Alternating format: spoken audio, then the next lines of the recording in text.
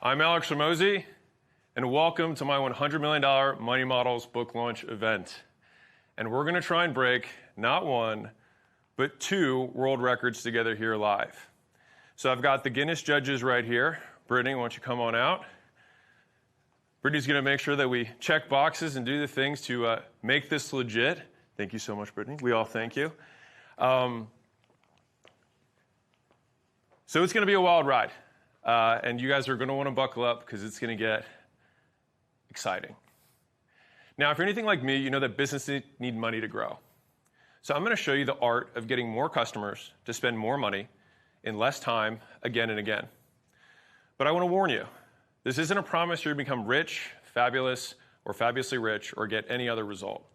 Everyone is different. Scaling your business, like everything else in life worth doing, involves risk. And most people do nothing at all, so your results will vary. So if you see text like this at the bottom of the screen, it's there to remind you of that fact. And that's why I make free content every day to help you, the entrepreneur, to scale your business and make your results as good as I reliably can. And in the spirit of that, this is the biggest free book launch event to help entrepreneurs and business owners I've ever put on, and maybe the biggest one in history. We'll see. But I'm no saint. I want to make money just like you, and I do all this so I can someday invest in your company and scale it. Because scaling companies like yours by installing new money models is how I make my money. Just to give you an idea, let me tell you something insane. I sold 3 companies I started as a kid, 2 of them at $46.2 million in an all-cash deal to American Pacific Group. And then I took that money and invested it in new companies, which I've since scaled under our holding company, Acquisition.com. For context, the businesses in Acquisition.com's portfolio did, in aggregate, over $250 million in revenue in 2024.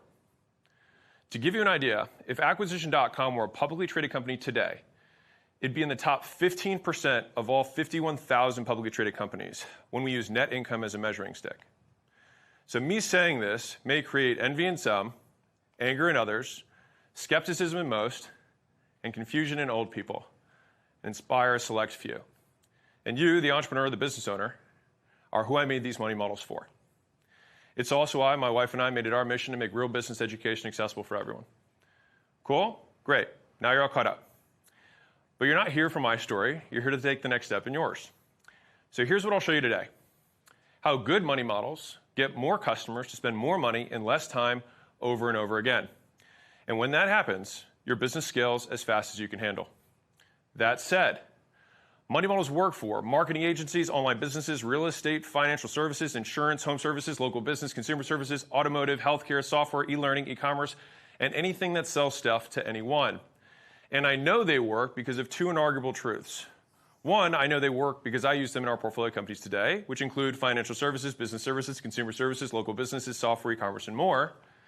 And 2, no matter how complex a money model looks, there's only 4 types of stuff you can sell: software, information, services, and physical products. And money models work in all of them, which, if your business sells stuff, includes yours. So I've used money models my whole life. They got me to where I am. Everything I've accomplished, I have a money model to thank for it. So I know this works from experience and not theory. So I'm going to deliver for 2 types of people today. Number 1, the up-and-coming entrepreneurs.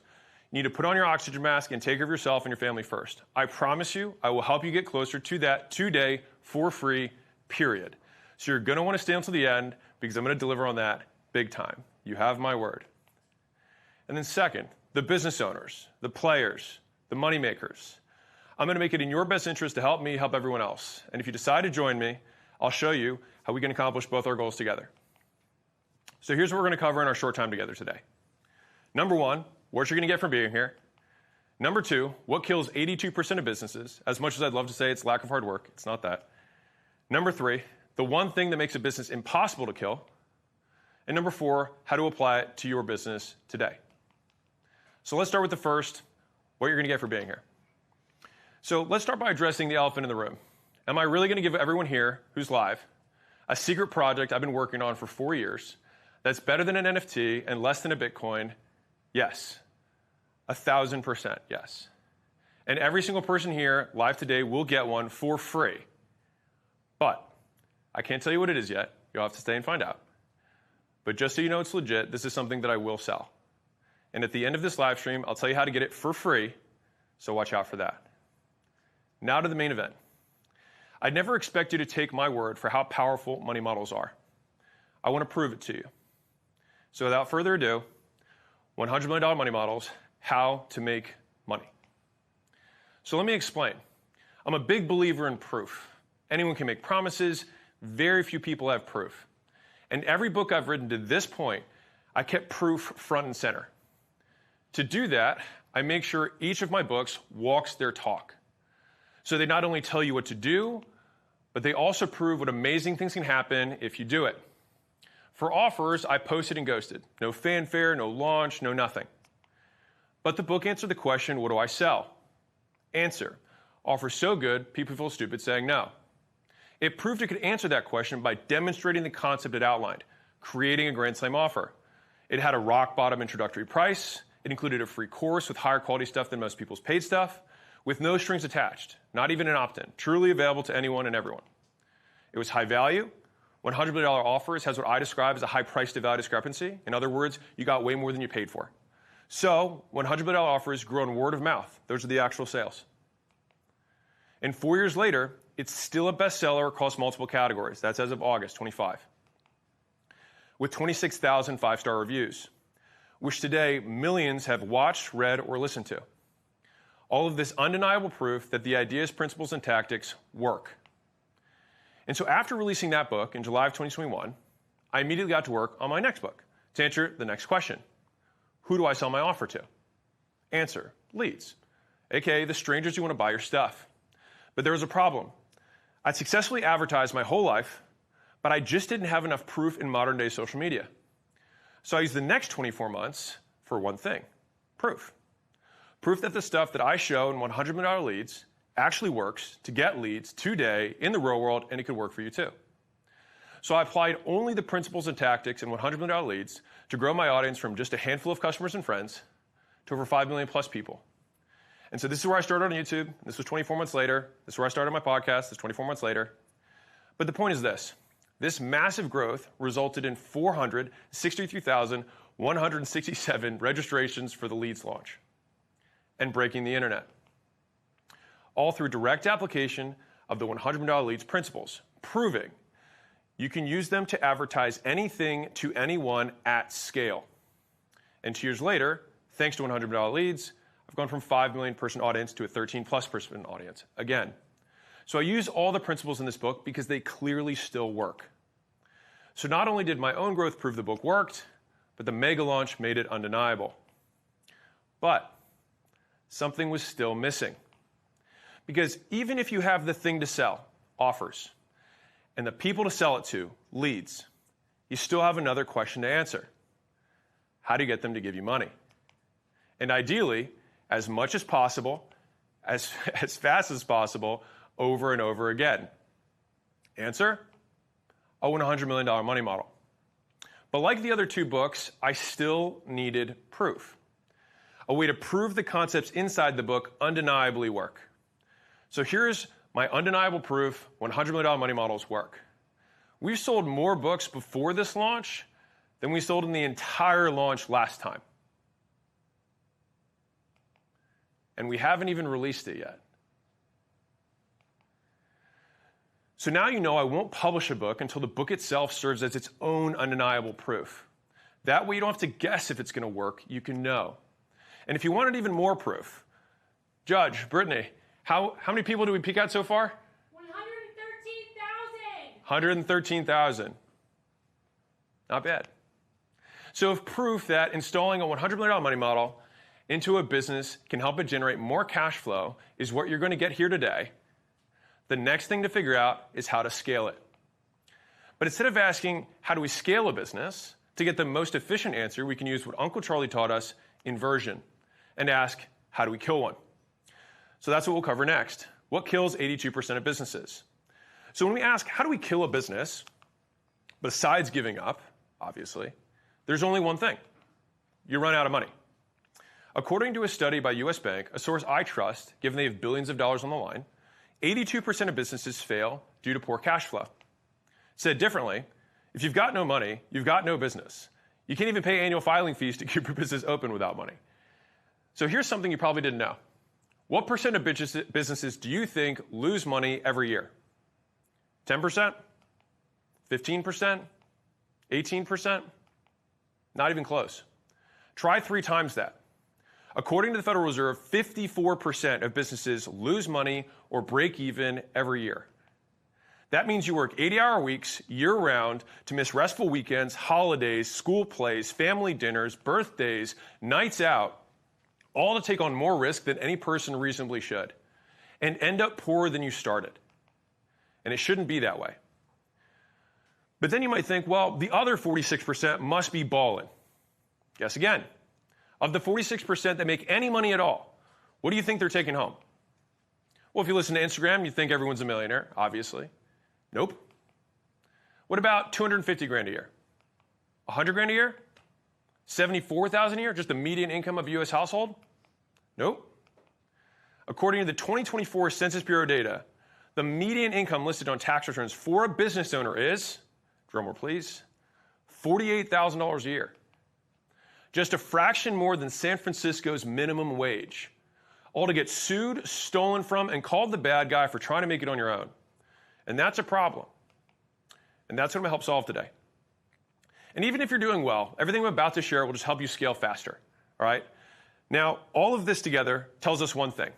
If you own a business, then at some point, no matter how hard you work, you'll likely have times where you lose money trying to get and serve new customers. In other words, you spend more money on customers than they spend on you. That's a big problem. Because if you do that long enough, your business will die.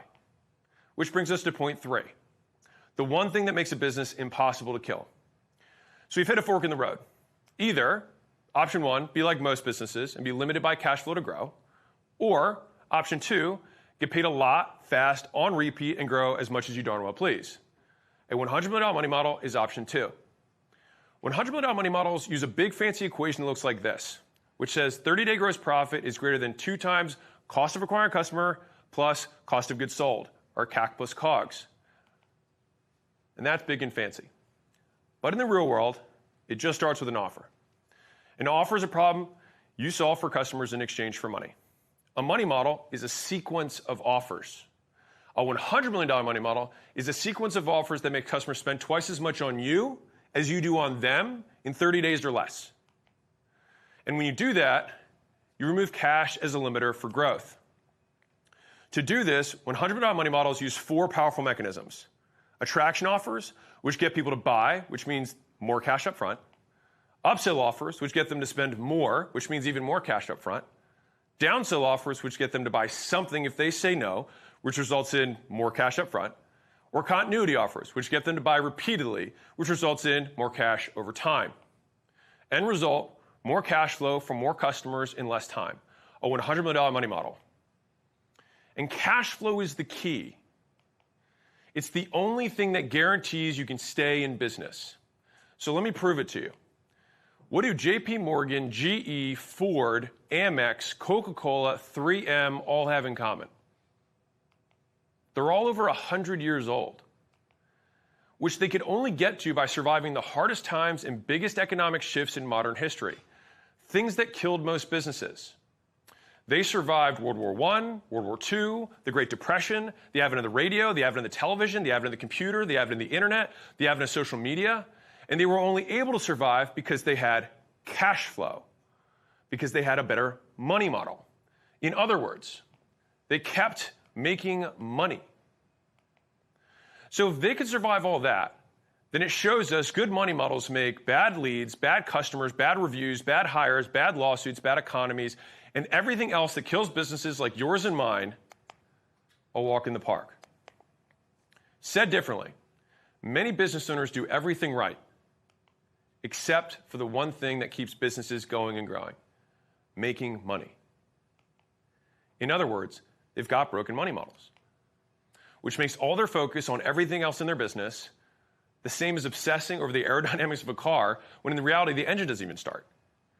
So if cash flow is the most important thing, and a money model is the most powerful way to increase it, how do we make a good one?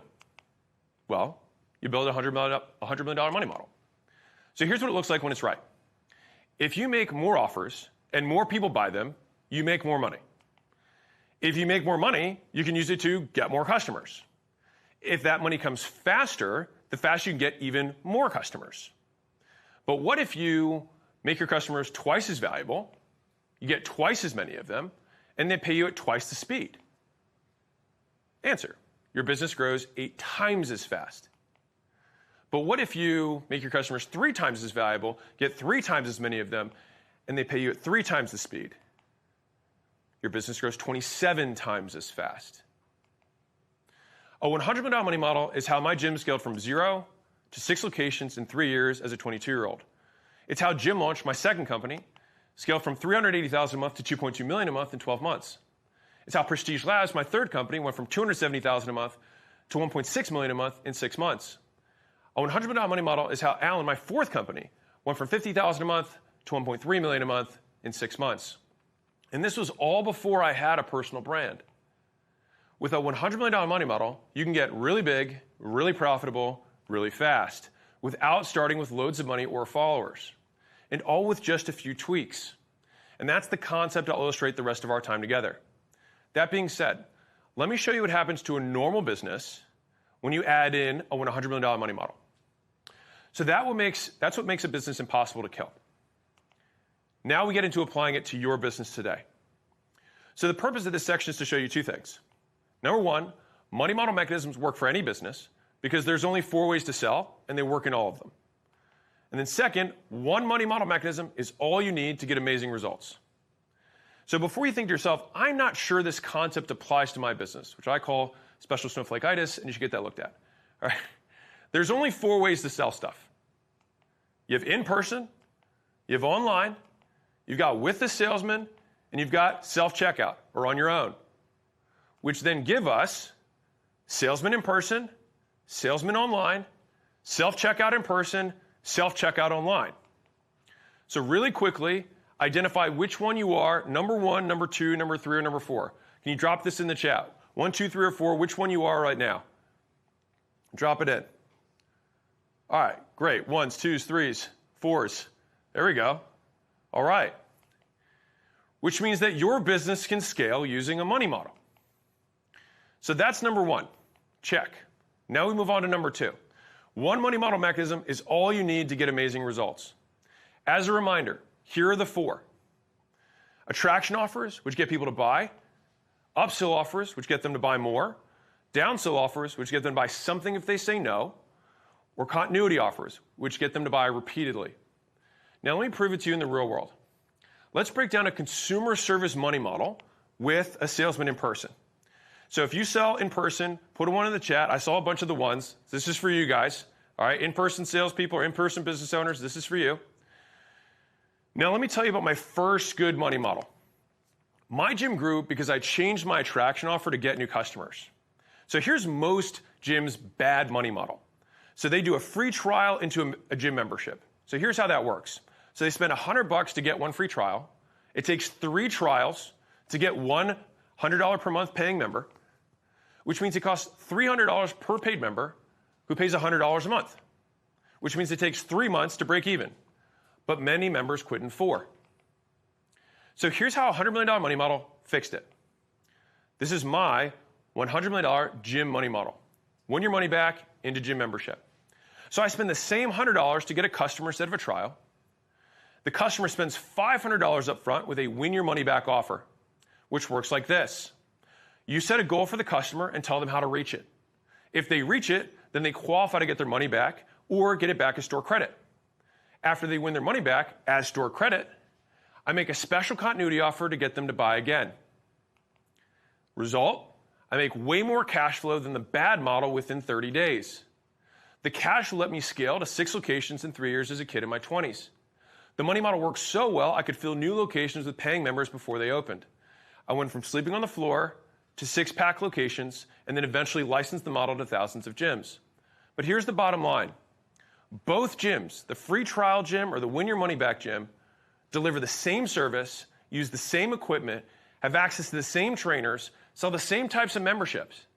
But one makes way more. The one with the better money model. So there might not be anything wrong with your business.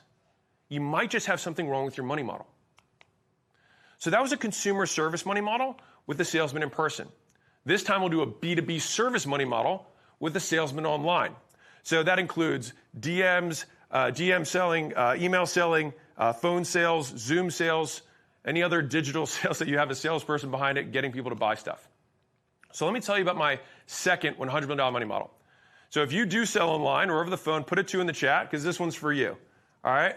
All right. Yeah, we got a lot of 2s. All right. Heard. So Gym Launch got customers easily because my attraction offer worked. But getting people to buy continuity was hard. They had no reason to buy my next thing once I'd already gotten them tons of leads. So here was my mediocre money model. I sold a $16,000 launch package. That's it. So I spent money to get them on the phone. It took 3 calls to sell a new customer, but then they wouldn't buy my next continuity offer. So they'd leave, and I would be sad. So every week, I just start from 0 to make payroll. Stressful. And so here's how $100 million money model fixed it.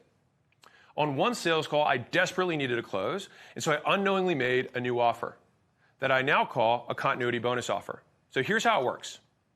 You give the customer an awesome thing for free if they join continuity.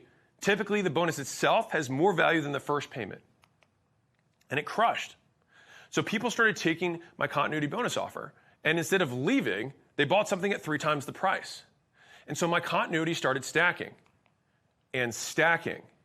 You can see the exact moment I nail the money model right there. Like you can see it was kind of flat and then boom.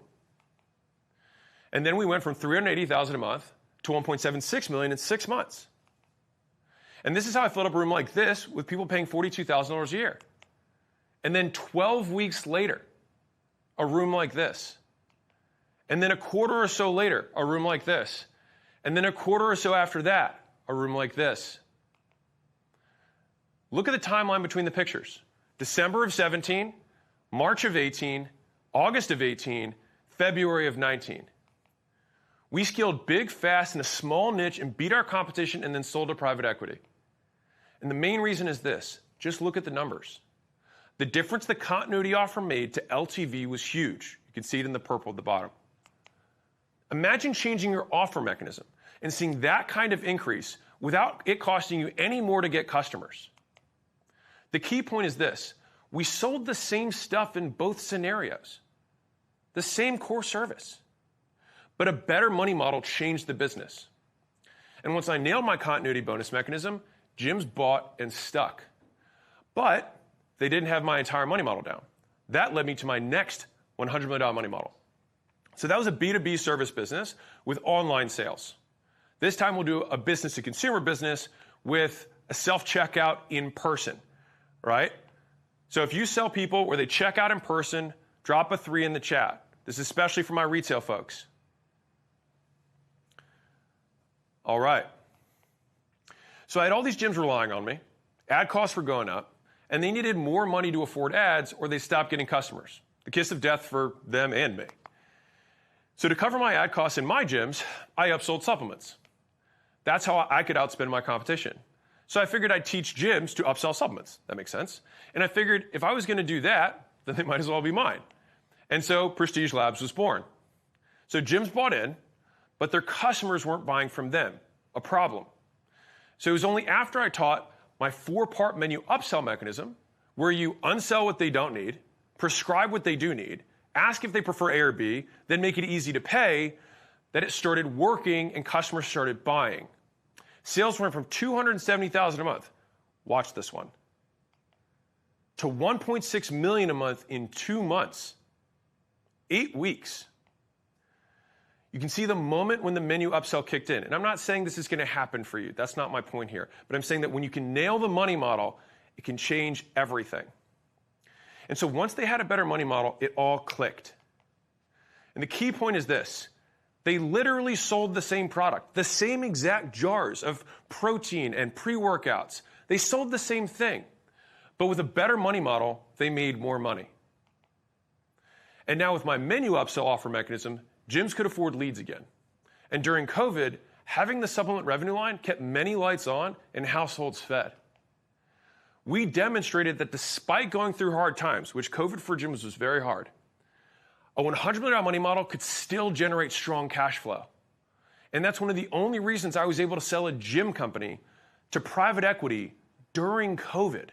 Think about that. So that was an in-person self-checkout money model. This time we'll do an online checkout money model. So if you sell through online checkout, drop a 4 in the chat. So that's, someone buys, whether it's software, information, physical product, whatever it is, they can click and then buy. All right, we got some 4s? We got some 4s? All right, sweet. So after I'd taken out distributions and gotten paid from the sale of both companies, I started making content to attract companies to ACQ and waited for my next big money model. And that's when School came along. School's a platform that helps anyone build monetizable communities online. You can live stream one-to-many, host client calls, have in-person meetups, have one-time sales, host competitions, have unlimited pricing tiers, create lifetime deals, free trials, free groups, paid groups, private groups, process payments, all in one place. But here was the money model when we started. 14 days free, then $99 a month. School grew with free trials, hit 1 million users, but it took 3 years. So we made a new attraction offer.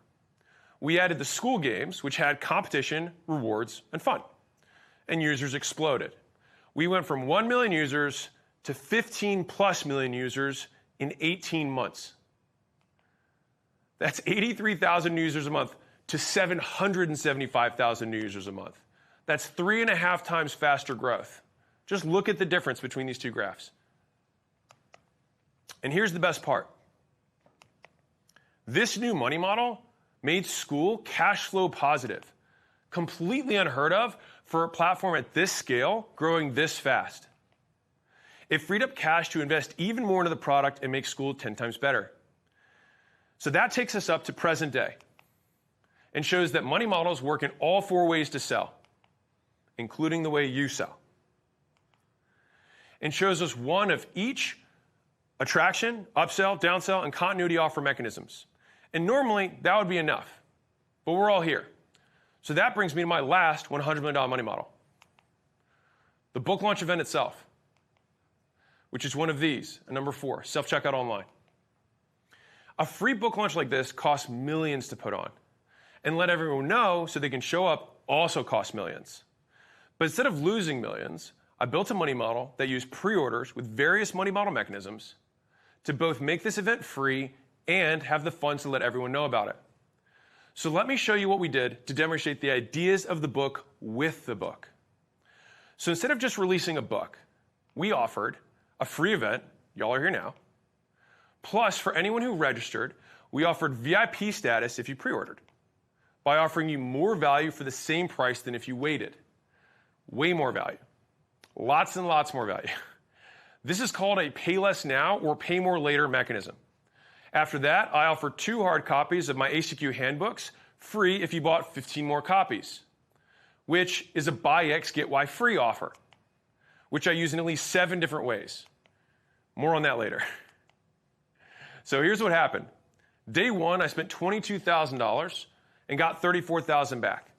Day 2, I spent $26,000 and got $38,000 back. Day 3, I spent $21,000 and got $49,000 back. But here's the important part. On top of that, we got 13,184 folks to find out about this event for free. So we just kept doubling down, using house money to scale this all the way up. And so the bottom line is this. We spent $4 million plus on advertising and got 6.5 million back. So even though this cost millions to do, I didn't need millions to do it. And this is the key point here. Look at the beginning spend. I didn't drop $4 million day 1.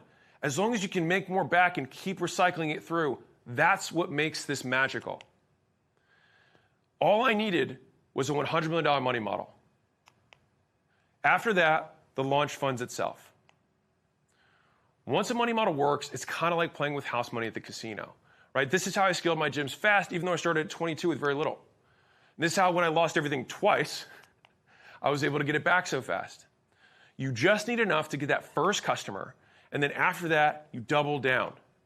You set up a $100 million money model to create cash flow to grow and then get out of the way. Because there's only 4 ways to sell stuff, and money models work in all 4. And when you build a business with a $100 million money model, you can spend as much as you want to get people to find out about your stuff because you have the cash flow to do it.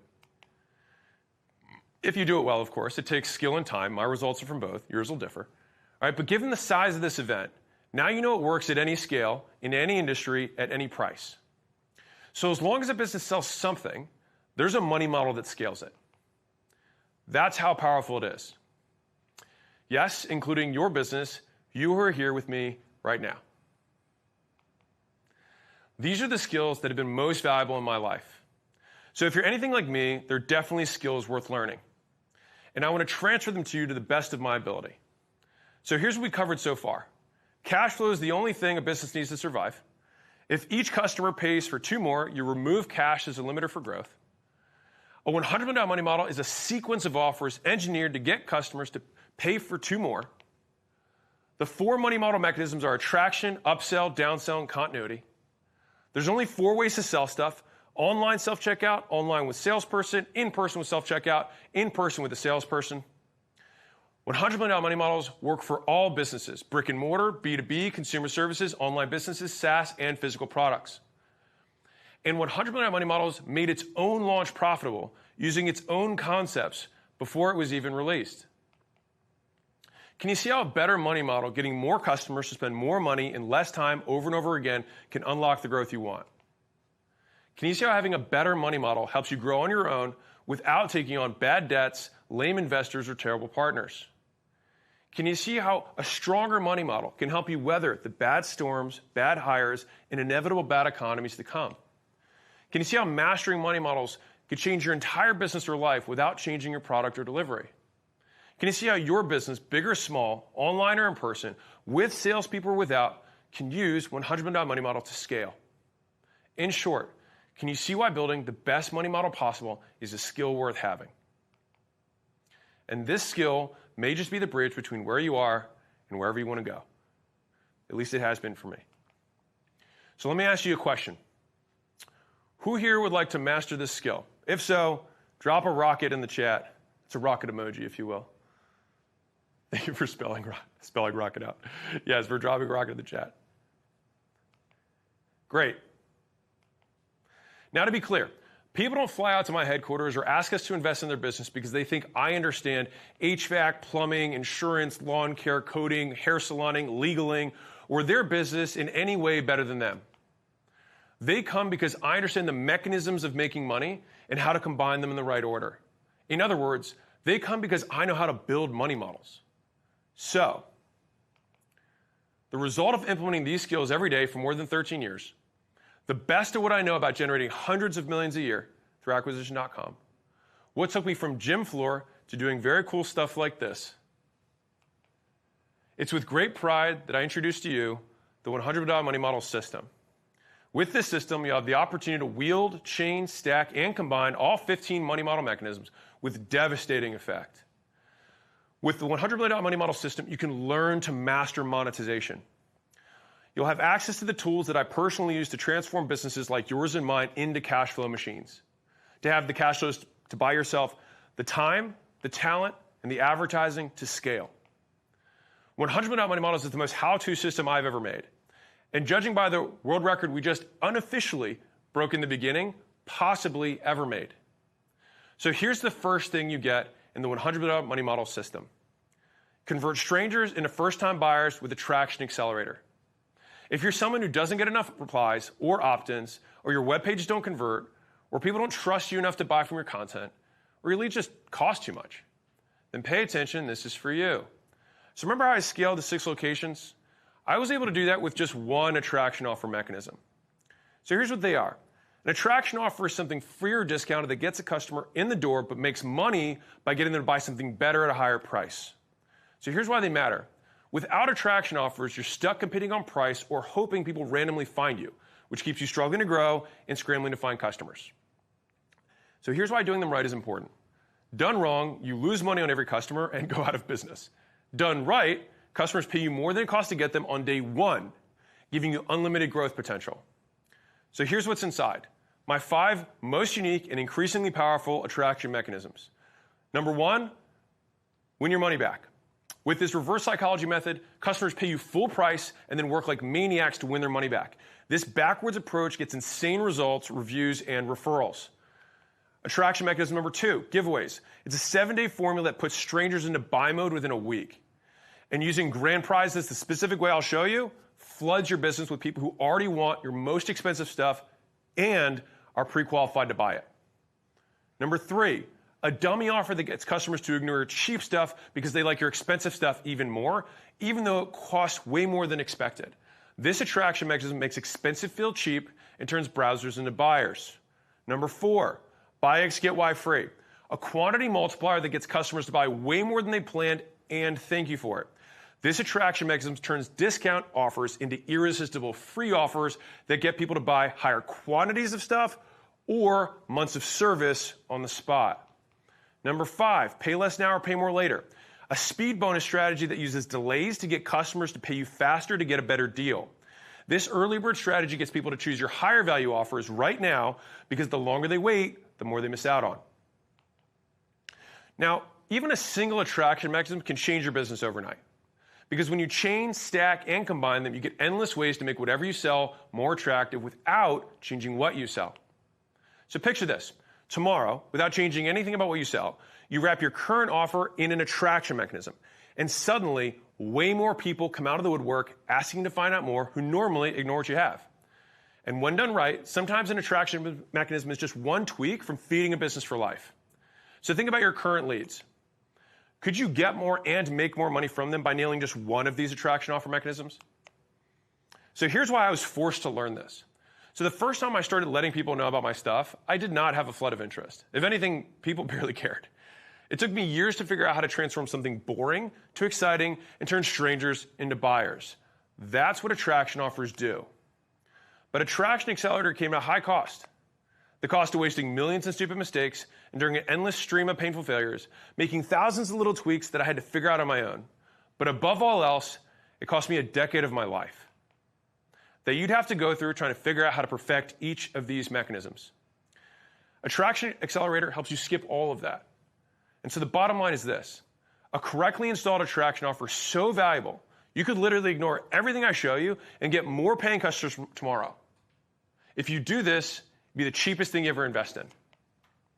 And given that I charge $15,999 for licensing just one attraction mechanism to business owners, I think it's reasonable to value Attraction Accelerator. That includes not one, but all 5 attraction mechanisms for $15,999. So that's the first thing you get. Now, if you're someone who doesn't get leads to buy enough, at high enough prices, or they take multiple conversations to close, or they delay until they never do, then pay attention, this is for you. Turn every sale into an even bigger sale with epic upsells. So here's why this matters. Attraction mechanisms get customers to make their first purchase. But if you want to maximize cash flow, you need to get them to buy more. So what's the answer? Epic upsells. So here's what they are. Upsells are whatever you offer next. Upsell mechanisms involve more, better, or newer versions of whatever they just bought. And they either solve a problem the earlier purchase reveals, or they enhance value. So here's why doing them right is important. When done wrong, people feel pressured, oversold, and taken advantage of. When done right, people love them and give you more money. Great. So here's what you're going to get inside. Epic upsells give you my 4 most used mechanisms to turn first-time buyers into bigger spenders. Upsell mechanism number 1, classic upsells. A problem reveal method where customers sell themselves on your next offer without you needing to mention it. This upsell mechanism gets customers to realize they need your next thing right after they buy your first thing. Number 2, menu upsells. I talked about this briefly earlier. A helpful consultant process that gets customers to realize you're not selling them stuff they don't need. Once you earn this trust, they'll take that next thing that you offer, usually buying way more expensive stuff faster and feeling grateful for it. This thing slays. You have to use it ethically. Number 3, anchor upsells. A sticker shock strategy that gets customers to happily spend way more than planned. After using it myself, I find customers are relieved to pay way more than they planned because your main thing looks like an incredible deal by comparison. And it is. Number 4, rollover upsells. A pay-it-forward system that turns new customers into your highest-paying repeat buyers and gets old customers more excited about your next offer. By getting customers to see a great deal right now, this upsell mechanism gets them to spend more money overall and faster. So here's why I was forced to figure this out. So early on, I got rejected a lot. Person after person told me they didn't want what I had. So I got nervous asking for sales, and then I'd freeze up. And I was right to be nervous because my approach sucked and I turned people off. And so instead, I figured out mechanisms to make upsells not only natural, but make it obvious the next offer is worth getting. And I want to save you the 100 of blown sales and millions in trial and error. They work without any real sales skills. You just present them. And so there's a right and a wrong way to do these, and I'll show you the best way. So I sold my supplement sales system for Prestige Labs, which included just one of these mechanisms, for $6,000. It helped gyms generate over $23.6 million in verified earnings. That's not revenue. That was their earnings. And so Epic Upsells gives you all four, which is why I value it conservatively at $5,999. And given these mechanisms work for thousands of businesses, do you think you can get even one more person a month to take an upsell? So here's what you get. You get a Traction Accelerator valued at $15,999. You get Epic Upsells valued at $5,999. Total value, $21,998. Now I want to talk to somebody else in the audience. If you're someone who constantly hears no when you're selling, or you do payment plans and you get ghosted, or you push too hard and then sometimes you regret it, or you give out panic discounts to close the sale, or sometimes you just give up altogether when you hear no, this is for you. Turn every no into cash flow with deal-maker downsells. So here's why it matters. Attraction mechanisms are for getting the first purchase. Upsell mechanisms are designed to get the next one. But what if people say no? Answer, deal-maker downsells. Downsell mechanisms activate when customers say no. They're usually a change in payment structure, quality or quantity, or offer different conditions. Here's why doing them right is important. A proper downsell mechanism doesn't try to get customers to say yes to something they don't want. It's about getting them to say yes to something else they do. When done wrong, customers don't finish paying, they start haggling, or they don't buy and hate you. Here's what you get inside. Dealmaker Downsells give you my three simplest, most used, and highest converting mechanisms to turn a no into a yes.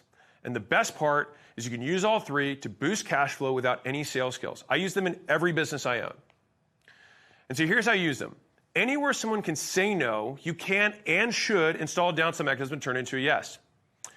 Downsell mechanism number one, payment plan downsells.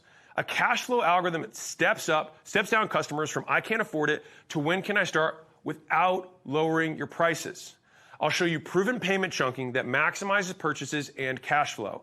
Plus, I'll show you my seesaw technique that makes customers choose between huge cash savings now or tiny payments later. It's sick. Number two, trial downsells. So this is a skin in the game strategy that turns no's into yeses by letting customers prove to themselves that when they use your stuff as directed, it's worth paying for with a catch. The catch stops you from wasting money or time on free tire kickers. This downsell mechanism gets people to use your product right away, see real results, and then pay for it. This is awesome for beginners. Number three, feature downsell. So this is a custom fitting formula that turns no's into yeses by giving customers exactly what they want at a price they can afford. And with my lock and key process, you just change qualities, quantities, or other product options to maximize what they pay for the value they get. So I'll show you how to balance price versus value to get the most from every deal. I'll give you a hint, it's not a one-to-one. So here's why this exists. Dealmaker downsells are cash flow maximizers you've always needed but didn't know existed. They're the real sales secrets you always look for but can never find. And you've probably heard of some or all of these, right? You might have even tried them. The magic isn't in the concept. It's in the details. It's in the execution. And I'll show you how I've sharpened these after years of testing and combining iterations from different businesses and industries from all over the world. So this is also crazy to me because these mechanisms are huge for maximizing cash flow. Yet no one teaches the right time to use them, how to price them, or how to structure them to turn no's into cash flow. That's the difference. Dealmaker downsell mechanisms work everywhere. Checkout pages, calls, presentations, or in person. If you sell to humans, they work. I know because I use them in all sales formats, at all scales, across physical products, services, and digital businesses. So picture this. A prospect says, I can't afford $6,000. Instead of losing the sale, you say, okay, what if we did $250 a month for 24 months? And you knew they'd pay. If they actually want your thing, then they'd say, yeah, no brainer. And if every week you turn one no into cash flow, it makes a massive difference at the end of the year. Now turn the tables. Imagine someone offers you something for $6,000 and you really want it, but cash flow's tight this month. Then they say, no worries. Why don't you do 24 payments of $249? If you wanted it, that would probably make it a no-brainer. So you do it. The key is knowing when to offer it and how to make sure you get paid. Given we spent $6.5 million of research for school to master just one of these, number two, at 1/1000th the cost, this is a steal, at $6,499. And given these mechanisms, do you think you can get even one more person per month to take a downsell? So here's what you get. You get a Traction Accelerator valued at $15,999. You get epic upsells to get people to spend more, valued at $5,999. You get Dealmaker downsells to turn those no's into cash flow, valued at $6,499. Total value, $28,497. Now, this next one is for those of you who are living sale to sale, week to week, on the cash flow roller coaster, and want to make consistent sales. I made this for you. Continuity blueprint, the holy grail of business. So here's what it is. A continuity mechanism gets customers to keep making payments as long as you keep providing value. When done right, it stacks stable and predictable cash flow that grows automatically. When done wrong, it leads to rapid cancellations that burn your reputation and make you a sitting duck in hard times. To truly maximize your cash flow, you have to stop chasing sales and build a customer base that gets bigger every month. But there's a problem. No one wants another monthly bill. So here's what you're going to get inside. I'll give you my 3 favorite continuity mechanisms designed to get people to want to opt into continuity and want to keep paying for continuity over time. So continuity mechanism number 1, bonus continuity. So this is a gift wrapping strategy where you give customers something awesome, but only if they sign up today. So this continuity mechanism dangles a bonus valuable enough to make customers' first month feel better than free. This is how I stack recurring revenue at Gym Launch. And the way I do it, something I call the sliding scale, you can balance how much cash you collect up front versus how much you push into subscriptions. And this is ideal for low cash flow industries. Number 2, discount continuity. My free but when method that turns discounts into long-term commitments that boost cash flow. The mechanism has 5 sub-mechanisms, depending on the type of thing you sell, engineered to get customers to commit for an entire year up front and stay while making them feel like they're getting a steal. And they are. Number 3, waive fee continuity. So this is a penalty avoidance mechanism that incentivizes customers to avoid a big fee by committing long-term. Get people to choose commitments over flexibility by making flexibility cost more. The best part, you get to pick the price of flexibility. This works particularly well in any business that takes time and resources to onboard new customers or get customers' results. So I built my fortune on continuity. Gyms, supplements, software subscriptions. Breaking even getting recurrent customers is the holy grail for making a company sellable and valuable. Continuity allowed us to sell all 3 brands in 2021 at a $46.2 million valuation. And every business wants recurring revenue, but customers don't want another subscription. These 3 mechanisms bridge that gap. So learn from my mistakes. It took me 13 years of trial and error to get recurring revenue stacking month over month. The errors I made cost me millions in profits. Every day you keep making them costs you too. And the worst part with continuity, these costs compound. So here's what it looks like when it's right. So picture this. You advertise, and instead of losing money getting people in the door and waiting months to recoup it, you break even or better. And each month you invest the extra cash flow of your recurring base into growth. Next month, it's more. The month after that, even more. That stacking is the power of continuity done right.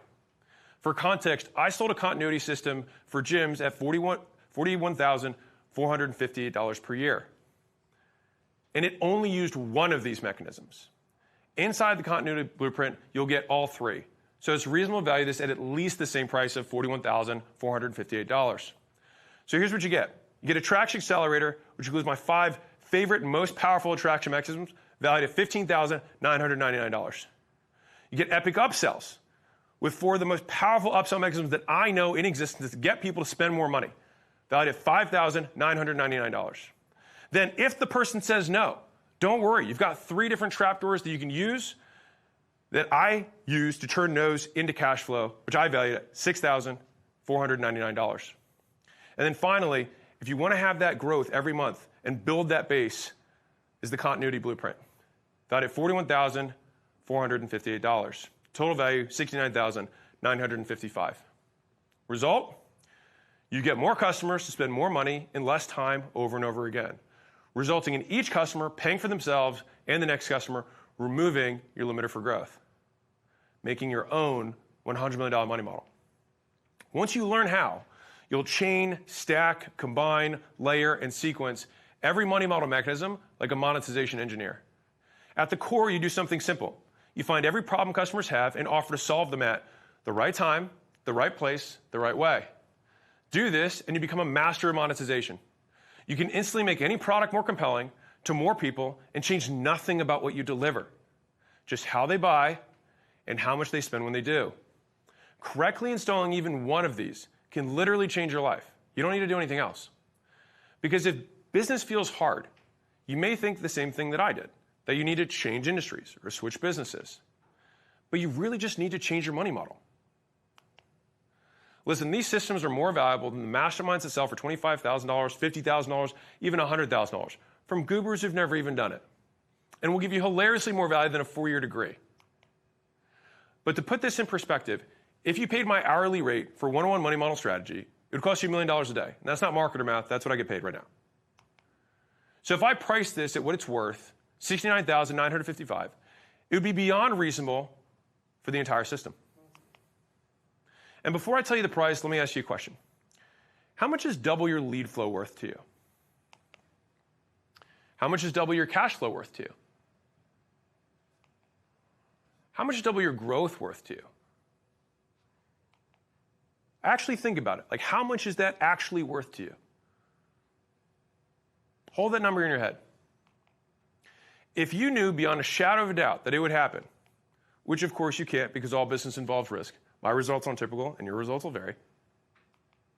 But if you did, wouldn't it be worth at least that much? Because after $100 million offers and $100 million leads came out, I got zillions of messages of people's lives and businesses being changed. And for all those guys, it would have been worth it at any price. And that's why the $100 million money model system is a bargain at not $69,955, but $29,997. And consider this. If all this did was allow you to start your first business like it did for me, or scale your businesses without followers or cash, or break through your multi-year plateau finally, or save your business from closing like it did for me during COVID. If all this did was in 24 months, give you the skills to launch an event like this, even 100th the size, using only what's inside, wouldn't it be worth it? I think so too. Which is why it's an even bigger bargain at not $29,997, but $9,997. Because if every week, all it does is get you one more customer at twice the value, at twice the speed, it'd be more than worth it. And the best part is, you only invest once, but you can monetize these skills for the rest of your life, which is why skills are always the best investment. Look, if I put my last $1,000 in the S&P 500 in 2016, which returns 9% a year, I'd have $2,400 today. But instead, I invested my last $1,000 in the S&P 500, skills, and turned that $1,000 into the business we have now. So which would you rather have? $9,997 or the business you want? Right, me too. Which is why this may be the best offer I've ever given at not $9,997, but $5,997. And because I want each of you to 2x, 5x, 10x your growth and business over the next 12 months. And to be clear, I want that for you, but in no way guarantee it because most people do nothing, so results will vary. But I know how life-changing this system has been for my family. And I want this to be affordable for everyone, but still an investment.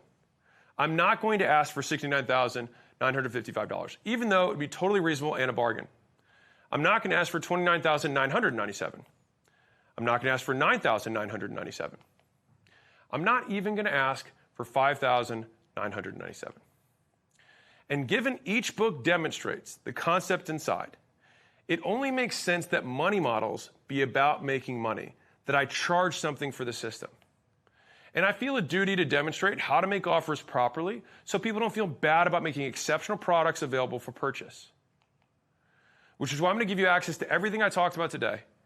The Attraction Accelerator, Epic Upsells, Dealmaker Downsells, Continuity Blueprint. that will show you how to harness all 15 money model mechanisms in your business for 3 payments of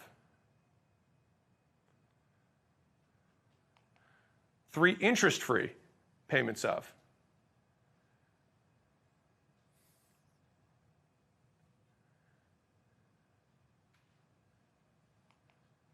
$0. Yes. It's 100% free. It's all yours. It's my way of saying thank you for being a part of this movement. I almost forgot. On top of that, you'll also get the Money Models audiobook, 100% free. So you get both the Money Model system and the Money Models audiobook, all free.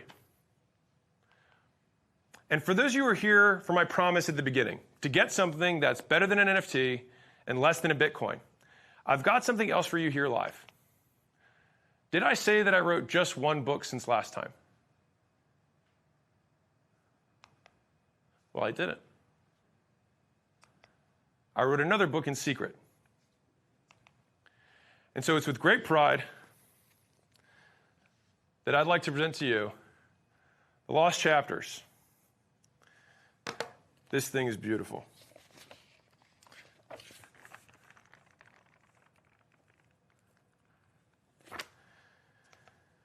This tome contains 24 chapters that I couldn't fit in offers, leads, or money models. It includes concepts like this, and this, and this, and a zillion more. And this will be for sale for $29.99 after this event.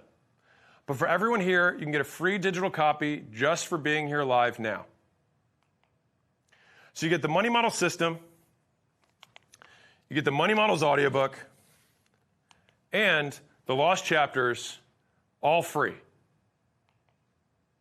That's enough value, right? Yeah?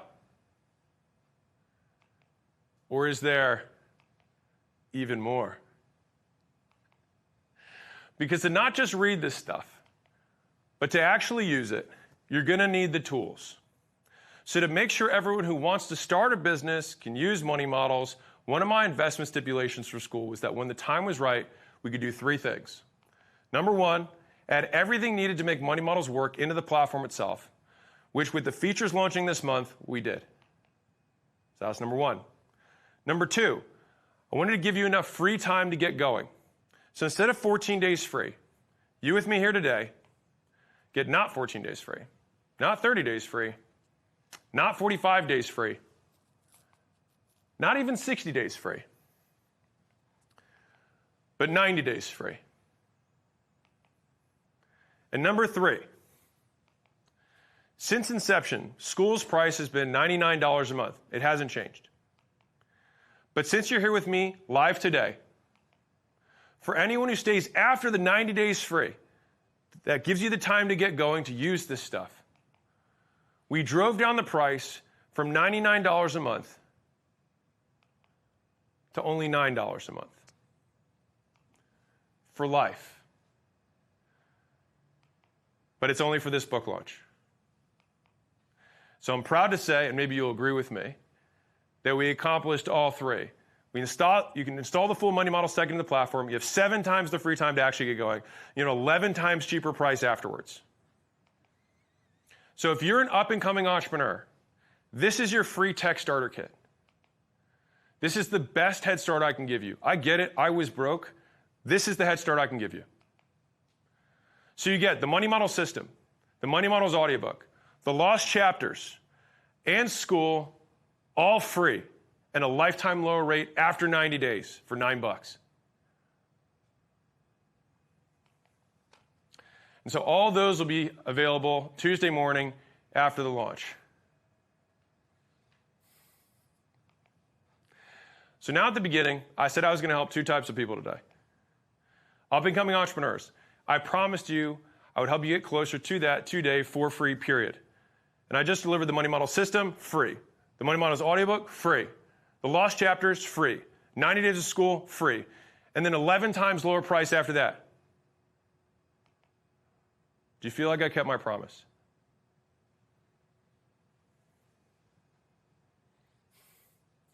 Hey guys, would you mind taking the slides down for a second?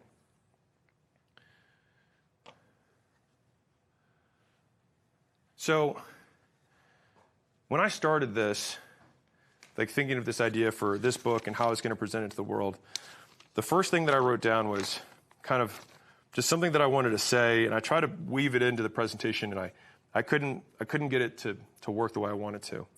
And so I figured maybe I would just read it to you. So I hope you guys are cool with that. So I could only make this promise because I have a business, and I live in a country that allows me to do business. So I could give this stuff away that costs me money for free. And I want to tell you why now. So there's a mission I have here today. I want to show the world that one of us can start from nothing and achieve anything we put our hearts and minds to. So what do I mean by one of us? I mean the small business, the entrepreneur, entrepreneurs like you, like me, like all of us here together in this moment. We're the ones who, together, provide the jobs, create and innovate, and fuel the economy, no matter what country we're in. But we also take the most risk. We pay the most taxes. We work the longest hours. We miss more baseball games and dance recitals than any other group in the world. And all over the world, there are entrepreneurs, one of us, who are overworked. They're stressed out. They're worried about making payroll, about paying rent. And it shouldn't be like that. Because you, the entrepreneur, you're the ones who, along with your fellow entrepreneurs who sit with you here today, you are the ones who make the world go round. And not a single one of us should have to experience that stress, that overwhelm, that struggle, which is why I need your help. So sure, let's scale together, but let's do something more. To quote J.R.R. Tolkien in The Two Towers, there's some good in this world, and it's worth fighting for. As you know, our mission has always been to make real business education accessible to everyone. But there's a deeper reason behind that mission, and I want to share it with you now. I think that if we can help our fellow entrepreneurs grow their business by even a tiny fraction of a percent each, the net effect could literally change the world. And that is the impact I want us to have together. As usual, I don't have a course to sell you. I just gave you all that stuff and more away for free. But I am so committed to helping our people change the world for the better that I do have an amazing gift I'd like to give you when you help me with this. So we can all agree that the stuff in this book works. Otherwise, we wouldn't be sitting here today. And if we accept that to be true, then we can also agree that the more businesses there are that have this book, the more we can help. The more we, this community of entrepreneurs, the very backbone of the world, the more we can work together to get this book into the hands of the people who need it. The more good we'll be doing for everyone. Which is why I'd like to invite you to do something big. So before I tell you what it is, to the beginners who just got all that free stuff, are you going to complain if I incentivize the business people to donate a ton of books?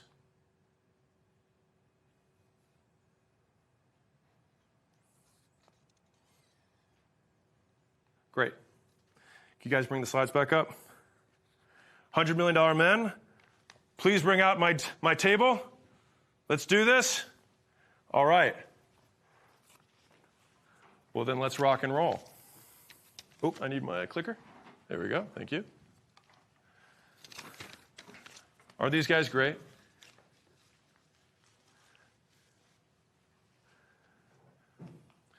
Now, business owners, players, money makers, if you're in the game, I made this for you. I said I'd show you how it's in your best interest to help me, help everyone else, and how we can accomplish both our goals together. So I'm going to ask you to donate 200 books. That's $5,998 in book donations. Then I'm going to spend the next few minutes explaining why donating 200 books will be the best business decision that you make this year easily. Because 2 years ago, I'd already written the Money Models book. This is a picture of me at the last launch with the book when I showed it at the end. I'd already recorded the Money Models audio. I'd already assembled the Money Model system, the whole thing. And then I asked myself, if I wanted business owners to help me get these books in the hands of every entrepreneur in America, that's 32.5 million people, what would be the most valuable thing I could do to incentivize business owners to have them help me make it happen? My answer, working one-on-one with you to implement everything I know into your specific business today. So I did something crazy, or at least a little unorthodox. Only weeks after my last book launch, I started inviting business owners out to my headquarters for small, private, in-person workshops. And hearing that, you might be thinking, for a guy with an international 13 million plus person audience, offering small, private, in-person workshops using his actual portfolio team might be the dumbest, least scalable model imaginable. And you'd be right. If you didn't know why I did it. You see, I started these workshops weeks after the last launch to prepare for this one. And over the last 18 months, we met in person with over 1,026 plus small businesses across all these industries, a lot. And across all these different revenue brackets, also a lot. And I didn't do all these meetings, all these workshops, all these consultations because I thought they were scalable. They're not. I did it all for this moment, to get one thing, data. I wanted to know once and for all the problems you're dealing with right now, what's limiting your growth today, your bottlenecks at this moment, everything that's keeping you up at night, everything that's holding you back, everything that's keeping you stuck. And after meeting with 1,026 plus businesses in person, we codified everything. And every business's growth was constrained by one of four things. Leads, you can't get enough qualified prospects. Sales, you can't convert the prospects you got into customers. Delivery, you can't retain the customers you got long enough. Or you're doing the first three, but your bank account doesn't show it. So we developed complete systems to fully solve every constraint. 4 systems in total. The leads constraint, we solved the lead system. The sales constraint, created the sales system. The delivery constraint, created the delivery system. And the profit constraint, created the profit system. No small task. But here's what makes these systems different from everything else out there. These aren't theories. They're tested solutions, each developed by working with 1,026 plus real businesses directly. Every system contains the exact processes, scripts, and literal checklists we give our $35,000 plus advisory clients to break through their biggest constraints. And these aren't digital downloads or PDFs, and they never will be. They're just too valuable. And there's not some login that you'll never use or some file that you'll scroll through and then forget. This had to be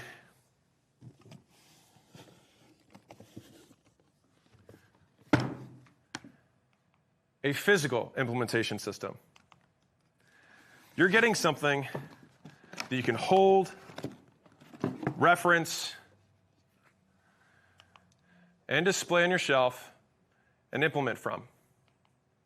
Something with hard cost and real value, all bound together, organized by system in one premium binder.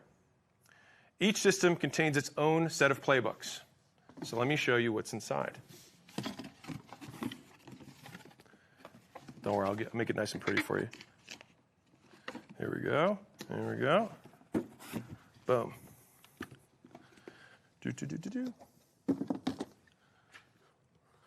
All right. So, for the lead system, there's 4 playbooks. 1, 2, 3, 4. For the sales system, there's 3 playbooks.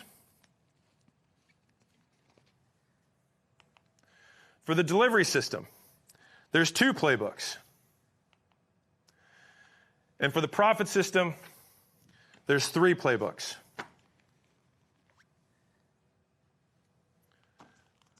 To solve all codified constraints. And given 1,026 plus business owners just paid $35,000 for just part of one playbook, just part of one of these, just part of one, that unlocks their specific business constraint. All 12 is $420,000 of real and true have charged for it value. And today, right now, I want to put all 12 in your hands when you help me put 200 books in the hands of the entrepreneurs who need them. That's $5,998 in book donations. And you're going to want to get them right now at go.acq.com. Now, I've got good news and I've got bad news. The good news is I secured a partnership through a firm to make it affordable to anyone who wants to donate. So even more of you who want to get the playbooks can. And if you qualify through a firm, you can donate books to get everything in your hands for as little as $249 a month, interest-free. And if you aren't seeing a firm, you can hit the little 3 dots on the top and then check out as guest. It's also on the bottom. That's if you're already logged into Shopify. Anyways, at $249 a month, it comes out to donating 2 books a week. That's it. And I made donating super easy by hiring and training 300 plus phone reps to help anyone out who has issues checking out. You'll see their number on any field checkout. Just call and they'll help you. But on top of that, when you support the other entrepreneurs by donating books, you won't have to wait until Tuesday for the free stuff. you'll get access to everything now. Now for the bad news. I only assembled 25,000 of these implementation systems. It's likely we'll sell 25,000 of these implementation systems. Just to put this in perspective, there are 113,000 of you here live. I also plan on emailing my 1.4 million person list with this offer. We also have 21,990 affiliates. And to be clear, that's not 21,990 people. That's 21,990 audiences, a mountain of people, which is already way more than the number of systems I assembled. And with 3 million plus people, we need less than 1% of businesses to donate. But historically, less than 1% is fairly low for a live book launch like this. For context, about 2% is a normal lead conversion rate for a live launch. My last launch, for example, we converted 56,506 out of 463,000, so 12.2%, significantly higher. Now, this is a different offer, but also way more people. So it's reasonable that we'll be at what I think between 3 and 5%, which would move all 25,000 quickly. Now, if you're wondering why I did this, it's for 2 reasons. 1, scarcity changes behavior, and I wanted to give the business owners who cared the most a good reason to act the fastest in the best ways I know how. And 2, I just didn't order enough. So if you want to guarantee yours, grab them now, because it's mathematically probable that we will sell the 25,000. And the donation deal will only get better, as you'll soon see. And for the ultra business owners who always ask, do you have anything more if we donate even more? For the first time ever, the answer is yes, and you will like it. It's the number 1 request I've had from business owners for 4 years. It's a one-time thing I'm only doing for this launch. It includes access to me for 6 months, along with some serious goodies you'd only appreciate as a serious business owner, if you donate even more books. But you got to grab the 200 books to see that. You'll see that ultra business owner bonus on the 200 purchase confirmation page. Anyways, quick logistics. The 200 books you donate get sent to entrepreneurs who need them. You don't have to worry about physically storing or shipping the donated books. That was the number 1 request from last year. If you want any copies for yourself, you'll get a code to get as many as you want, up to $199. Just pay shipping and handling whenever you redeem it. The code is good for a year. Any books that you don't use or give away, we will. And yes, this entire donation is a 100% dollar-for-dollar tax deduction for businesses. And to use a firm, remember, just check out as guest. Now, for all my international folks, I'm very proud to say the team worked so hard to do this. We're live in 50 countries, which is absolutely absurd. Last year, I think we had 8. All right, international shipping, by the way, super expensive because books are heavy and because physics is real. And to fly a book over an ocean, it costs money. So blame your governments for taxes and physics for existing. All right, that being said, I put on the screen quickly what countries we're going to right now. Basically, I had the option of expensive shipping or not shipping there at all. So we went with that. So while you guys check out, here's what you're getting. You're donating 200 books. You're getting 200 books of real value. And the first system that you're going to get is the Leads implementation system. These playbooks give you the tools to unlock unlimited leads for yourself, like how to scale ads with the Goated Ads playbook, how to write hooks that sell, not just get views with the hooks playbook, how to build a reputation that gets the right people to buy with the branding playbook, and build the operational flows to remove yourself from marketing entirely with the Marketing Machine playbook. So let's take a look inside. So, there we go. The first is the Goated Ads playbook. So if you ever hit a ceiling on your ad spend, your CPAs go crazy, CAC goes really high, can't scale past a certain point, this playbook gives you the exact process we follow to break through ad spend ceilings and keep scaling. So here's just a fraction of what's inside. The ad assembly process, which shows how to turn 5 ads into 600 ads per month using Hook Meet CTA. Our ad scaling strategy, which shows you how to target every customer segment from completely aware to most aware. This is how you actually scale creative and hooks to break into new markets and new customer segments. And the 70-20-10 framework, so you can juice winning campaigns way longer and duplicate them more easily. So that's the first playbook that you get inside of the Leads implementation system. The second is the Hooks playbook. If you create any content, ads, social media, emails, anything, this contains the 80-20 of hook writing from 35,000 plus pieces of content. Like, I didn't wake up with a viral video, right, and have people just appear. I had to will this. I had to force this. I had to do a lot of volume. And so here's a fraction of what's inside of what I'll show you. Proven formulas that work across every content type. Best performing hooks across all platforms, email, social, ads, everything. Simple checklists to create winning hooks every time. And so that's the second playbook that you get inside of the Leads implementation system. The third playbook that you get is the brand playbook. And some of you guys may have noticed that direct response isn't working like it used to. This shows you how to build a premium brand that commands way higher prices and gets cheaper leads who buy more often. Cracking this enabled me to break through my $30 million plus revenue ceiling that I was stuck at for over 3 years. And so here's just a preview of what's inside. The exact topics and associations to pick and build the brand that gets you the customers and sales you want. The brand flywheel, how to reinforce, broaden, narrow, scale, or pivot a brand. The perfect positioning process to turn views into sales instead of just vanity metrics. So that's the third playbook that you're going to get inside of the Leads implementation system. The fourth is the marketing machine. So let's face it, making ads and content can be tiring. This is how you remove yourself as the face of your marketing. It took me 18 months to remove my face completely from gym launch while growing sales. So here's just a fraction of what's inside. 9 perpetual ad flows that generate fresh marketing content weekly. These are so sexy. A one-time setup that captures testimonials and ads from everything you already do. And the complete system to exit your face from marketing without losing sales. Without this, I would have never been able to sell Gym Launch. So if I were you, I'd be like, well, is there any proof? Glad you asked. Here's some proof this works. This is what we spent advertising this event to get you here. Up to $500,000 a day. You can't reach this scale without systems that scale with you. That was just August 13th. 280,000, 229,000, all right? And the result was 584,000 registrations and selling more books before this launch than we sold at the last launch. And using these playbooks and checklists, I grew from 0 to 13 plus million person audience across all platforms in 5 years. This is how you can will your brand and not luck it into existence.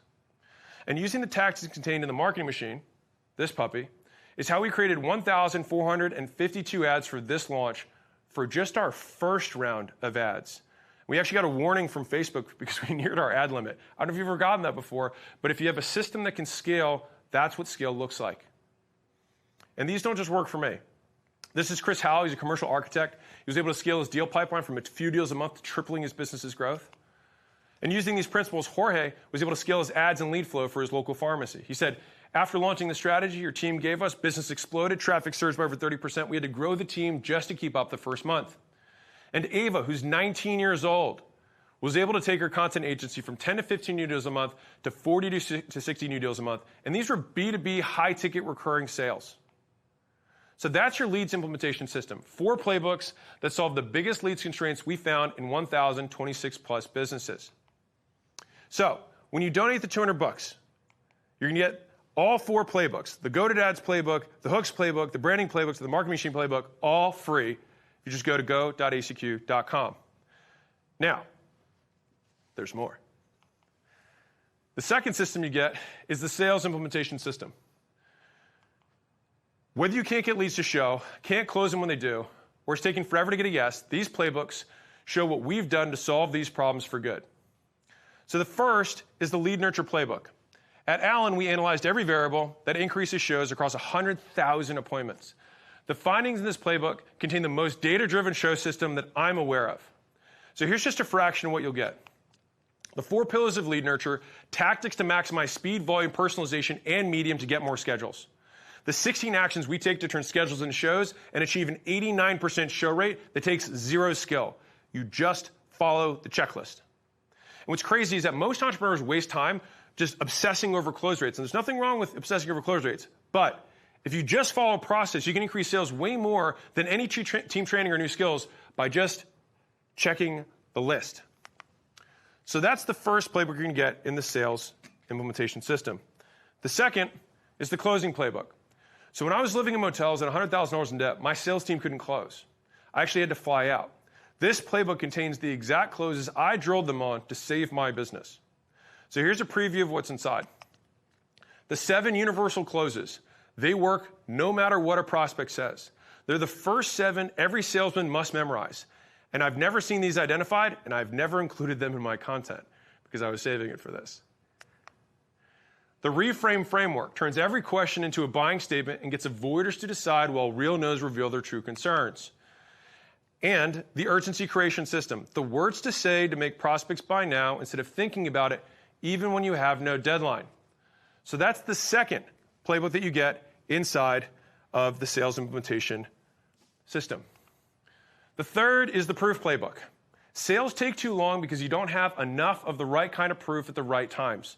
This playbook solves that. So here's just a fraction of its contents. The belief continuum, how to move prospects from consideration to buying. The system that I use to capture volume of proof, so testimonials happen automatically and overwhelm competitors. So think proof over promise. It works in person and online. And the 13-point proof checklist that instantly diagnoses why your emails, ads, and calls aren't converting. So here's some proof this actually works. Here are my actual show rates for ACQ for this year using the lead nurture playbook. Those are actual show rates. These are our close rates from this year. And I used over 213 examples of proof during this presentation following this 13-point proof checklist. And to prove this works for any business, not just ours, we actually used all three playbooks when working with a portfolio company, IBC Global, which is insurance. So here's a direct quote from the founder, Steve. We went from 20% to 61% conversion of all appointments, 3x our total appointments converted, using the ACQ nurture, closing, and proof process. Numbers are up and to the right big time. Think about what a different 20 to 61. And this is not a small business. And here's another portfolio company we used all three playbooks in. So this year, well-oiled operations took their close rates from 27% to 45%, a massive difference for the business, just following the process. So that's your sales implementation system. 3 playbooks to solve the biggest sales-related constraints we found in 1,026 plus businesses. So here's what you're getting. You're getting 200 books right off the bat, right, which you're donating. You're getting the lead system, which includes the Go-To Ads playbooks, which will show you how to break through the limitations for your ad scaling, which is one of the biggest issues that people can't scale on the front end. You're getting the hooks playbook. You're getting the branding playbook. You're getting the marketing machine playbook, all free. And then you're getting the sales system. You have lead nurture playbook to turn clicks into schedules and schedules into shows. At the end of the day, you can't sell people if they don't show up. Then you've got closing. So once they do show up, you can get them to buy. And we've got the proof checklist to make the whole thing happen faster. All 3 of those free. But we're not done. So next up you get, let's see if I put this without making it all fall over. And we stuck the landing. Did we stick the landing? There we go. All right. So the next is the delivery implementation system. This solves the 2 biggest constraints that kill profitability. Customers not paying enough and customers not staying long enough. The first is the lifetime value playbook. So if leads cost too much, it's common that they don't really cost too much, but that you make too little. The customer value multiplication framework helps solve this. So here's just a fraction of what's inside. The 8 ways customers can transact with your business, leverage all 8, and never worry about rising CAC again. Most businesses only use 1 or 2. That's what's crazy. 9 real, like actually work, cost-cutting frameworks that drop every saved dollar straight to your bottom line. And the customer value map, which shows how to maximize revenue per customer interaction ethically. So that's the first of the 2 delivery playbooks that you're going to get. The second is the retention playbook. So I've been in the recurring revenue business my entire life. Understanding churn has been a scientific process for me. Like show rates, it's not one thing. It's 100 small things, and you got to do them all. The good news, the hard part is figuring out what they are. The easy part is actually doing them. So here's a preview of what's inside. Real retention data from millions of memberships showing how to reverse engineer churn from engagement activation. Remember, I'm a co-owner of school. I see a lot of revenue that's recurring. I see a lot of memberships, and I have the data because it's all in one platform. The updated 5 horsemen retention for service-based businesses, and the complete 9-step churn elimination protocol with activation points and onboarding frameworks. So that's the second playbook you're going to get. But here's proof this works. So we use these in WeWhiten, a portfolio company of ours. They whiten teeth, if you didn't get that. And 2x'd how much customers were worth and how fast they paid. with the extra cash dropping straight to the bottom line. Want to guess how big of an impact it made? Which 7.5x profit per location. That's not a typo. Imagine that for a second. 7.5x per location across all 17 stores in 2 years without changing anything about their core services. They still whiten teeth. And only changing the money model. And to give you another example, here's our month 12 retention on School. This retention curve is how we have 15 plus million users on School, which means that we retain so well that we net more than one user per user, which makes School grow even faster. So here's proof this works, not just for my business, but any business. So this is what Eric and Amanda Eck, who own a digital art marketplace, said. AOV more than doubled. Result, better customers who pay faster, pay more, thank us for it. We've maintained revenue, improved margins, and we can breathe. Here's another. This is Paul Law, founder of Multiverse Beans, had to say. I attribute a lot of the growth to what you said to me at the workshop. Customer journey is what matters most. Overall, 66% growth for 7.5 months. So that's your delivery implementation system. 2 playbooks that solve the biggest delivery-related constraints we found in 1,026 plus businesses. So here's what you're getting. When you donate 200 bucks, you're getting the lead system, which includes goated ads, hooks, branding, and marketing. And if you just use the hooks alone, like if you think about the front end of a business, the hook is how every single person actually starts going from cold to warm. If you were just able to increase the amount of people that just take that first step, everything else down funnel increases just from that one thing. And this is just one of the 4 playbooks that you get inside a lead system for free. On top of that, inside of the sales system, you have lead nurture, closing, and proof. If people are taking way too long to buy, it's because you don't have the right kind and enough at the right times of proof. And the checklist shows you how to do that. You'll get all 3 of those playbooks for free. On top of that, you'll get the delivery system, which shows you how to juice the hell out of LTV and retain customers once they start paying. Free. Next up, you get, but wait, there's more. The profit implementation system. This is the last constraint that kills businesses. You work all day, every day for the small percentage of cash left over at the end of the month. With a few tweaks, that number could be much bigger. These playbook contains the 3 lowest operational effort systems you can implement into a business to prove its cash position. So the first is the fast cash playbook. How to inject cash into a business using only what you've already got. Every business needs a way to generate cash quickly. Taxes, emergencies, extra payroll months, funding and expansion, or my personal favorite, just to give yourself a raise. So here's just a fraction of what's inside. Ready to send 7-day countdown email text promotion sequences tested on thousands of businesses. A quarterly cash calendar system with 90-day rotations so you can just set these and run them on a cadence. The fast cash checklist to help you pick and assemble your list, pick your offer, price it, and send it. This thing is awesome. So that's the first playbook that you get inside of the profit implementation system. The second is the pricing playbook. This contains my top 10 most used instant pricing-based profit optimizations. These are the first strategies that I would use to cover this donation. If I zapped into your position right now and I was just jumping into the business, this is the first thing I would use. So here's a preview of what's inside. 10 instant pricing optimizations. For example, going monthly to 28-day cycles, that's an 8.3% increase in billing. That's just one of 10 different optimizations that are in here. And that's bullet 1. The next is 17 pricing algorithms. They explain if this, then that. If at full capacity and need help, do X. If at full capacity and don't, do Y. And just to put this in perspective, if you were to implement all of these, assuming you had none and you didn't change sales, it would represent a gigantic increase in profit. And I have yet to meet a business that has every one of these installed. The third is the price raise playbook. This is the last of the 3 profit implementation playbooks. If you raise prices, you make more doing the same or less work. This is the highest leverage thing you can send tomorrow. So here's just a fraction of what you'll get inside. How to find your pricing sweet spot without losing customers or needing fancy analytics. The price raise method with trap doors to keep select customers without playing favorites. And the price raise letter, tested by hundreds of businesses, fill in the blanks, and send. This thing is gold. It's amazing. I've tested this with so many different types of businesses. Like, this is awesome. So here's proof this works. Part of how Gym Launch sold $16,000 packages in a market with a $32,000 median income was fast cash plays. We gave them the skills to make the money to afford the help they needed. And the result of these pricing levers, when used together, were gym launches' actual gross margins. And so here's proof this works, not just for my business, but any business. So here's Corey. He owns ProShine HVAC duct cleaners. This is what he said. These principles were super easy to implement in my business, almost like finding $100 bills everywhere I went. After sitting down with my business, I'm fairly confident to say this brought 15 to 20% back on my business that was just sitting there.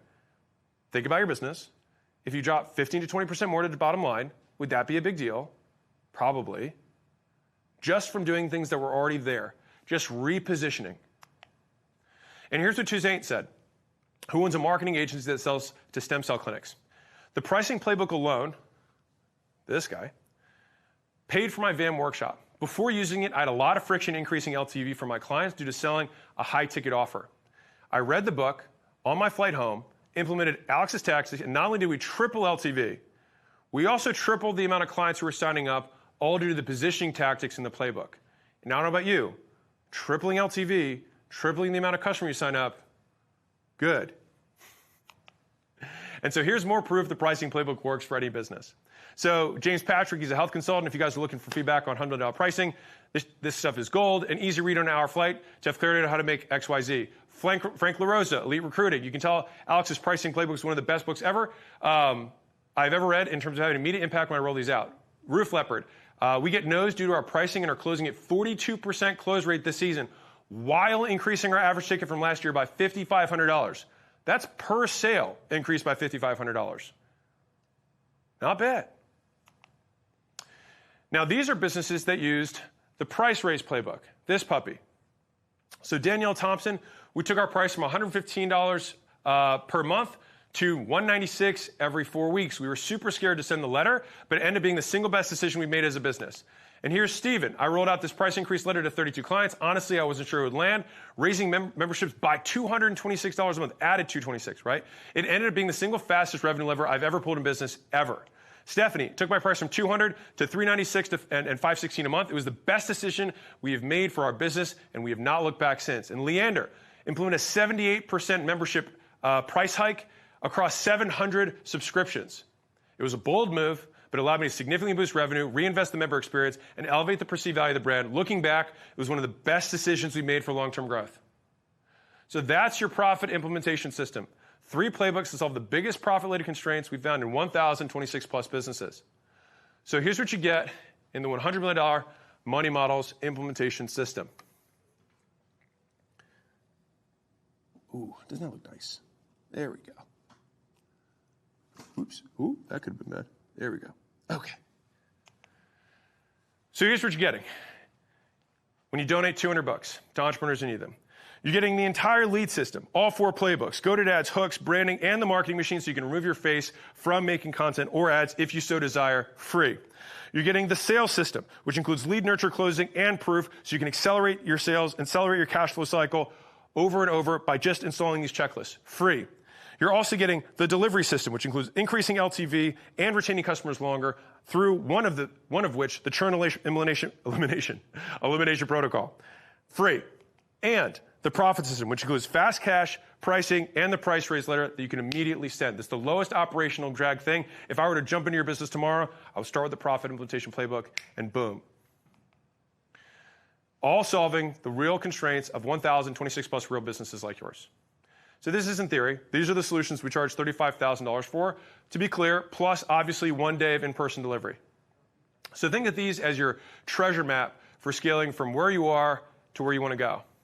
And today you get all 12 playbooks free when you donate 200 books to entrepreneurs who need them. There we go. So if you want all 12 implementation playbooks, go to go.acq.com right now. And if you qualify through a firm, you can donate the books and get everything in your hands for as little as $249. Again, interest-free if you qualify. And if you're not seeing it, just make sure you check out as a guest. All right? There's one at the top and the bottom you can click. And if you have trouble checking out, we have 300 phone reps who are there to help you get support. All right? And while you're checking out, let me show you how we're going to make sure you implement the right solution at the right time for you. So imagine you're about to begin on this quest. But what happens when you hit a roadblock specific to your exact business situation? Most people get stuck and give up. I couldn't personally consult with everyone, but I had an idea that changed everything. So I told you that we met with 1,026 plus businesses who paid over $35,000 each. That's $35 million in advisory work.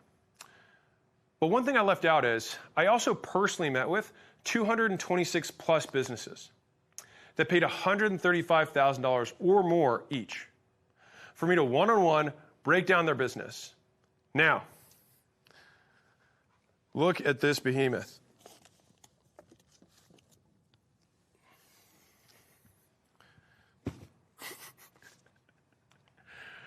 I compiled all my notes on each of the 226 businesses that I worked with one-on-one. If I spaced out working with all those businesses with no weekends, it would be one business every other day, end to end, for 2 years. And look, I took pictures of all of them. A truly backbreaking amount of work. And I definitely didn't do it because one-on-one consulting in person scales, but because the biggest issue I continue to have is people asking, hey, Alex, what should I do to grow my business? And I really desperately want to answer that question for you. But there's only so many hours in the day, and I still have my main job at ACQ. So I personally documented the exact problems and solutions for 226 plus businesses. I did this monstrous amount of work that can't scale for a very particular reason: to build something that can. So here's what I did. For every business I met with, we had intake calls, we took down their stats, their industry. I took extensive notes, we did a constraint analysis, I personally delivered the recommendations in person, I documented their exact problems and solutions, exactly what they would need to act on and in what order, and organized follow-up to give them their next steps. Now, to all my folks who paid $135,000, don't worry, your data is protected, your data is safe. But again, I personally consulted every business, recorded every intake call, every constraint analysis, every recommendation, every follow-up call, all my actual notes. I recorded all of it, all in preparation for this very moment. Violent, obscene, ruthless, wise. ACQ AI, custom trained on everything.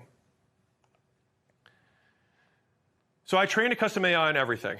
My end-to-end analysis of each of the 226 plus businesses, every constraint, every solution, every implementation step, plus all 3 books, offers, leads, and money models. Then I trained it on all the implementation playbooks that you just got, the leads implementation playbooks, the sales implementation playbooks, the profit implementation playbooks, the delivery implementation playbooks, and I plugged it into this AI so we have consistent inputs and outputs. Now, I worked with a lot of businesses over the last 2 years. Here's just a few of them. We had pest control, carpet cleaning, restaurants, waste management, logistics, cannabis, lighting, legal, accounting, wealth, tax, financial advisors, marketing agencies, content creators, influencers, media companies, roofing, construction, remodelers, real estate brokerages, lenders, real estate agents, real estate investors, fund managers, crypto funds, web design, IT services, content ads, branding agencies, design shops, online coaches, gyms, nail salon, hair salon, massage therapy, med spas, auto repair, coaching courses, community owners, online businesses, e-commerce, car dealerships, logging, franchisers, meal prep, e-commerce brands, virtual assistant agencies, recruiters, insurance, physical therapy, B2B SaaS, B2B services, B2C SaaS, B2C services, cash practice, general practitioners, dentists, surgeons, urgent cares, pharmacies, HVAC, plumbing, lawn care, and residential and commercial cleaning. So if you're wondering, but will it be able to help with my specific business? Yes, for 3 reasons. First, that was 60 of them. I did more than 4 times that. Second, because I probably helped a business exactly like yours, not once, but multiple times. Some bigger, some smaller, some exactly the same size. And third, even if I hadn't found or worked with one exactly like yours, you should want insights from outside your industry. That's how you get ahead. Result, you get answers in minutes that would take you years of trial and error to discover on your own. And the best part, you'll never have to wonder, what would Alex do in my specific situation again? And so if the playbooks are your map, then ACQ AI is your vehicle to getting there. This is the first time this data has ever been made available to anyone, and at no small cost. And if this sounds absurdly valuable, it's because it is. Normally, a fraction of this intelligence would cost $135,000 per consultation. It's literally the most valuable thing I can give you. In fact, many of the faces that you see behind me paid at least that. And after spending $135,000 on that work, the average business rated a 9.54 out of 10. It was a lot of work. And to be clear, these are experienced business owners. But numbers on a page can get overwhelming. So why don't we just ask them if they thought it was worth it? So if you guys could use the incredibly scientific method of holding your fingers up from 1 to 10, 1 being bad, 10 being great, could you tell everyone who's watching whether it was worth it? Can I get some fingers? So don't believe me, believe them. So why would I give away such an unstoppable machine? Well, let's not pretend that I'm just giving this away, because I'm not. There's a catch. But before I tell you, books, experiences, tutors changed my life more than anything, which is why I want to get these books in the hands of every entrepreneur in America and eventually the world. And if you're already donating 200 bucks and see how this AI tool is more valuable than any one-off consulting that people even pay $135,000 for, and will give you hilariously more value than hiring another mid-level employee or vendor with a fraction of the experience, and is way faster than trying to figure out everything for yourself through years of trial and error. And again, to put this in perspective, not even counting that this AI is trained on all 3 of my books, all 12 of the implementation playbooks, the leads playbooks, the sales playbooks, the profit playbooks, the delivery playbooks, and $31 million of real cash value advisory work alone. And more than 2 years of my life meeting with businesses one-on-one, day in and day out. And before I tell you the additional books you need to donate to get this free, let me ask you a question. How much is knowing exactly what to do with your business worth to you? How much is getting the right strategy without years of trial and error worth to you? How much is having the answer to your biggest business problem in minutes to your exact specifications worth to you? How much is unlimited access to intelligence that never sleeps worth to you? Donating an extra 1,000 books, 2,000 books, 5,000 books, 30,000 books? Hold that number in your head, for real. Actually think about the number. Like, what amount of books would you be willing to donate for that?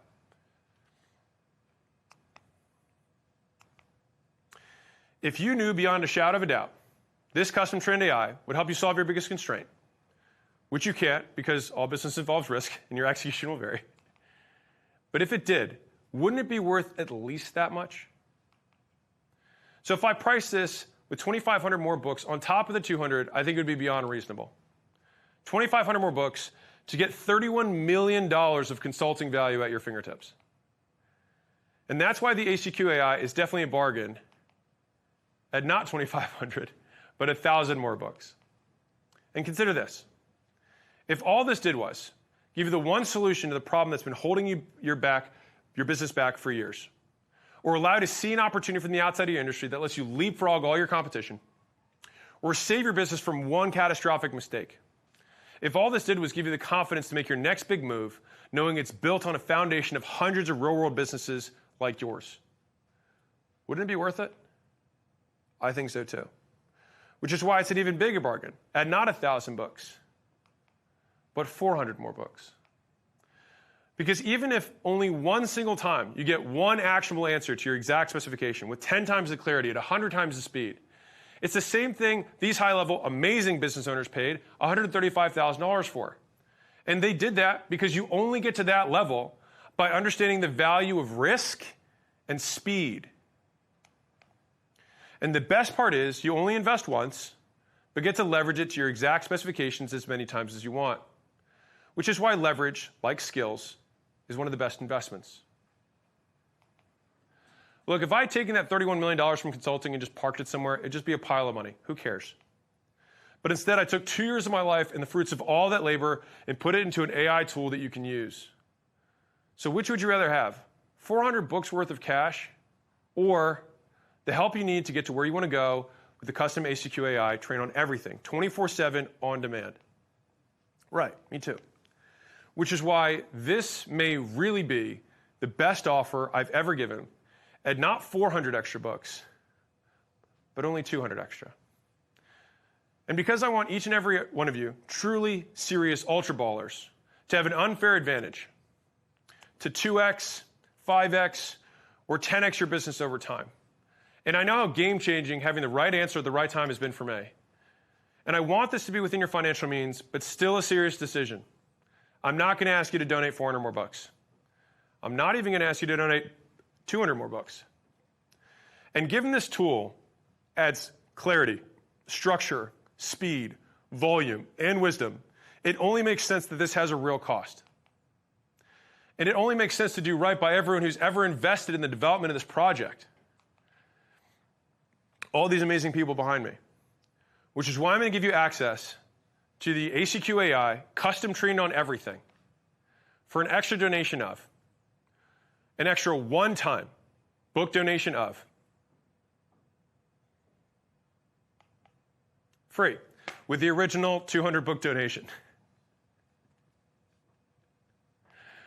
So yes, it's all included when you donate 200 books. As my way of saying thank you to all the players for putting books in the hands of entrepreneurs who need them.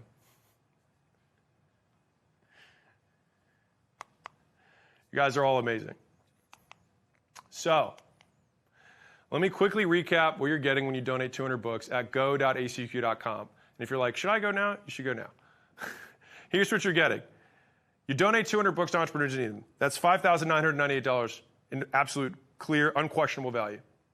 On top of that, you're getting the lead system to solve your leads constraints. If you're not getting as many qualified prospects as you need, we created these literal checklists and scripts to follow to solve the constraint.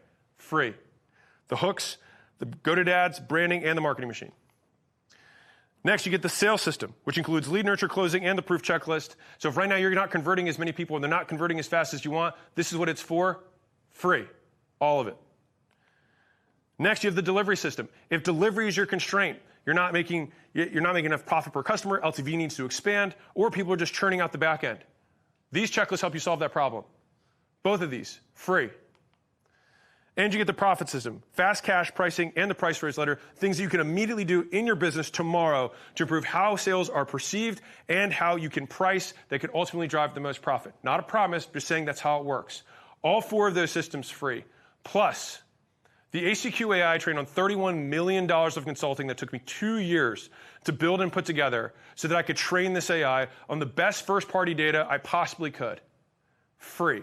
When you help me, help other entrepreneurs by donating 200 bucks. But I've got one more free gift for you guys when you do. The ACQ Virtual Implementation Workshop. And you're like, does Alex have a prop for this? Hell yeah, I have a prop for this. Boom, look at that. Doesn't that look nice? Looks nice, doesn't it? All right, there we go. To make sure you use the AI to the best of its ability, I want to walk you through the same process that people pay $35,000 or even $135,000 for and love it. So when you donate 200 books, you'll also get the ACQ Implementation Virtual Workshop. So I'll be personally leading you through the entire implementation process to find the playbook that will give you the highest return today, which one you'll need next, and how to best use ACQ AI to implement it. At the virtual workshop, you'll identify which constraint gives you the maximum return on effort using our most effective frameworks to help you use ACQ AI to find and create leverage. You'll pinpoint whether your bottleneck is demand or supply, and then install what I call quad promotional funnels that allow you to scale across both sides of the business. You'll leave with a clear roadmap showing which playbook to start with for maximum impact, personalized by the ACQ AI for your exact business. The result? You'll get clear on what's holding you back, then know which playbooks to use to solve the issue and unlock what I call leverage growth, and use ACQ AI to maximize it. So if the playbook's your map, think of the ACQ AI as your vehicle, and think of the workshops as your guide. Now, to put this in context, an in-person version of this is $35,000 run by my team, all right? So I'm not involved. $35,000 run by my team in person one day. This experience is virtual, and it's led by me. Now, here's just a few happy stories of the in-person one run by my team. Joshua Tomlinson, I followed Alex's content for a long time. Expectations were super high. Needless to say, absolutely delivered. Happy Bay Construction, we've never been to an event packed with so much value in 2 days. No fluff, straight business, worth every penny. Sarah, been to Vegas twice now, can say without hesitation, helped my business tremendously. Mike Lynch, one of the best high-level business events I've ever been to, highly recommend for every business owner. Julie, nearly instant ROI every time I come here. They go above and beyond to make sure you get exceptional value. And there's just, honestly, the best things we've ever done. You can keep going. Left with clarity, bunch of great notes, some solid connections, great follow-up, right? I can definitely do it again, recommend a friend. I can keep going. There's just a lot of these, a lot of these. And you get access to the ACQ virtual event for free when you support 200 entrepreneurs by donating books. So here's what you're getting. You get the 200 books. You get the lead system, free. You get the sales system, free. You get the delivery system in both playbooks, free. The profit system in all three playbooks, free. Again, these are hard copies inside of a premium bound binder. On top of that, ACQ AI, training on 226 plus businesses, probably one or two that are just like yours, maybe one bigger, one smaller, that you can immediately ask questions to about your specific business and the next thing you need to do. And the virtual workshop to make sure that you know how to maximize all of this material so you can unbottleneck your business and grow without restraint. All free when you donate 200 books. So just go to go.acq.com. Now, if you want my competitive advantage to be yours for less than the cost of a Chipotle burrito every day, which is $8.33 with Affirm, just go to go.acq.com right now. Now, I've seen many of you already donating books during this presentation, and it makes me incredibly grateful, so thank you. But I also know that some of you still have a question or two. So before I bring out our 5 mystery headliners, let me address some of the questions I expect people to have. So let me just be up front. This is a significant commitment, right? So let me just be direct here. If you've gotten value from my free nuggets, my free YouTube videos, my free podcast, my free scaling roadmap, my free audiobooks, my free keynotes, my free newsletter, Mosey Minute, my free courses, my free events, please donate some books, which you can do here now at go.acq.com. And if you haven't gotten value, then please don't. I really mean that. With that said, while you guys check out, I want to share something cool with you.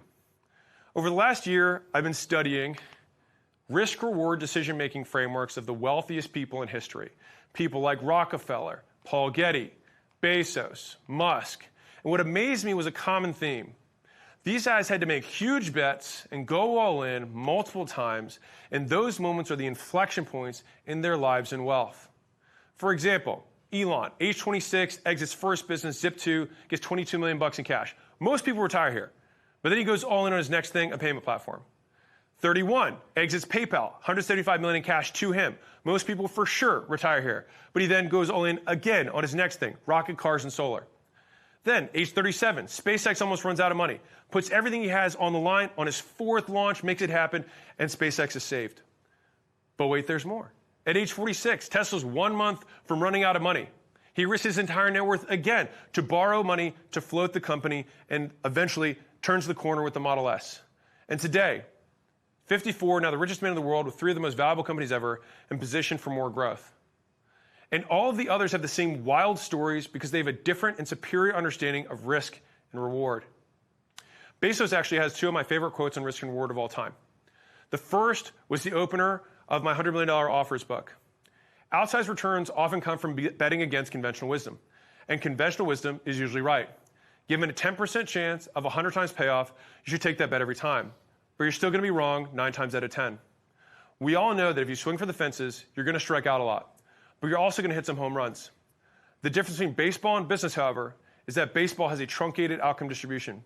When you swing, no matter how well you connect with the ball, the most runs you can get is 4. In business, every once in a while, when you step up to the plate, you can score 1,000 runs.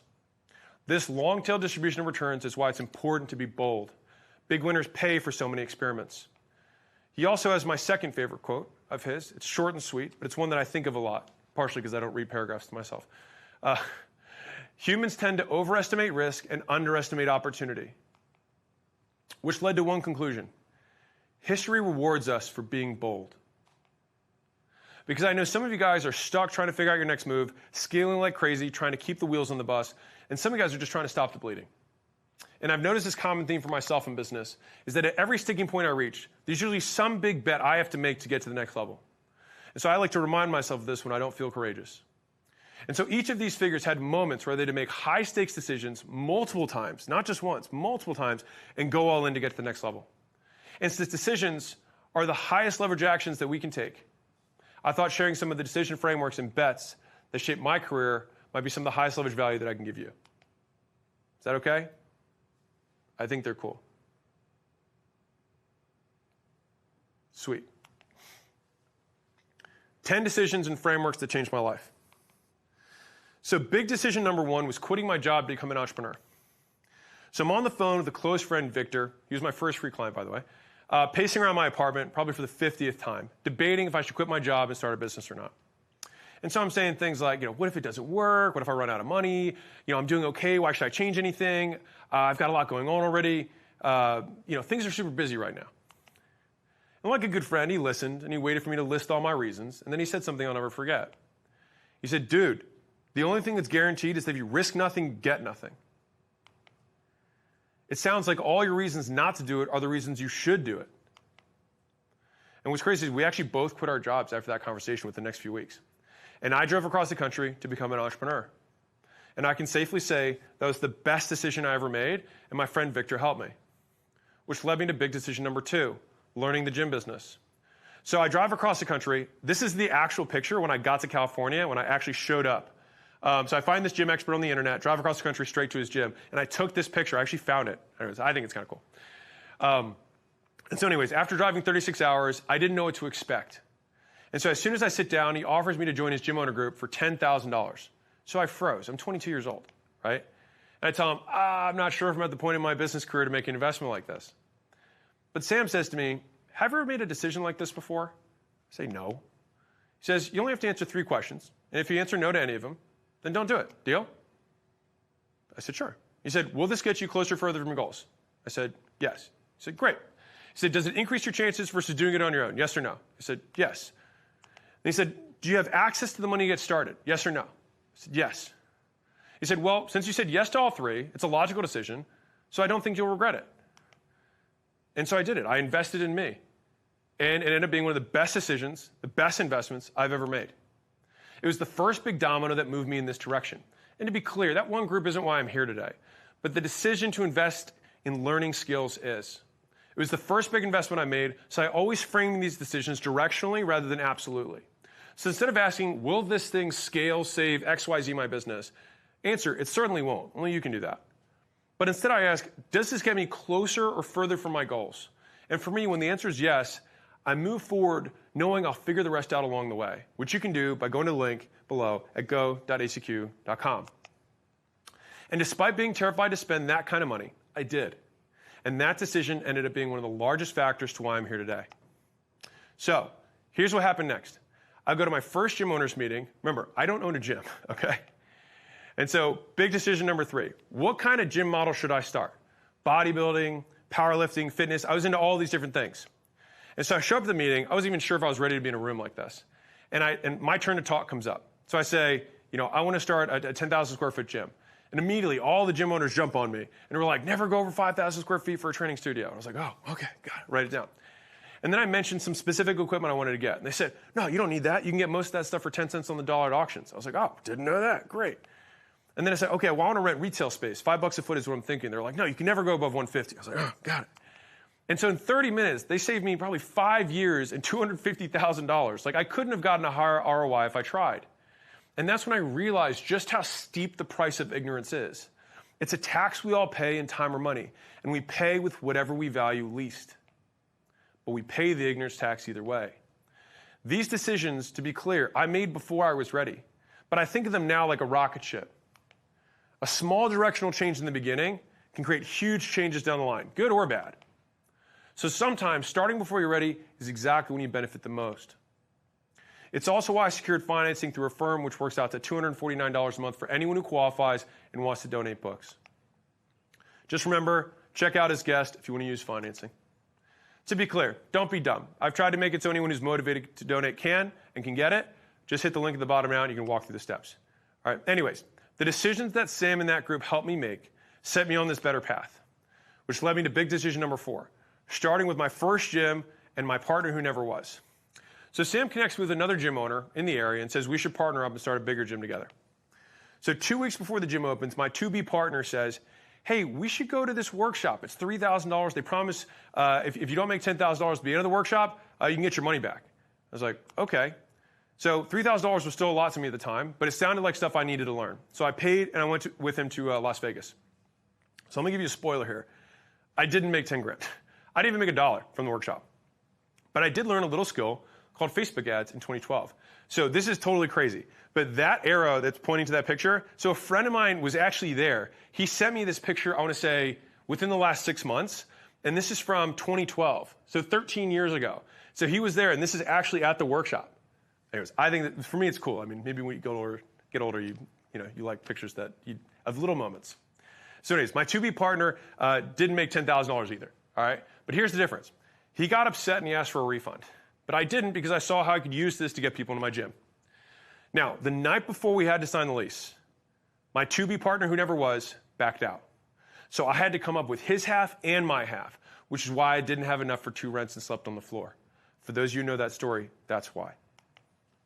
But learning to run ads in exchange for my $3,000 investment, yeah, you could say it worked out for me in the long run. And so the bottom line is this. For the right person, ROIing should be the least of their concerns. Because to winners, learning skills is always worth it. And winners only become winners by taking action before they are. And that's how they win. But if you just need to take a bet on yourself, then do it. You're the only asset you can never lose, and so investing in you is the best long-term move you can make, with this or anything. And I made it easy for you at go.acq.com. Now that takes me to big decision number 5, find a way or make a way. So I open my gym, and I get a chairs and table from a dealership down the street for free. So they put these out on their lawn. You can see a picture there. I just only bought equipment, and then I realized that no one had anywhere to sit, and I had nowhere to sign anyone up. And so I was like, oh, God. And so I saw this out front of this car dealership, and they're like, you want it? And so they actually helped me bring it back. Anyways, little story. So I pull these things from across the street for free. I run my first ads, and I sign up 22 members. And this sounds silly now, but like that table with 22 signups was actually a huge accomplishment to me. For years when I would look at that picture, I used to get really choked up about it. Now I feel nothing. I'm kidding. But I actually remember it was a huge, I went to a new city I'd never been to, and I signed up 22 people. It was like a huge deal. And so what's interesting is that one of those members totally changed my perspective. Her name was Jamie. And so she was a single mom, 4 kids, 1 job, comes in, says she wants to lose weight. I told her the price. She said she couldn't afford it. And so I paused, as you should. And then she finally said, you know what? I'm going to do it anyways. I'll figure it out. And so she ended up crushing it and doing an awesome job. And so later I asked her, I said, hey, what'd you end up doing to pay for this so that I could tell other people, right, who said they can't afford it? She said, I drove Uber 1 day a week when the kids were at their dad's. I was just resourceful. And so in that moment, she taught me the difference between resources and resourcefulness. Everyone thinks you need the first, but you only need the second. And as a single mom with 4 kids, you can imagine she could have easily said she didn't have the money. But it just came down to priorities. She just decided that this was more important than the least important thing she was doing and spending money on, and made the trade. And so sometimes I have to remind myself of that, where I'm like, do I want this thing? Yes. What else am I spending time and money on? What is the least important thing that I'm spending time and money on? Am I willing to trade that for this other thing that I want more? If the answer is yes, I make the trade. And so whenever I like to think of my situation, if I think it's hard, right, I think about Jamie, and I'm reminded there's always someone who's had it worse and done better. And I actually found one of her first progress pictures, and she actually ended up losing over, I think, close to 100 pounds. This isn't her full before and after, but I just thought it was kind of cool. Just, little history. And she did that by focusing on her resourcefulness, not her resources. And the best way to increase resourcefulness is to learn new skills. It's why I distilled all the practices into playbooks and checklists so you can just follow them. Each playbook you can get through in 1 sitting. That's how I designed them. This is not the time of more information. This is time of how do I just have the checklist that I can follow, that I can implement to immediately see a change. And it took me time that you don't have to pay to figure out the 100 ways to do it wrong. With these playbooks, you can just start with what works so you stop wasting time on what doesn't by donating 200 books at the link below. Which led me to big decision number 6, learning high-ticket sales and services. So my gym's growing, but not fast enough. So I reached back out to the guy who ran the workshop. He had like 10 gyms at the time, and I asked him, can you help me grow my gyms faster? He said, sure, and then told me the largest price I'd ever heard. And of course, my initial reaction was, I'm not so sure. So he says to me, I'm not here to convince you to spend money you don't have. My goal is to help you save time you haven't spent. You're going to have to figure this out to get to where you want to go. So you're going to buy these lessons either way. And everything you're telling me is that your business isn't growing fast enough. So you're already paying for this with time. So the question is that how you want to still pay? Because you can pay with time or money, but only one of them you can get back. Which is why I made this to save you time and money. If you're ready to avoid the ignorance tax, the only kind of legal tax, by the way, that you can avoid, you can go to go.acq.com. So anyways, I do it. I make the investment, I fly across the world, and I learned about semi-privates and how to sell higher ticket services. And you could say that investment worked out pretty good. And by the way, I actually went there. He was super busy. And he had his secretary, he said, hey, can you just take this guy out for the day? So I have 57 pictures of me in Australia in random places, just me alone, where they took pictures, and then I met up with him later that evening so he could teach me all this stuff. So just a fun story. So that led me to big decision number 7, going all in on the skills needed for gym launch. So at this point, I only know how to run ads locally. I need to learn how to run them globally. And I reached out to a bunch of ad agencies, but I couldn't afford their services. And so finally I get on the phone with one guy and I ask if he'll just tutor me. He says no. But I was so desperate, I was like, well, what would it take? Which, by the way, a way better question to ask yourself and others if you truly want something. But anyways, he says way more than I was prepared for. So I hesitated. And so he says, think about it like this. Over the next 12 months, you're going to spend this money either way. That money's already gone. So it's not about spending it. It's about where it goes. So you're going to keep spending it on stuff that doesn't move the needle, ads that flop, leads you waste, sales you don't close, hires that don't deliver. Or you're going to exchange it for something that builds your business. Because money only has value when it's exchanged for something better. And what's a better trade than the skills you need to build the business you want? So I did it. And I became the best student I possibly could and learned what I needed to advertise B2B and start launching gyms, which ended up being one of the best investments I ever made. And my hope is to provide the same opportunity for you and 200 other entrepreneurs, which you can support by donating books at the link below. Again, your life will be different from mine, so will your results. I share this to explain how I made my decisions that changed my life and make big bets when I wasn't sure what to do, not to guarantee an outcome for yours. Which led to big decision number 8, my next big bet on skills. So fast forward, gym launch works, but we've plateaued. For 3 years, I'm stuck at 30 million plus-ish a year. And I get on this podcast, and I start, to talk about a company I'm a huge fan of. And the host of the podcast says that the founder is a personal friend of his, and he can make an intro. So I asked him to, and he did. And at the time, the founder said his company was doing $1 billion a year in sales. This guy was the richest person I ever spoken to at the time. So we talked for a while, and I asked him what he thought I should do to get unstuck.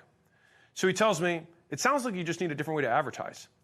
So I immediately counter with him, like, hey, well, I've tried some stuff in the past before, and it didn't work out. So I'm not sure if that'll work. Let me just see how my current initiatives are shaking out. I got some coals in the fire. Let me see how those work out. Now, this guy doesn't need to help me, but he just drops this bomb on me instead. He says, if you've done something like this in the past and it didn't work, the only thing worse than making one bad investment is letting a bad investment prevent you from making a good one. And if you do, you let it burn you twice. He says, listen, imagine you could go back in time and talk to your younger self opening your first gym. I say, yeah, okay. So he continues, would you have things to tell him about what to do differently? I was like, yeah, of course. He said, right. But now imagine younger you doesn't listen and says, I'm super busy right now. I've got some initiatives I want to take care of. I've got some coals in the fire. It's not a priority. I'll get to it later. You get it? He said, that's what I'm trying to do for you right now. You're only hesitant because you can quantify what you have to lose, but not what you stand to gain. And that's why making big bets is so hard and why so few people make them. So I made the investment of time and money into content. It's been one of the best investments I've ever made. And so if you're feeling any of the same hesitations, that might be your business telling you exactly what it needs. Because it isn't about the timing being perfect. It's about solving what's making the timing feel imperfect. And if that sounds logical, go donate some books. If it doesn't, that's cool too. which led me to big decision number 9. So there are moments in your life where everything branches, right? You can probably think of some of these now. If I hadn't gone to that coffee shop or signed up for the XYZ class, this thing wouldn't have happened. For me, one happened 8.5 years ago when I was swiping on my phone during lunch. So I saw this fit Persian chick and figured, why not? But what's crazy is that if I had swiped the other way, I wouldn't have met her. And I shudder to think what my life would be without Layla in it. And I think about this a lot because without her, I wouldn't be where I am today. And the thing is there's a version of you 6 months or 6 years from now, looking back on this moment, wondering, what if I hadn't taken that step?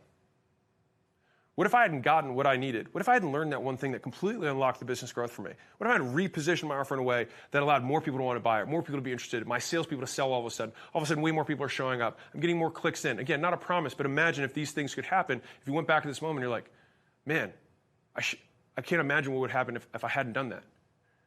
Which is why it's worth taking the leap and being bold. So if you feel like taking a leap and being bold, go donate books, help 200 other entrepreneurs, and you can get all of this that you can see. Which brings me to one of the biggest leaps we made together.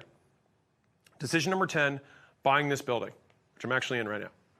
So we weren't sure if it made sense for us to get a building, and definitely not this big given the nature of the business at the time, right? We just, it was a holding company. And when we were considering the decision, we came down to this framework. When we're old, will this matter? Well, if it doesn't work out, it changes nothing. But if it does, it changes everything. So imagine you're old, you're looking back on your life, you're like, well, is me buying this building or not buying this building, is it really going to change it? Probably not. But if we do, and then all of a sudden all of these things flourish, it changes everything. And so the downside is limited. We can sell the building, not a huge deal. We can sell the books, not a huge deal. But the upside is unlimited. We can turn this into a campus for talent, culture, team, clients, and build the life we want. Which is a framework that we use a lot when thinking about big bets. What if it goes wrong, and what if it works? And no matter what, we figured we'd do what we always do if something bad happened. We figure it out. So we let the investment be something that motivated us rather than made us hesitant. Because buying this building, and now our second building, have been some of the best investments we've made despite being unsure about it at the time. Turned out better than expected. And if you have questions about your business, that's why I made ACQ AI, and why we're going to have a whole day dedicated to making sure you have exactly what you need at the ACQ virtual workshop. And so those are 10 decisions and frames that helped me make some of the biggest decisions in my life that paid off. Was that helpful for you? Was that helpful for you guys? Because I know some of you guys are stuck trying to figure out your next move, scaling like crazy, trying to keep the wheels on the bus. Some of you guys are just trying to stop the bleeding. And going all in, taking the leap, may be the best thing you do, at least it has been for Rockefeller, Paul Getty, Bezos, Musk, and it certainly has been for me. To be clear, I'm not saying what happened for me will happen for you. You can't make the same decisions as me. My life is unique, so is yours, and your results will be too. But to requote Bezos, humans tend to overestimate risk and underestimate opportunity. This long-tail distribution of returns, it's why it's important to be bold. Big winners pay for so many experiments. We're rewarded for being bold. That said, for those of you who are motivated to be bold and take action right now, I've got one more surprise gift for you for helping me help 200 other entrepreneurs. But it disappears the moment this live stream ends. The $100 million Launch Black Book. It's available now only while this live stream is on. So while the red light is on, this is available. The moment the red light is off, it's gone. Most business owners are terrible at launching things. They post once on social media, they send a single email, nobody cares, and they wonder why. Then they watch their competitors with inferior products destroy them simply because they know how to create demand. I spent the last 14 years mastering the art of launches. From flying city to city, launching gyms out of extended stays when I was dead broke, to launching supplements that did $74 million in sales with almost 400,000 orders, to launching software that hit 15 million users, to launching books that shattered records, both topping the all of Amazon charts. Launching is how I built what I have. this launch that you're watching right now. I invested $4 million in ads alone to execute it. Just ads. And maybe just broke a world record. We'll see. Every email, every ad, every piece of content was strategically designed to create maximum engagement and maximum impact. And so here's everything I spent 14 years learning, 2 years assembling, and millions to create for this record-breaking launch. So here's what you get inside the Launch Black Book. You have the email and SMS sequences that drove hundreds of thousands of registrations. I checked this morning. I think our number right before I got up here was 620,000. Video sales letters, 6 different VSL scripts that converted cold traffic. There's all sorts of different ones, and we'll give you the scripts for all of them. The affiliate recruitment, the complete Black Book and email and text sequences we used, and the prizes, the whole breakdown for how we had affiliates also promote this. Paid ads, 1,000+ paid ads that profitably scaled this launch. This complete webinar, this is 1,700 slides. Transcript and the production notes to make this happen. The launch timeline, day by day, blueprint for recreating this exact launch. And something that I don't know if you'll appreciate unless you really get this, launch memos. So what is a launch memo? So we practice the same thing that Basis did at his company, which is that we do all of our big decisions via memos. That's how we do it at acquisition.com. And so all argumentation, all structure, all big decisions are always done through memos. So we have to crystallize our thoughts and just crystallize our decision-making process. And so you'll get the launch memos, our internal documents that explain the strategy and the thinking behind the launch, and the 2 book bundles, the 200 and the 800. The 800 you see after the 200. That's the big ultra business owner bonus. So once you get 200, you can see the 800 one. Now, here's the reality. From launching a lemonade stand to launching the iPhone, every business of every size needs to launch stuff. You need to make your offers available. From new products to new locations, new services, to new features, to new events. The difference between businesses that explode and businesses that die is their ability to channel demand into buying behavior. These assets work. The same psychology works whether you're launching 100 to 100 people or to 1,000 people. Let me see if I can get that. There we go. Or to 100,000 people. You're getting the exact multi-million-dollar assets that just shattered, hopefully, unofficially, a world record, but only if you donate while the live stream is on. The moment this live stream ends, it will no longer be available. So this is your final chance to get the Launch Black Book, worth more to me than just about anything. So if you want to master a core skill that built my material wealth and get everything we use to break records, go to go.acq.com right now before it's gone. Now, a special note. The live-only bonus launch collateral is digital, and the main reason is this. We couldn't print it ahead because we're still doing the launch, all right? So this offer won't be for sale after the launch, so if you want it, you need to check out at the link below now.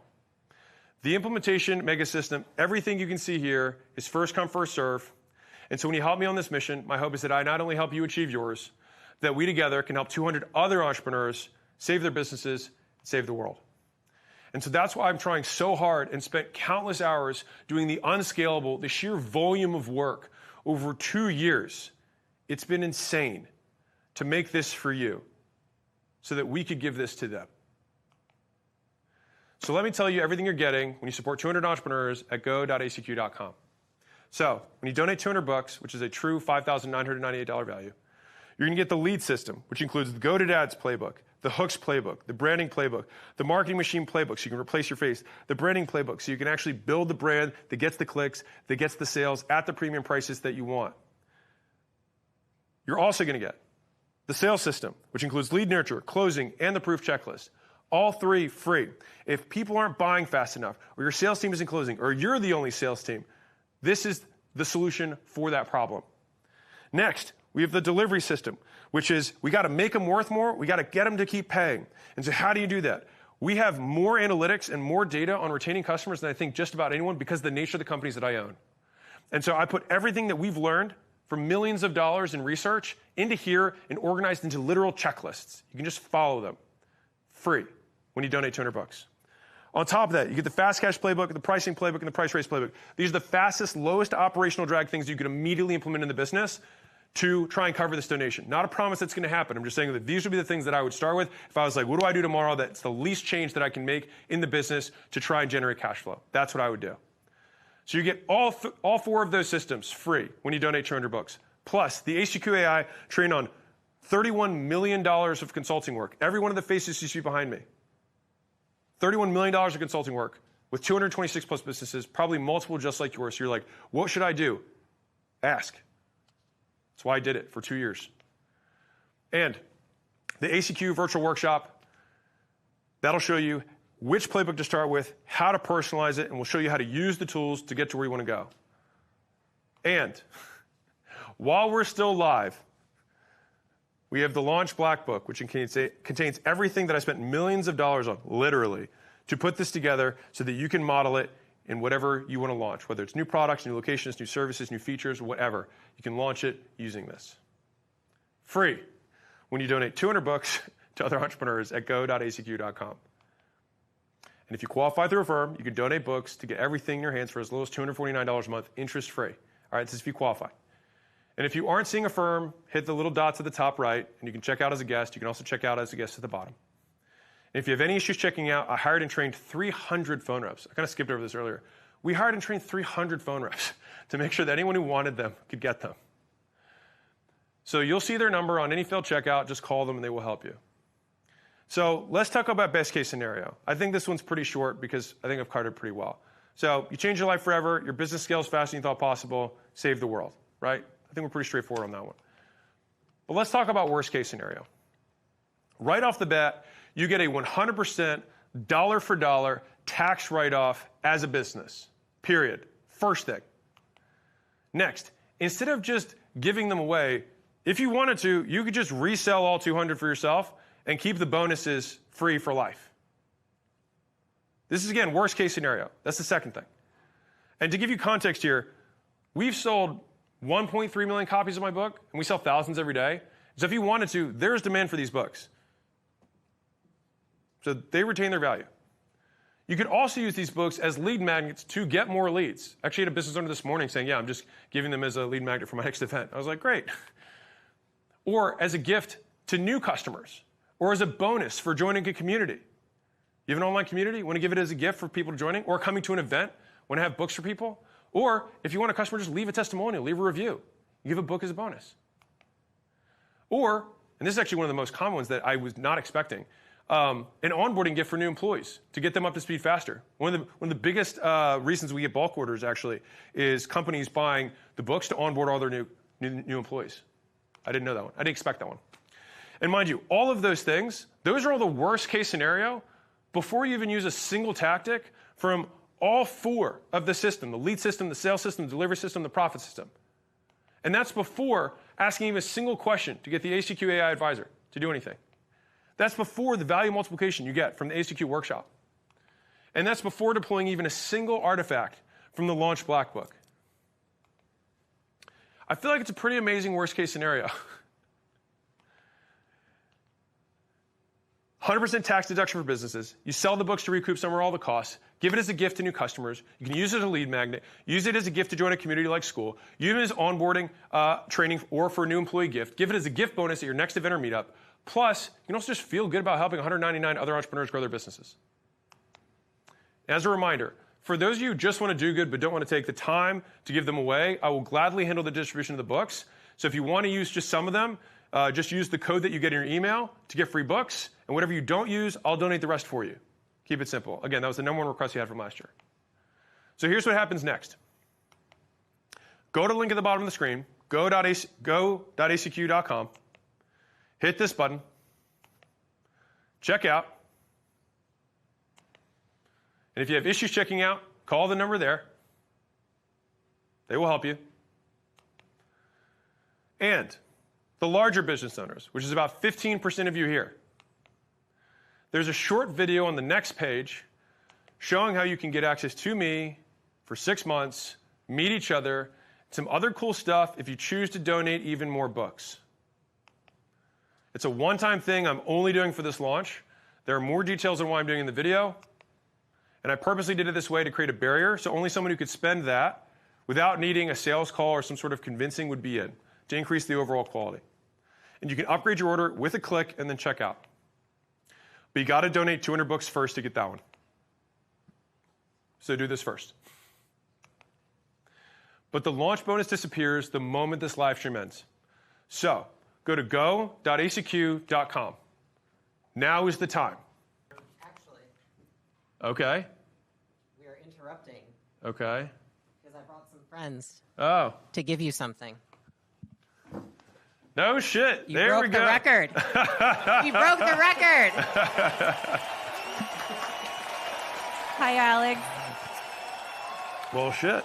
Oh, sorry, I'm not supposed to cuss. My bad. Well, shoot.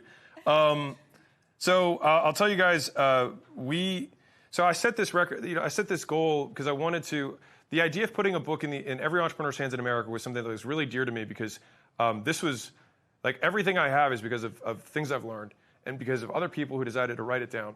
And I thought, man, if I built a brand that was like everything instead of trying to hide it, just put everything out there. All the details. Like, it would have been amazing if Bezos and Musk and I've had to glean all these things from their tiny interviews, but I was like, how can I just put this out there and just build a brand based on that? And so what was really crazy is that when I looked at the nonfiction book sales records, so this is kind of crazy, but of the top 10, 9 of them are politicians. And I thought to myself, I was like, and of both parties, so it's both parties. And I was like, how is it that the top 10 nonfiction, books are all written by people who basically had state sponsoring, and the people who are paying those bills is us. We're the entrepreneurs. We're the ones doing it. And so I was like, man, one of us should get that. And so part of the reason that I did this was for that. I was like, one of us should have, it's all of ours. I take this as all of ours. This is not mine. I couldn't have done this without you, which is why I said that to begin with. It's like, how can I have you help me make this happen for everyone? So this is really a reward for you guys. Thank you guys so much. You guys are awesome. And thank you guys so much. Of course. As you know, this record is continuing for 24 hours. Oh, we're still going. So it is quite an officially amazing achievement to have surpassed the record already so soon into the 24-hour launch. So we will get that final number tomorrow morning and see where your final number is. But we can confirm, the three of us, that you are the official new record holder. So, Congratulations. Thank you. Yeah.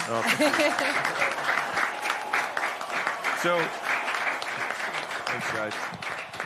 So just so you guys know, I think the record was 1.44, something like that? 1.43. Yeah, 1.43 million copies sold. We're serious. We want to hit that record. We want to get the books into the hands of as many entrepreneurs in America as we can, and we're not stopping. So let's keep powering through. I got more stuff to show you, and I can't wait. Thank you, guys. Thank you. Thank you. Thank you. All right. Okay, so as I close the live stream down, Launch Black Book goes away forever. Okay, so if you're mid-checkout, let me know. I'll keep the live stream going. Can I get the chat turned on so that I can see the other one? Because we have multiple chats going. I just want to make sure I see them all. So if you're mid-checkout, let me know. I'll keep the live stream open just to make sure that you get your bonus. So while you check out, that's everything that you get. And so this is closing down momentarily. Now, I do have one more promise that I have to keep, but you said you want to do something, right? I'm about to do something crazy, so what do you want to do? Go ahead. I'll do it after. Okay. All right. So that is my shoe. This is for my Aussies. I promised I would do a shoey for you guys, since you guys are showing up at 2 o'clock in the morning. Did you guys really give me a tall boy? Jesus. I don't even know if I could fit all the beer in there. How am I going to fit all the beer in? So this has been walked around in since 3 o'clock in the morning. I've been sweating. Yep, that's how a shoey works. And so, so to everyone, I promised I would do it. And so you guys have been fucking awesome. Oh, man, I can see dirt in there. Oh, yeah. All right, here we go. I'm going to do a beer's worth because this is a tall boy and I don't think it can fit inside of my shoe. Aussies, this is for you. You guys are awesome. Like a fucking champ.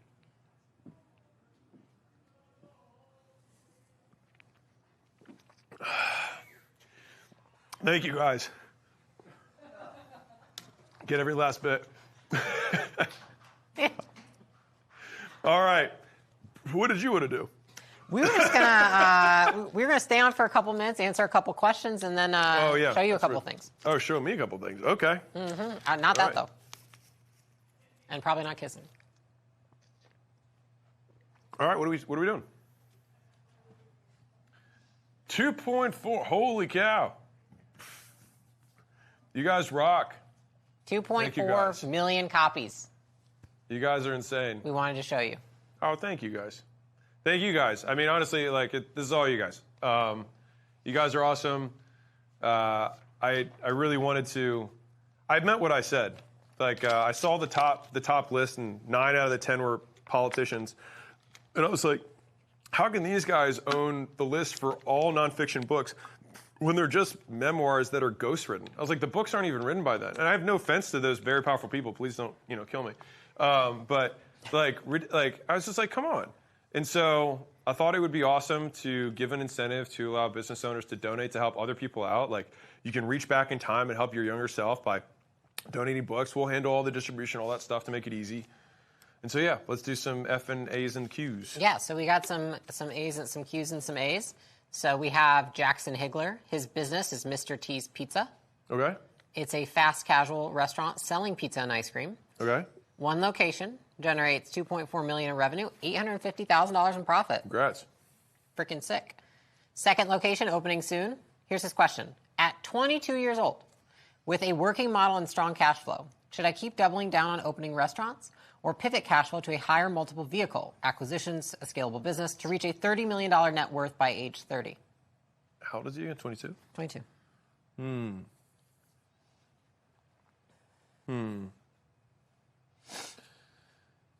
Man, I think the monetary goals are, it's a good thing, but I wouldn't make it, letting the monetary goal be your decision for how you run the business, I don't think is the right long-term perspective. That's what I was going to say, too.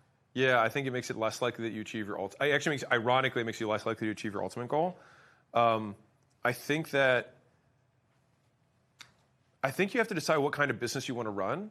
I will say that you decrease the likelihood that you accomplish the objective with the increased number of risk and variables you introduce to the system. And so if you have a working model right now that's doing 2.4 million with 30% margins, then you're going to want to keep doing that as much as you possibly can.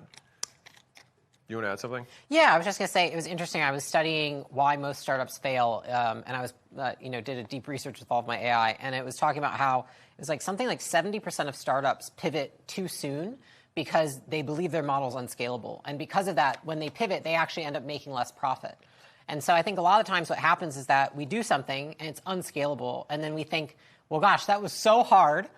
I don't want to do that again. I should pivot and try and do something more scalable and easy, and that has more levers to pull. But the reality is that you get better with each time you do it. And we've actually seen this a lot with physical locations, because a lot of people come in here and they're like, oh, gosh, I've heard I should go online, I should do this, I should do that. And I tell my team, for example, with acquisition.com, I'm like, great, let them all do that. And we will keep doing what we're doing in our space. We will do what seems unscalable, and we will make everything work from there. Because a lot of times what happens is that people pivot too soon because it seems too hard. And so I would say to you, one, if you just keep doing what you're doing, you're going to have a $30 million net worth by the age of 26. So that's going to happen regardless. You're going to have the net worth. How do you want to get there and how do you want it to feel? I think a lot of the times the biggest risk to an entrepreneur is not that you fail, it's that you quit. And you will quit if you hate the model, you hate the vehicle, and you hate the people you're doing it with. It's also very normal to always want things to go faster, and to then immediately assume that because it's not going faster, you're in the wrong vehicle. And it could be a money model issue. It could also just be a patience issue. And this isn't me trying to say oh, you're 22, you're impatient, but I'm impatient and I'm 36. So. Yeah, I would also say, a lot of young entrepreneurs, when I talk with them, they're like, well, my friends are out there and they're making X amount of money doing this or this. And it's always a fad. And what I tell people is do you want a business or do you want to make money? There is a difference. You could go make more money than this right now with the skills you have. Does that mean that same thing that you go make money with is going to be around in 12 months? Probably not, because you're just grabbing a fad, essentially, like everybody else. And so I think sometimes it feels really disheartening because when you're doing the really hard work that's going to result in achieving your long-term goals, it feels like, well, gosh, but if I did this, it would go faster right now. And so people pivot because they see that it would be faster now, but it'd be slower later. So we always like to say harder now, easier later. Easier now, harder later. There's actually a lot of what we were talking about with Tom Bilyeu in here is like, you want to seek the hard because whatever that hard thing is the thing that other people are unwilling to do. And so like, why do you think Elon's companies are worth so much? Because no one else could be like, oh, we're just going to create a rocket launching system to put 1,000 satellites in space. But if we do that, then we could just have internet all over the world. It's like, yeah, well, if you do that, then yeah, you can just own the internet of the world. And like, there's probably more than one hard thing in order to do that. Just a few. Yeah. So, okay, that was 22. Just keep on the path. Yep. And you probably will get there faster than you think. I do think that if you want from an opening strategy perspective, if you want to take over old ice cream parlors, which I think would be my way of doing it, because it'll cost you way less from a capital expansion perspective to open it up, because they're already going to have the freezers and all the equipment. And so when I expanded the gyms, I think two of the gyms that I opened were existing gyms prior. And so I was able to just assume them already with the conditional use permits in place, already with a bunch of the equipment in place. And so it cost me almost nothing. And then I was able to basically recoup my original investment. Again, not a promise, just like, it's just something that helped. Okay, go ahead. Civil Productions, Kenny Cox. Okay, so he sells Madden and college football gaming courses. Cool. Okay, $30 a month or $240 a year. They have 3,500 base members. Their higher tier is $97 a month and has a little more than 20 members, and it's failing. How should we structure the offer and funnel to drive upgrades to the higher tier?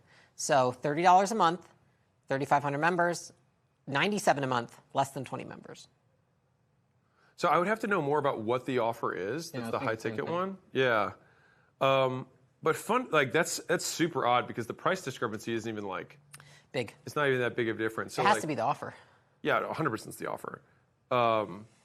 So the best way that I can describe the difference between like the core offer and the upsell is that the core offer should be the thing that they expect to get. The upsell should be the thing they hope they get. And so when someone buys it, they like buy this thing. They're like, man, I hope this thing happens. I hope it's a great day. Now, if I were the chief, god of weather, then I'd be like, well, great day is an upsell. Like, I'll make it not rain, you know what I mean? But it's not going to be a great day. You get sun as an upsell. So it's like, what is that thing that everyone hopes for? That's what I think about in terms of creating those upsell, which is typically going to be a version of some sort of access, some sort of training, some sort of personalization. So this is what I would encourage you to do, because I want to give you like actual tactics right now.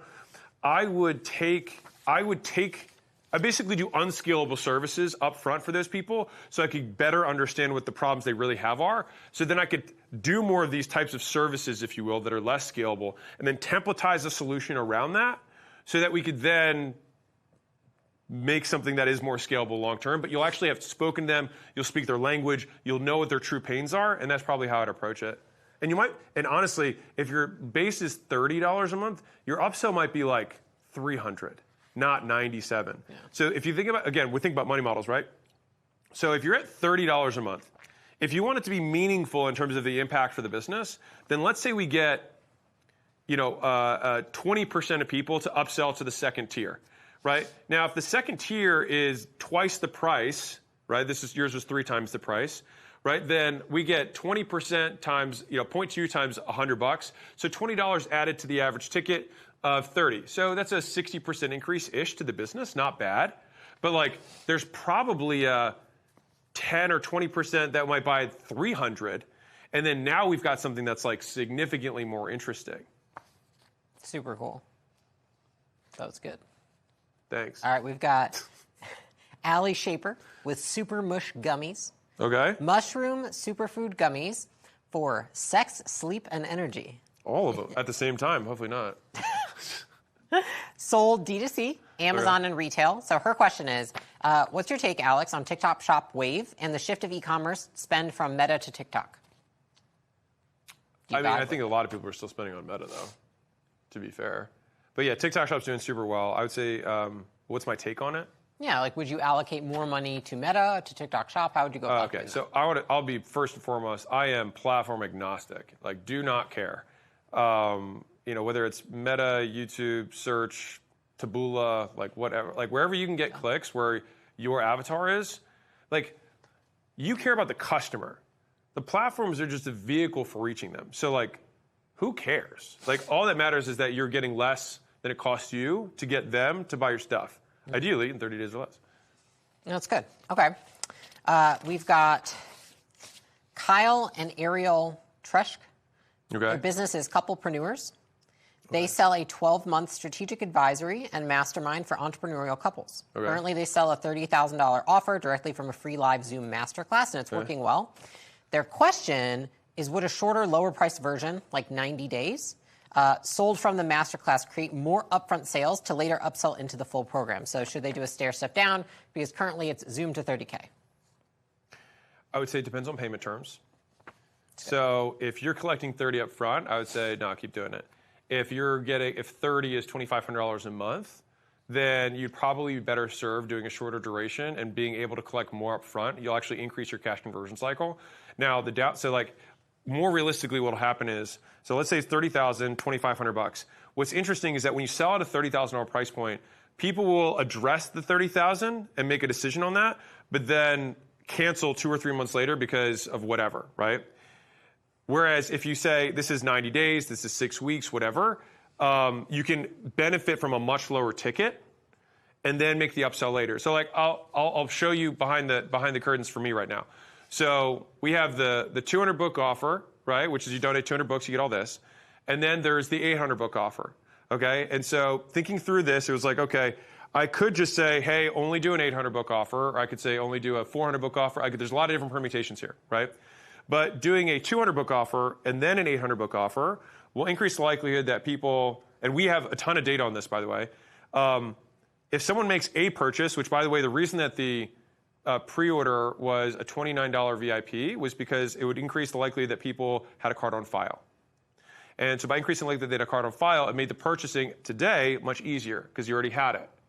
And so the idea was if we can maximize the likelihood that people make an easier purchase at like $6,000, and especially with payment plans and Affirm and things like that, then the next purchase, which is then the quote continuity that's slightly higher ticket, would be easier to make. And so I mean, gym launch was a $16K for 16 weeks and then sold year plus. My gyms were 6 weeks more expensive than it would be for that same period of time and then period of time. So here's what I would encourage you to do. I would try and shorten the front end thing as much as you possibly can, and I'll explain why. It actually will make it more attractive because duration is not a selling point. Like really think about this. Duration is not a selling point. If I told you that I could pull your tooth out in an hour, I can do it in 60 seconds, you'd rather the 60 seconds. And so if I can fix your marriage for entrepreneurs or your main thing, if I can do that in 2 weeks, then it gets into believability. So it's really, we want the absolute shortest time possible that someone believes that you could deliver the service. And so maybe that's 6 weeks, maybe that's 8 weeks. But at that point, then you're selling the solution and you might be able to charge half, a third of what you were charging for the 30. So maybe you can get away with, $10,000 or $12,000 for that much shorter period. And then you'll be able to pool cash flow forward, get way more prepays, paid in fulls, where with the 30, you're probably not getting that. And so if all of a sudden you can collect 8 or 10 or 12 upfront per person rather than 2,500, which is what you're getting with 30, and then they cancel and the average LTV is like $8,000, here you're actually making more and then you still get the second bite of the apple, even if 30% or 40% are only the ones who are going to renew. So hopefully that gives you a little bit more how I'd answer. It's a fantastic answer. Thank you, Layla. I appreciate that. I get to live with this, too. What's like it an like? Encyclopedia, Nothing like after a long day, I come home and I'm like, tell me what the upsell is. Okay, I got one last question for you, and then I'll have the team give us a final count. So we have Ryan Rice. His business is Buy RIC. We buy and flip houses, selling directly to other investors. Revenue depends on acquisition and resale timing. Paid marketing usually takes 90+ days to pay back. His question is, for businesses built on buying and reselling out assets like house flipping, what's the best money model beyond just shortening the buy to sell cycle? Should we consider an education play like many large flippers?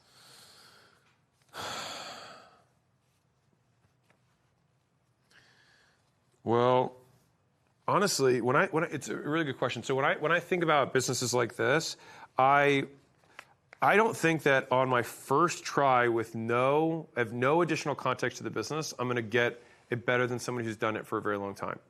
So my first look would then be like, okay, We Buy Ugly Houses. They have some sort of real estate business because I see their stuff everywhere and they're national. So I would look at the biggest players and be like, what is their business model? What is their money model? And I would see, is there any element of what they're currently doing that I can do in a different or better way in modern day media? Because one of the big things is some of these old companies get the advantage of infrastructure and brand, but what they don't have is the advantage of innovation, agility, and kind of creativity that a smaller brand can have. And so you can always beat them in the edges, or you can always beat them in the tactical stuff because you're not competing against that founder anymore. That guy's 80, he already sold, whatever, right? You're basically competing against account rep number 6 who got hired 4 years out of college and is doing some, quote, marketing for this company. So it's a lot easier to beat big business than you think it is, unless they have incredible network effects that make it impossible, which is a separate discussion. But they don't. So, yeah, they're beatable. Those companies are mostly marketing companies. Yeah. Thanks for answering those questions. Oh, you're welcome, Layla. Team, I know that the screen is stuck because I know it's higher than that. How many copies have we sold? Can someone give me the live count? Is it? It seems like it's fine. It's higher. Oh, nice. All right. Great. Anybody? Bueller? It looks like it's updating. Nope. It's behind. Okay. I trust you. I believe you. Do you want to put my shoe on and see what it feels like? 2.5 million. Yeah, there we go. We're there. Yeah, it's accurate. Sweet. All right. Appreciate you guys. So we closing. We closing this down. As a reminder, when we close it down, the live launch bonus goes away. So how about you chug it and we close it down once you chug? Well, let me see. Anybody else checking out? Because I'll answer a couple questions if somebody's checking out and needs to get it. All right. We good? Chug it. Okay. You want to just like chug it. Chug it. All right. You didn't drink any water. Just beer. I want to see Alex the Legend Hormozi come out. Oh, God. What does that mean? You guys know in college, Alex was quite the legend. I got to hear about that. Okay. So, you guys are awesome. If you have a normal-sized beer, I'll shotgun it, but photo op. Yeah. Let's do a photo op. All the green guys? What are we doing? I don't know. I'll have my beer here. Thank you, guys. All right. And I will chug this for y'all. You guys rock. The record has been completely obliterated. Yeah, so guys, the record was 1.43. And I really wanted to break it, so I kind of pulled out all the stops, and it looks like we broke it by a million. So that's chill. And we still have I don't know, 20 or 18 hours, something like that, to keep going. So yeah, we're going to keep raging. As a reminder, if you are on the fence right now, the live launch bonus is going to go away, which now is the Guinness World Record launch. Oh, hey. Which is now the Guinness World Record launch, which is, great. Pretty badass, I think. Now, that being said, you guys were awesome. I can't even begin to tell you how much work went into this stuff. A lot. A lot of work. So much work. So, are we holding this now? We're doing more photos. More we're photos? We're going to do photos. All right. Well, you guys are great. Thank you guys for being champs. I guess you only have... I'll put the beer down because I'm sure Layla will be upset that there's a beer in it. There we go. I'm so upset. Got it? All right. Great. Thank you, guys. So, before we, yeah. So, again, live stream ends. That bonus goes away. That's the Guinness World Record, launch, collateral. I want to say special thanks to everyone that is not on this screen right now. There is so much that went into making this happen. We have redundancies. I don't know what's happened behind the scenes, but we have 3 redundancies for Wi-Fi to make sure that the live stream would keep going.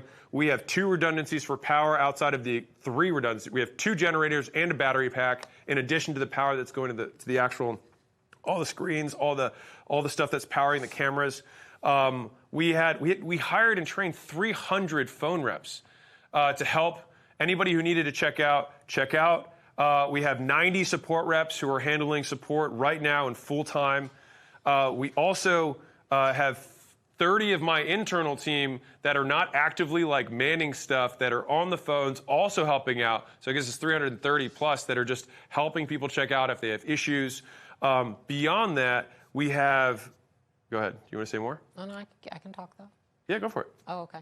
No, I was just going to say, like, I think for everybody watching, like, you're all here inspired by what you've seen today and what Alex has presented to you and what we've just presented to you guys. But, like, I want you guys to know, like, you can't do it without a team. Like, this doesn't happen without so many people so dedicated. And we're just really lucky that we have an amazing team that was willing to wear green suits for the last month, you know, drink energy drinks and be here every day. And we couldn't have done it without them. No, like, special thanks to Maggie for just managing a ton of stuff and putting it all together. I shouldn't have probably said names, because now I have to say everybody. So I will. So everybody else, I'm not going to say that. So Maggie, you just got a special shout out. Special thanks to Trevor for all book related activities. You know who you are. Beyond that, honestly, just thanks to you guys. Like, thank you guys for being here since 2021, making little YouTube videos. Couldn't have done it without you. I can say with a lot of earnestness that we are not going to stop. So we're going to keep going. We're going to keep making stuff. We're going to keep doing the best we can, and we will mess up, but we will do our absolute best. I also want to say thank you for donating so many books. There's a ton of entrepreneurs. The amount of story, like, I can't even. It borders. So the reason you guys might have noticed that, like, there's not a single income claim in this presentation, which would be very easy to make with a book called Money Models. The reason that there is no income claim is just for FTC stuff, but the amount of messages and videos and long letters of, like, my business went from X to Y and Z to W, and I can, you know, I could feed my family now. We moved into a new neighborhood because we can afford it, and we finally bought our first home, or, like, I bought the building my business was in, or I finally quit my job and I started my own thing, and now I'm doing tour advisor stuff, or I learned how to do, you know, rank and rent, and now all of a sudden I've got 10 clients paying me $2,000 a month. Everything's changed, right? Like, you guys are the reason we do this. And these goals are motivating for us, but at the same time, like, just putting more books in the hands of entrepreneurs. That's why I take the time to write these books, because my life was changed through those. And so I just try and model the things that changed my life. Thank you, guys. Yeah, thank you guys so much. And I guess I'll kill this. How long is everything going to be up? How long is everything going to be up? Okay, so here's your. Are we saying it? We saying it? Oh, I don't know. I'm just rolling. I wasn't even going to be up here. Okay. We're just rolling. Yeah, we're beyond we've stayed beyond our welcome here. This will end. I will say that. This will end very soon. And if you want to make a decision, you should do so now. And that launch bonus, which, like, got this certificate that has literally never been done by any human in the nonfiction space. As also a side note, we also crossed the number 5, which is, yeah, I don't want to say anything, but we also crossed the nonfiction. Yeah, so we're number 5 in all time of all books ever. Of all books ever, as of right now, which just as crossed. As a nonfiction. Yeah, as a nonfiction book. Little old us over here. So I'll give you guys a hint. The number 1 through 5 is all owned by the same person, the absolute GOAT. So I have no goal to beat the GOAT. Harry Potter. It's Harry Potter. And so Which I love. Yeah, we're huge fans. And so we just crossed Cursed Child, the script, which she released, I think has 2 million. It sold 2 million copies in the first 24 hours. You're a wizard. Yeah. And so right now, the only books that are ahead this book, we still have, 18 hours left. The only books that are ahead this book are Goblet of Fire, Order of the Phoenix. What's the 6th one? Why am I losing my? No, Order of the Phoenix. Half-Blood Prince. Oh, Half-Blood Prince. Yeah, and then the Deathly Hallows. So good. And so those are the only 4 books in history that have sold more books than this book in the first 24 hours. Maybe she'll want to have coffee. What? Maybe I'd like to meet her. Yeah, I love the JK. Anyone else? I'll have a beer with JK. I'm a Harry Potter a butter fan. beer, if you will. A butter beer. Yeah, maybe a jelly. doing What are those? beer now. Every berry bots, every flavored beans. I'd have them all. Anywho's. So anyways, that just happened. So that's kind of cool. But anyways, this launch bonus, which created this, all the marketing behind this, all of the internal memos, all of the strategy that created this, it goes away as soon as we turn this off, which is happening momentarily. So like, grab it if you want it. What's nice is that the launch one is digital, so you can use it to train AI to help retrofit some of those assets for your own business. Yeah, and the school group's already popping off. Oh, is it? Oh, fantastic. Great. So also for the ultra ballers, the super business owners, the H100 book thank you page offer, you just make the first payment today and then you're in. And so, just because again, it's like I don't have unlimited phone people, and I'm sure I don't know, but I'm sure they're hammered, and it's probably a bloodbath. It's actually going great. Oh, is it? Mm-hmm. Great. Well, we prepared for a long time. We did a lot of training. We took it in-house, and look, nothing broke. I know. So I know you guys know, but last time the internet broke, and so hopefully you guys are cool just like going a little behind the scenes, just hanging out. Is that all right with you guys? Is that cool? Just giving you a little behind the scenes? Okay. What? Ask them for our gum, your gum and my gum. What, my gum spelled? Oh, I had a beer, I guess. I'll hold this for now. Okay, I'm going to put this away because it's already over here. This is great. Okay, fantastic. We break the record. Yay, it happened. And now, you know what that means? That emptiness that you feel inside of you, now it's the next milestone. It was a good 3 minutes. Glad we spent 3 years, 2 years building to that moment. But first off, thank you to all the Australians and the New Zealanders who I know have stayed up for like an absurd amount of time to do this launch. You guys are awesome. The least I could do is drink a beer out of my shoe, which is soaked in sweat, like literally soaked in sweat. My shoes are squishy anyways from how wet they are. But beyond that, what, are you getting gum? Is that the... Not really. Oh, nicotine gum. I'll throw that. Yeah. I'm not going to go natty gum. What do you think I am, a savage? But anyways, the thought process behind this was I knew some of you guys wanted to have. I wanted to have a school community for some of the business owners. I wanted to have a little bit of a gate, and so if you donate more books, you can join it. It's on the thank you page. But obviously, it's for the super business owners, and so we put it there. But that being said, all these raw materials are for everybody. If you donate 200 books, we'll be giving them away, and you have a whole year to use them. All right, so it's like if you want to use these to incentivize people to join a community, if you want to use them to train your employees, the number one request we had from last year was like, can you just give me a code because I don't want to have to deal with holding the books. And so there's two big decisions that we had to make when we were making this that were kind of like one-way doors. One of them was international. One of the big downsides of international is like either you have to pay a lot for shipping, or we just say we don't sell to your country. Those are literally the only two options, and both of them. Huh? We don't control shipping. Yeah, we don't control shipping. And so it's like you hate me either way. And so I just figured that, at least giving the option to people who wanted to buy it and were willing to spend whatever the extra in shipping is was better than just not having the option. So that was the decision there. The other decision was, I can't remember. Probably the beers went straight to the head. Who knows? No, it's fine. Maybe the green guys. You want to come out? Yeah, special Take a bow? Yeah, to the $100 million men. So what you guys don't know is that, like, you guys probably saw a little bit of content the last week or two that came from the $100 million men. So kudos, give them a little shout. Guys, come on. They're coming. Come on out. Yeah. Take a bow. Take a bow. We only have one? We have only one $100 million man? Everybody else is like manning phones and stuff. I got it. Yeah. Okay, got it. So, all right. Well, as a representative of all of them, thank you. We all thank you. There was lots. So there's a bunch of them. But beyond that, the only reason they took that over so they could give me the space to keep working on this presentation, training team, making like bigger decisions around this launch to make sure that it could actually happen.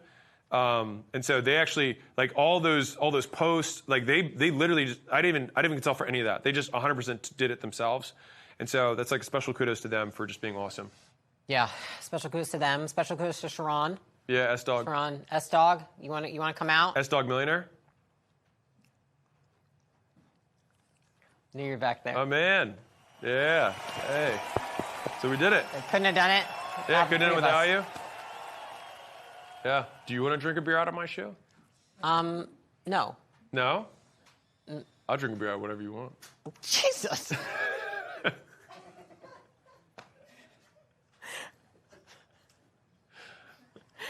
I'm a lady.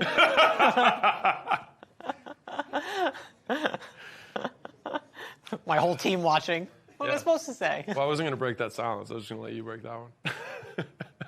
Later. Anyways, yeah, No, super exciting. Layla, do you want to give a little bit of context in terms of like, so Layla basically took over a huge amount of the responsibilities that I have inside of ACQ, almost for like the last like 9 months, so that I could put all this stuff together. Like, it was a lot. I mean, you started working on this. Yeah. I want to say the first conversations about this launch were 2 years ago. Yeah. No, for And, you know, I think as businesses grow, you kind of have to figure out at some point. I think we used to overlap a lot more. Yeah. And then at some point you have to kind of decide, like, where you're going to spend your time. And I think we said, you know, you writing these materials, putting these things together, it's the highest leverage thing that you can do to help everybody.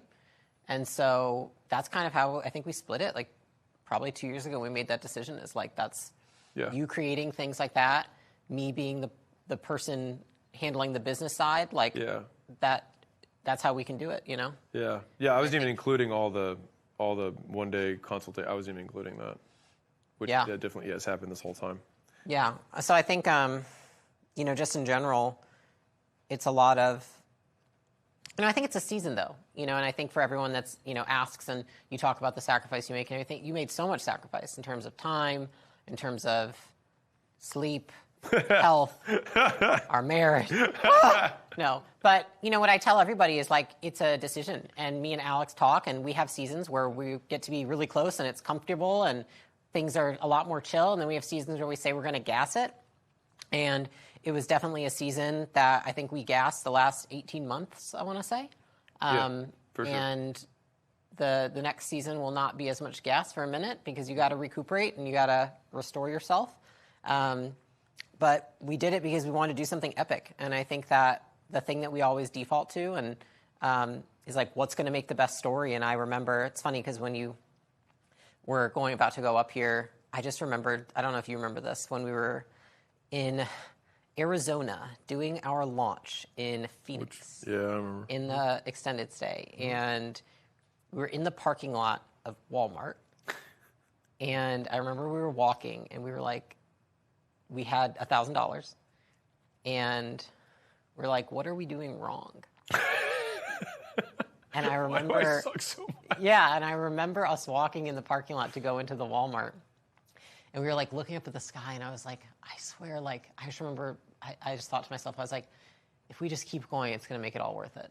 And like, we're going to get there one day. Yeah. And I saw you like going up here. It's like, it's so funny because, you know, you see the numbers and the records and all that, but it's like, damn, like that was 10 years ago, you know? Yeah, and it was 10 years. We were in the extended stay, had $1,000, and, you know, like the reason that this stuff is important to us is because, you know, I think people see success and fame and money and they're like, oh, you must not, like, I have never not felt, like I probably still feel very much insecure, like that person in many ways. Now, doesn't mean that completely, but I still very much think about that and think about, gosh, it's so cool to come this far. It's so cool to have a team that can help put this together. It's so cool to have such an impact. And so for all of you watching and thinking like, gosh, I hope if you can one day, like you can do the same one day. And I hope somebody that's watching this, I hope you break the record next. Because this now, it's like the 4-minute mile. Like the 4-minute mile for books has been run, right? Like now we are number 1 in nonfiction. But like who's next? It can be one of you. And like it doesn't have to take as long as you think it does. And I think if there's anything about our journey that I hope inspires you guys today, yes, there's the business and the money, all this, but it's like just what's possible. And there's nothing different about either of us than there is of you. 10 years ago, we were in the audience. We would have been in the audience with all of you. And it's just the reps, it's the work, and it's literally just not quitting. You know, and I think we're lucky because we have each other. So anytime one of us feels down, we pull the other up. You know, if you're in a partnership, you got to do that. Like when one is down, you pull the other up. But just like anything is possible if you just don't quit. And you just got to give yourself that shot. It's like I always tell myself, I'm like, you got to make it worth it. Like if you're in pain right now and you're listening to this and you've watched this and you're like, gosh, I want to be where Alex, like we were in deep pain 10 years ago and it's still painful. Don't get me wrong. Business is not easy and achieving goals and doing things that are challenging is not easy, but man, like make it worth it. That's like what I think to myself. Like I'm having a really freaking bad day. I'm like, if you stop now, the pain will have been worth nothing. You got to keep going to make it worth it to find what's on the other side. And I think a lot of this, that's what I think about, like this morning going into this launch. And while I'm behind the scenes, like watching, I'm just like, man, I remember, that night in the parking lot and then going into that Walmart saying, it looks like all the other Walmarts in the country. This extended stay looks like all the other extended stays. And then thinking like, I really like thinking about you and how much I believed in you. And I was like, we're gonna get out of this. It's not going to be the same. I was like, we can do this. This guy's going to make more than $1,000. I know it. No, penny stocks, like, baby. Penny stocks. Penny stocks. No, so I feel for everybody that's watching this right now and is just feeling the pain because there's so much uncertainty. There's so much. And like, at the end of the day, the reason I like making content, I like doing things like this is I don't want people to have to go through the same pain. If you're going through pain right now, the whole point of this, the whole point of teaching. I want everyone to go through the same pain, No, I want to save a little bit of it. But like a little, like a little bit. I'm too nurturing. I default to protecting. And that's where we differ. Like, if we can just save you a little bit of the 10%. pain. 10% less 20%. 8% less pain. What kind of people do they want to become? I do that too. No, thank you guys. Yeah, thank you guys so much. And thank you from me, and thank you from the 2.5 million entrepreneurs who are going to, minus however many books get redeemed directly. Thank you from all the other entrepreneurs who are going to get this. This is it's beyond what I expected. So thank you again so much. We're going to do everything in our power to uphold that and continue to just give more stuff and continue to reinvest in educating entrepreneurs and writing more books. Oh, God, more books. I wrote a lot of books lately. This was 2 years of my life. But it was for you guys. Record. Yeah, to the next record. Yeah. Maybe it'll be one of you guys. Yeah. Hopefully it is. And use all the stuff in the books. Seriously, take action with it. All right. So the marketer in me wouldn't let me end this without doing this. So you want to? You're welcome to stay if you want. All right. So one last time as I close this out. I can't. I don't think I could do it. I don't think I could do it without doing it. So one last time. For anyone, so the live stream is going to end. So if you've been on the fence, do it now. So go to go.acq.com, go check out. There is shipping for international, and if this was $7,000, you probably would be fine with it too. So just change your mind about how you think about the price. Anyways, you donate 200 books to other entrepreneurs, and when you do that, you get the last 2 years of my life, basically, consolidated into the most checklist format I can possibly give. And so each one of these, I tried to always take the perspective of what will this change about their behavior? What actions will they take as a result of reading this book or this playbook so that they can have an increased likelihood of getting this outcome? How can it increase the likelihood that their ads will continue to scale and do so profitably? These are the behaviors that we took in order to increase that to happen in the highest percentage of businesses. That is what's contained in Go to Ads. All right, like you saw in there. People weren't like, oh, it took me years to read these things. So many of them were like, I read it in one sitting, I did it, it worked. I'm not promising it's going to work for you. Your results will be different, right? Everyone's a special snowflake, all right? But these have the most consolidated ways that I've had to consolidate. Like, how do I just get someone to have ads that are profitable? That's what's included in the Go to Ads playbook, which is the first thing you get for free. Inside of the Hooks playbook, like, man, content was tough for me. As much as like people were like, oh, it took off overnight. It's like, well, I started making content in 2020, and so besides that, yeah, overnight. No, that's not true. Sorry, 2017. Geez, 2017 is when I started making content, and so it took me a very long time to figure this out. And I don't think I have like the natural. I have content from like 2013, 2012, and I didn't have I needed that to see how bad I was, and so it's just taking me a lot of reps. And so this basically is like, here's my best stuff. Here's the slivers of if I only had 20 minutes, an hour and a half to just be like, this is everything you need to know. This is what this is. So that's the Hooks playbook. All right, and you get that free when you donate $200. Now, on top of donating that and getting it for free, you'll also get the branding playbook, which I suspect for many of you might be the one that unlocks what you need.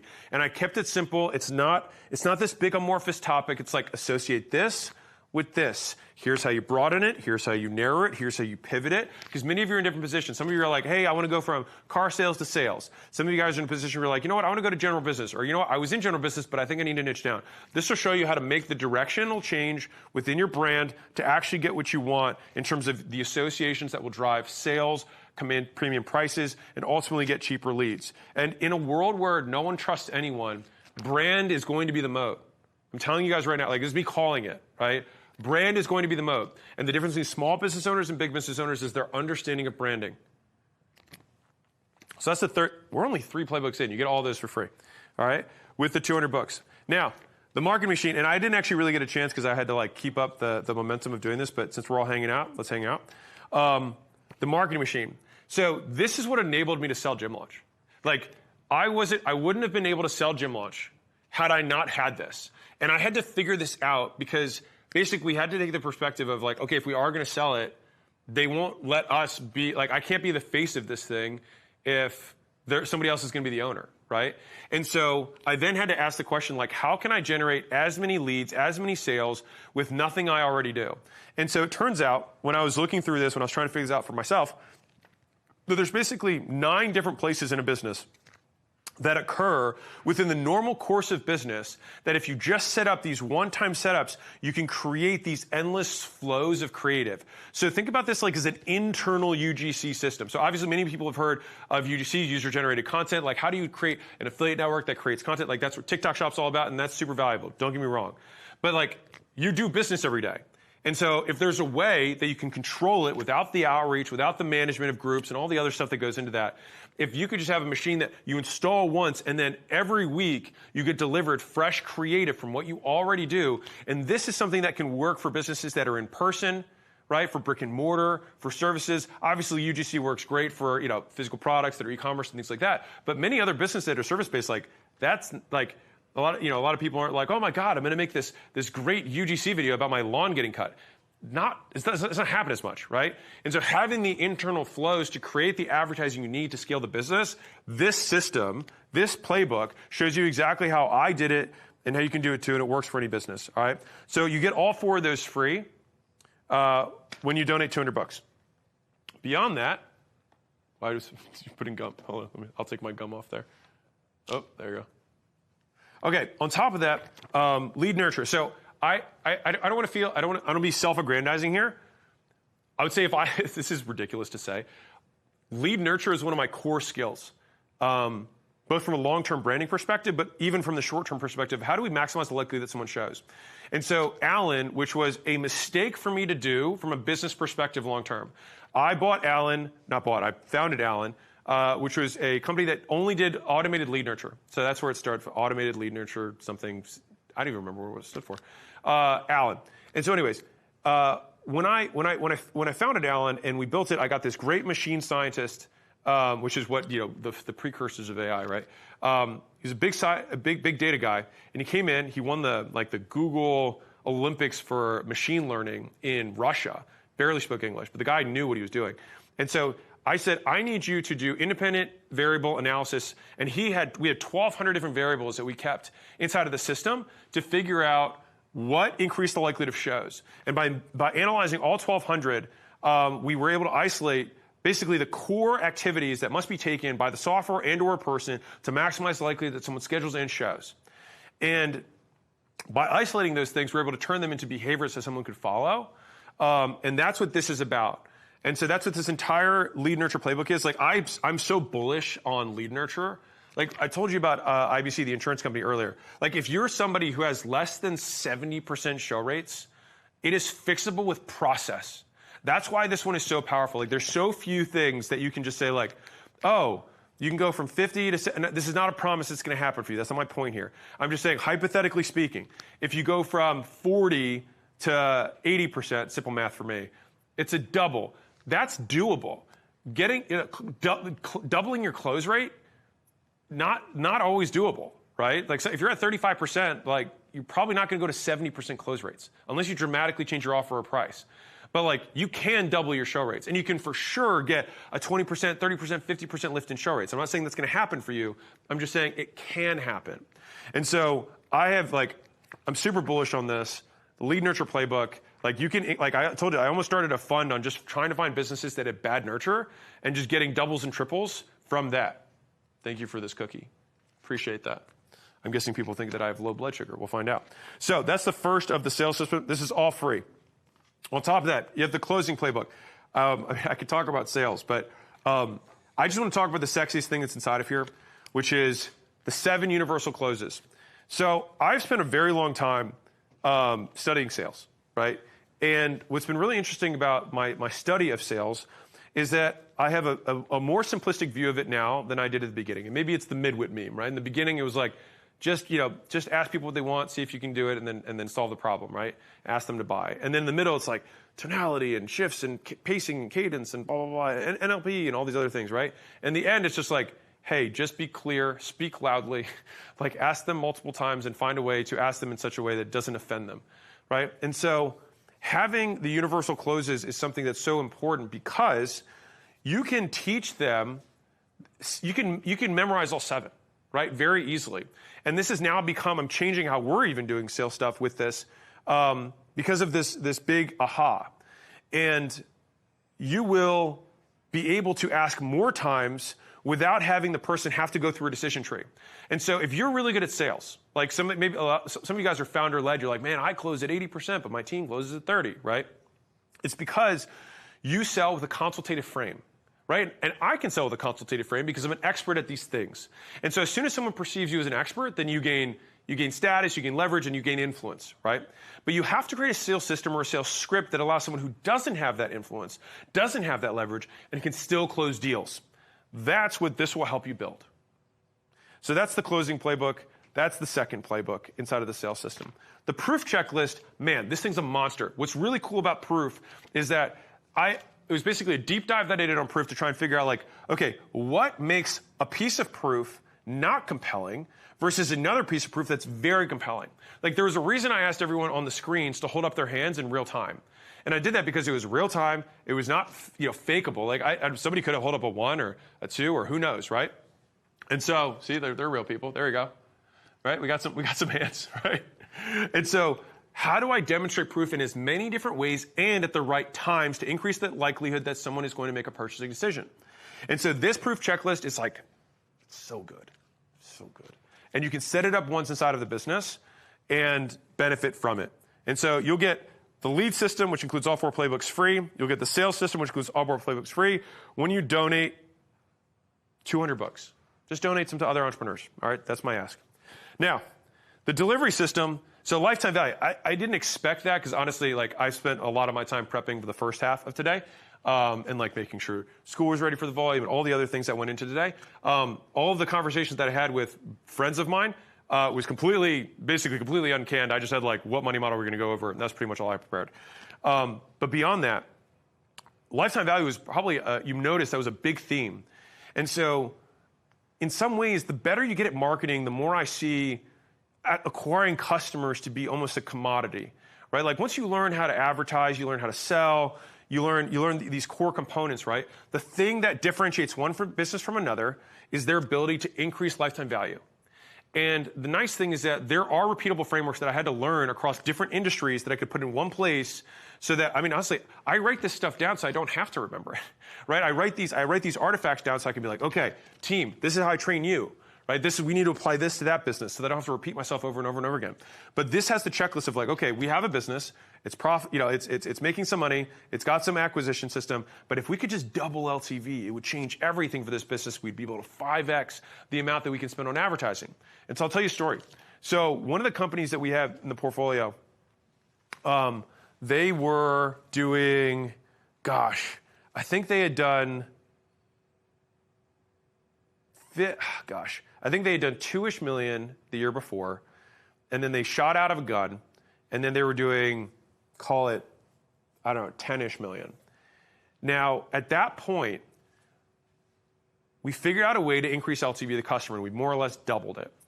But what's crazy is that doubling resulted in that business in, I think, 24, 36 months, let's just say 36, so I'm not over-promising here, resulted in 9 figures in sales in a year. It was 100, I think it was 120 million, 36 months later. Because what happened was because we were able to unlock LTV, we could outspend everyone. And so basically there's 2 big mega ways to create a monopoly, okay? So way one is that your cost of acquiring a customer is lower than everyone else's. It's 0. This is the whole viral quotient idea. This is what social media platforms are built on. This is how school works, right? Well, school works, we have both, but like I want to get into that, okay? So there's, how can we get customers for as little as humanly possible? On the other extreme, it's how can we make more from customers than anyone else possibly can? And as a result, be able to outspend our competition to acquire. So one of them is like, we're not going to play the same game. We're just going to get customers for very cheap. The other is, how do we spend as much as humanly possible? And so by doing that, basically, this playbook will show you the frameworks that I think through when we're trying to fix this within a business so we can increase LTV. Now, in a very tactical level, like I could have probably just left it at that. But some of you just have pure churn issues. Like it's very tactical. Like I just need churn to go down. And so with school, you know, and obviously being friends with PC and seeing all the numbers that he has access to, we have a tremendous amount of data that we sit on. And so putting together the churn playbook. Sorry, I keep messing this up because I used to call this the churn checklist because it sounded so sexy. But I was like, you know what? I should name it as a benefit, so it's retention. Maybe I should have called it the churn checklist. Anyways, so inside of here, you'll get basically the churn elimination protocol, the things that we do to reduce churn reliably across service businesses and obviously software because that's where you come from. All right, so if you have a recurring or some sort of subscription-related business, like if all this does is just decrease the churn that you have, this thing is just going to like it'll be worth it for you. Again, not a promise that's going to happen for you. Your results will vary. All right, but just it's great. Now, beyond that, so you're going to get the lead system free, you'll get the sales system free, you'll get the delivery system free, but on top of that, you'll get the profit system. Now, fast cash, now I'll give you a little bit more context. The reason that this worked so well, like the reason this was a pivotal, like Gym Launch wouldn't have been Gym Launch without fast cash, this play, all right? So the reason we were able to charge, and we still are, right, able to charge 16, 32, 36, and I think $41,458, right, per year, in a space where people make less than that. Think about that. Their median income in the gym space is around $30,000 a year, all right? It's right around there. We're charging more than 100% of people's income. So how is that possible? We had to make people, we had to find a way or give them the skills to monetize in order to get the help they needed. And that's exactly what this is. And so if you are B2B especially, now there's 2 use cases for this. Use case 1 is if you're B2B. This is one that has a huge amount of leverage. Let me explain why.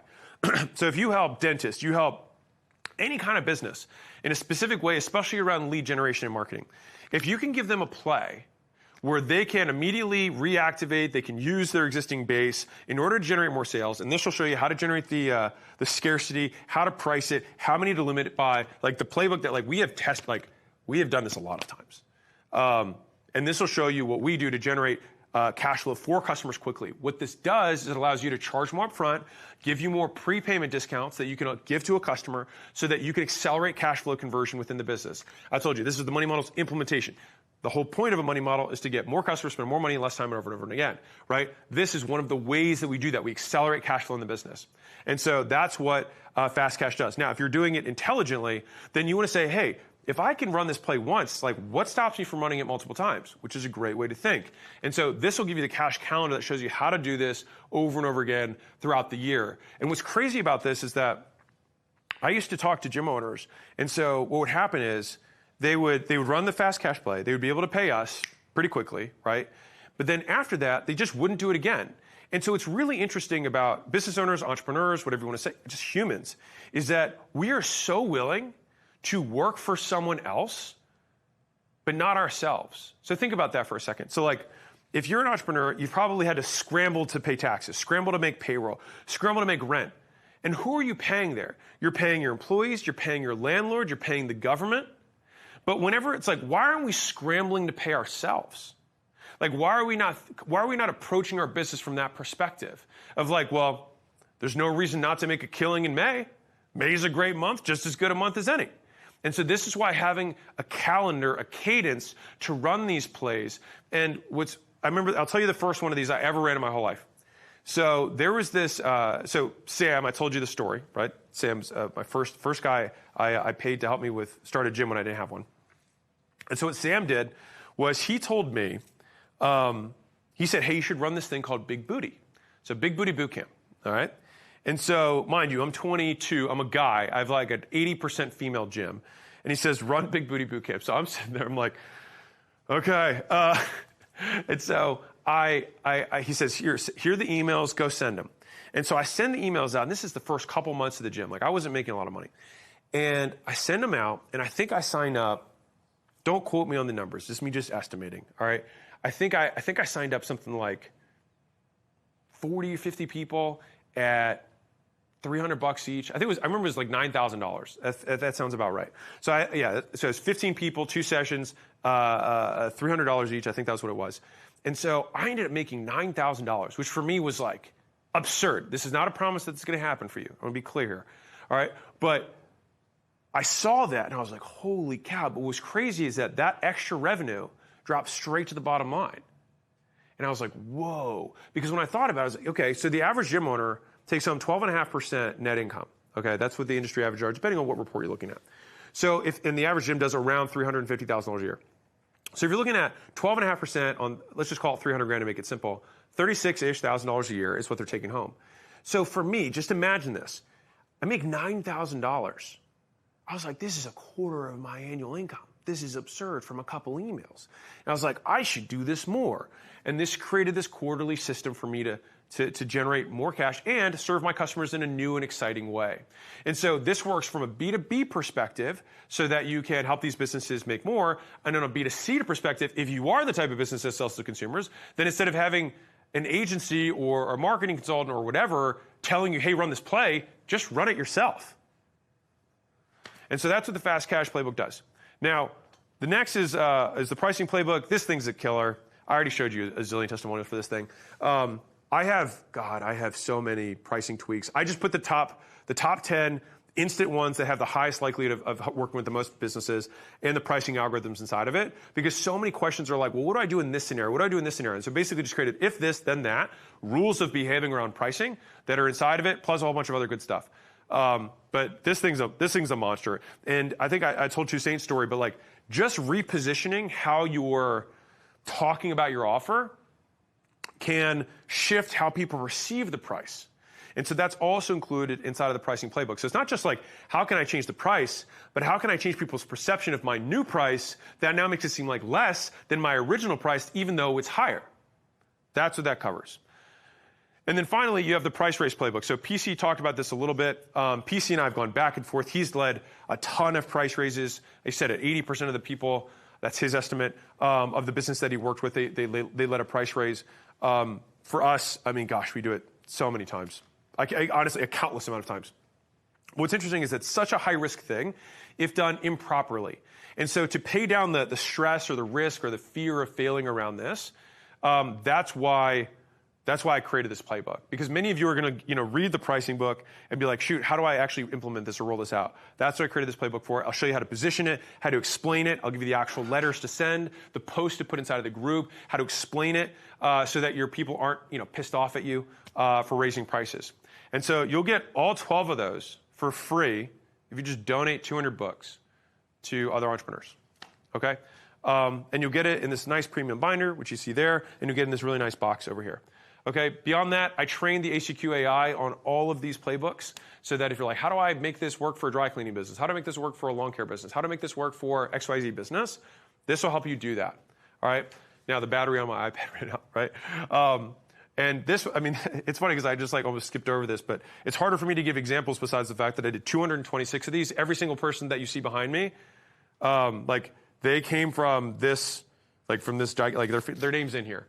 And they paid a huge amount of money in order to basically make this available for you. Okay? So that's inside of the ACQ AI. Beyond that, we have the ACQ Virtual Implementation Workshop.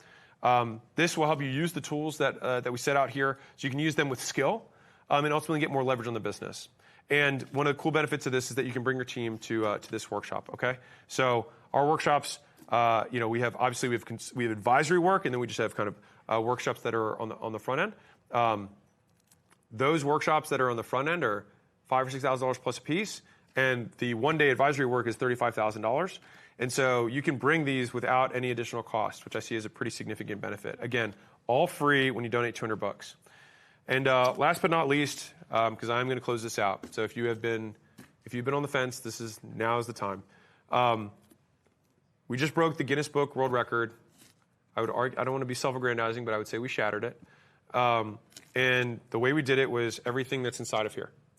All right, so this launch black book contains, millions, literally, literally millions of dollars of work, and bets and decisions and the internal thinking process, which might be more valuable than I think anything else. Because in a world of AI, your ability to make decisions is going to be the thing that ultimately decides your fate.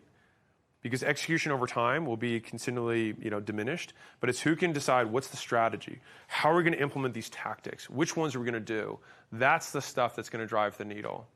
And so these launch assets, these collateral, they just got that, so they work. Beyond this, I have some other questions. Okay, great. So we had a couple questions for the Ultra Ballers that I had, so I'll just talk to you guys about that. So again, if you guys are checking out, go check out, because as soon as this is over, then we will terminate the live stream, and then the launch bonus, which now is incredibly sexy because we just cracked the Guinness World Record, which was I hoped, but I didn't know. But beyond that, let me tell you about the 800 book offer. All right, so would you guys like to hear about that? Actually, would you guys like to hear about that? Okay, then I will tell you guys about that. Indeed. Okay, so I thought to myself, what would be really compelling? And so the number one request that I've had for years has been, can we have a group from Hormozi Nation, right? And I want to be 100% transparent with you. I didn't want to start a community that was going to become the comment section in general. That sounded horrible. And I was like, I think that will actually make me not enjoy what I do. And so I thought, okay, how can I solve for making something that I would really like? And if I really like it, then other people who are business owners that are higher level would also enjoy it too. And so what we did was I thought, okay, number one is that I do like working with businesses. I do have time constraints, but this was actually some of the most fun that I've had in a really long time. The reason I do Hormozi Hotline, Cash Cows, is because I would do it for free, right? People are willing to pay, so I charge, but I would do it for free. I really enjoy it. Just like the questions that we answered earlier, I enjoy it. So the first thing that you get when you donate 800 bucks, which we also credit the 200 towards it. So while this launch is going on, the 200 gets credited. So there's only 600 more bucks, which you can pay for, I think, $3,000 extra today. So basically you pay $6 to donate the 200. And then on the next page, you can just pay $3,000 more and you get everything I'm about to say. So number one is you'll be able to have direct access to me, and it's only for 6 months. And again, I'm doing this because I wanted to break the record. We've already broken it. But I'm a man of my word. I will stick with the window being open until the time it ends. I will give you a hint though. I'll just say this independently. The record is only for 24 hours. So I'll just say that. I'm not saying when this ends, but I'm saying the record is for 24 hours. So in the spirit of that, the first thing that anybody who chooses to upgrade on the thank you page gets is it'll be direct access to me specifically, meaning you'll be able to ask questions inside of the community and share the tactics that are working well for you right now for you and everyone else. And so I am allocating time in order to answer these questions. And I think that the alpha on an answer can be everything, I think. And so that's why I'm doing it. But I'm gating this for 6 months. I'm not doing it for any longer than that, just because I know how much work building and maintaining a community is. I said it I have been voted the #1 person in every network that I've entered when they have had an award or like most likely to or member of the year or whatever. I've won that in just about every single community that I've entered. I was vice president of my powerlifting team. I was president of my fraternity. Almost every group that I've joined that had an award, I won. And I've done that because I will give more than everyone else will. And so I was very hesitant to do this because I know how much of a time commitment it is. But I'm willing to do it because I wanted to break this record, because I think entrepreneurs should own this darn thing, since we're the ones who pay the taxes, right? Like, we should at least, own the scoreboard. So that's the first thing. The next thing is that you'll get access to my team, so my actual portfolio team. So this is my directors. These are the people that people pay $35,000 for to have a day with. And so I want to be clear, like, my team is really good. And it's one of those unfortunate things that, like, if you've never experienced really high-level talent, it's one of those, like, you need to see it to believe it type things. But I'll just say this, like, the best people on my team make 500, 800, million plus a year. Not commission-based people. They're just really good at what they do. And you don't pay that kind of money unless someone's really good. And so some of you guys will see some of the videos of people talking about, like, a common theme is like, man, the team's so good. The only reason we could do this is because the team's good. It's not like I can do all this stuff. Like, I was here. Like, you guys have been watching me talk, right? But, like, the only reason this could even happen was because of, 50, 100 plus other people that are making sure everything else behind the scenes is working, right? So it's me, it's the team. So in terms of the team, it's director of recruiting, director of investment, director of strategy, director of sales, director of marketing. So if you're like, man, I'm struggling with my ads, I'm struggling with my content, my sales aren't converting the way they should be, my show up rates suck, I'm struggling to find this specific person from a talent perspective, that's, like, you can ask all those questions and they're like, we'll be in there, right? So that's the second thing. The third thing is that this is all obviously housed inside of a school community. Now, the benefits of that is that you'll get access to each other. And if you were if you're donating books to help other entrepreneurs, you're going to be surrounded by other people who are the same way, right? They're going to be giving first. They're going to be more reciprocity driven in general. And there's also a really cool feature in school where it doesn't dox you, but you can basically put yourself on a map. It gives you a 10-mile radius. You're not showing your home address. But then you can just see every person in all of Mosey Nation that's a baller who's in your city. And so I'm hoping that we can facilitate the meetups of just a bunch of really sick entrepreneurs. And, like, there's really nothing that has changed my life more than the people who've entered it. And so I wanted to facilitate that at scale for Mosey Nation. And I wanted to do that so that we could do this together. And so that's the second thing you get, or third thing you get. Now, the fourth, and obviously you have access to one another, that's, joint ventures, partnerships, and just relationships. That sounds a bit off, doesn't it? Okay, moving on. So the fourth is something that you might not have expected. So we do a lot of deals at acquisition.com. I'm not as public about them, and I'll tell you why. I revealed a couple of the portfolio companies today, but the big one is just that there's very little benefit I get from basically making brand associations, because then that company becomes beholden to me. And so if we were ever to sell that company in the future, I have to go with the deal. And most companies don't, I don't want to put money into something and then say, okay, now I'm beholden to this thing for the rest of my life, right? And so I will be showing the deals that we're doing behind the scenes. And I think one of the really cool things that has really advanced me as an entrepreneur is some of the wealth and tax strategies. And I'm going to dive into this a little bit more. It's like my understanding of finance is so dramatically improved from the time I sold my company until today. It's mind-blowing. Like, what do you think the #1 strategy for decreasing your taxes is as an entrepreneur? Do you think it's like learning all these things about the tax code? No. It's not that. And this was a big misconception that I had. It's about learning how to do your finances in such a way that you can basically still generate the cash flow that you need to, but then structure them in such a way that you just have lower taxable income overall. I was like, whoa, I didn't know you could do that. And so I'll share some of the strategies that we do at a higher level for business owners so that you can decrease your taxable income. Now, obviously, if you're in a country that already has no taxes, then amazing for you. Love this for you. But for everyone else, especially US-based, and I would imagine that many of these accounting practices probably carry in most developed countries. So that's one. Beyond that, there's obviously the more tax code related stuff, which will benefit specifically more U.S. companies. But we'll share some of the things that have worked exceptionally well for us that you can use. And again, that's not a promise. Your results will vary, et cetera.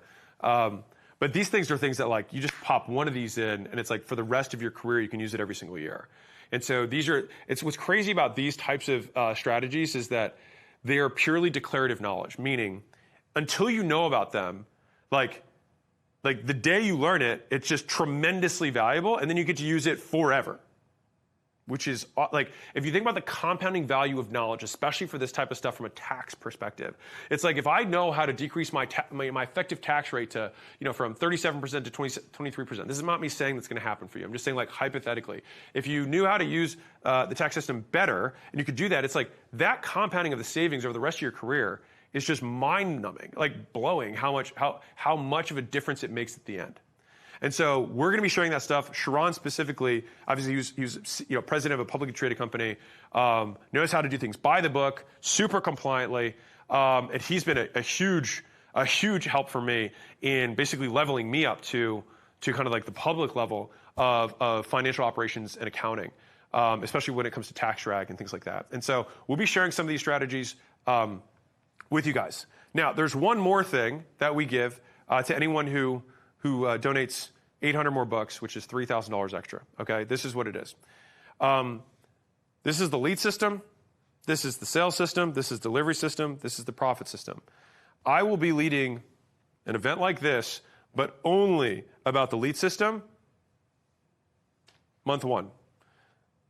The next month, and these are not in order, but like just say as we go, I'll do one entire workshop on the sales system.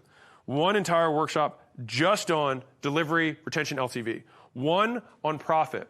And I'm spacing them out once a month so that you can actually implement this stuff. And so it's what, August-ish, end of August? So there's 6 of these in total, so there's 4. There's 2 more. One is people and AI. So Layla's going to show you how we're increasing our leverage per headcount using AI, and now how to incorporate it into the operations of the business. And so that's going to be a deep training, same as wealth, which is what Sharon will lead. So that's 6 in total, okay? So leads, sales, delivery, profit. Each of those I will lead. Sharon will lead wealth and tax, and then Layla will lead people and AI. And so you will be able to have that, and you can invite your teams. Now, within the community, I only want founders and business owners because it's just cooler, it's better. But your teams can come to all of the events, which again, it's like, if you have one, like we charge $35,000 a day. There's 6 of them. If you bring your team, like what are we talking about? You know what I mean? So all of that is free. When you get to the thank you page, you pay $3,000 more, and then there's 5 installments of $3,000 a month for the next 5 months. And the whole point of this is that it can set you up for Q1, right? You can do this now, hit Q4 strong, and then get set up to crush 26. That's why I did it. And then after that, you'll have the time each month to install this stuff inside of your business. And then after installing it, you can reap the benefits. And the benefit of all of that stuff is many of these systems are one-time setups. And so obviously some of these things, like you're going to have to keep running ads. But once you learn how to break through an ad spend ceiling, you can continue to do it. And like I said earlier, like we spent $500,000, I think like yesterday, on ads just for this event. And so I bring this up to say, like, you have to know how to scale in order to like break through these ceilings in order to really scale. So that's all the stuff that is in addition for anyone who's a little bit more senior, a little bit more premium business owner. That is the offer that I have behind the scenes for you guys. Now, what's crazy is that you might not have noticed this, but I have not peed or eaten. And I don't know how many hours we've been going. But I will still continue to go strong. The beer is, I think, what hit me. The double beer, the tall boy that I was forced to drink. But that was for the Aussies. You guys rock. Actually, I think Aussies are probably waking up at this point. So if I have any Australians in here, let me know. Let me know in the chat real quick. Let me know if you guys are here. Do I have some Aussies, some New Zealanders? Yes. Okay. So I think with this moment, I really do have to pee. I think I'm going to probably, I don't know. I mean, do you have other questions? Hey, can you show me the, I know we have 3 different chats going. Can you show me one of the other chats? On this screen? I want to see some of the questions that are coming up. Also, if we have any other questions that came up from, thanks. I don't even want to eat anything. Just give me the FAQs. What other questions we got? They keep like bringing cookies out. I'm not eating them. I should keep putting them over there. I'm fine. I'm grooving. This is fun, right? This is a cool way to spend a Saturday.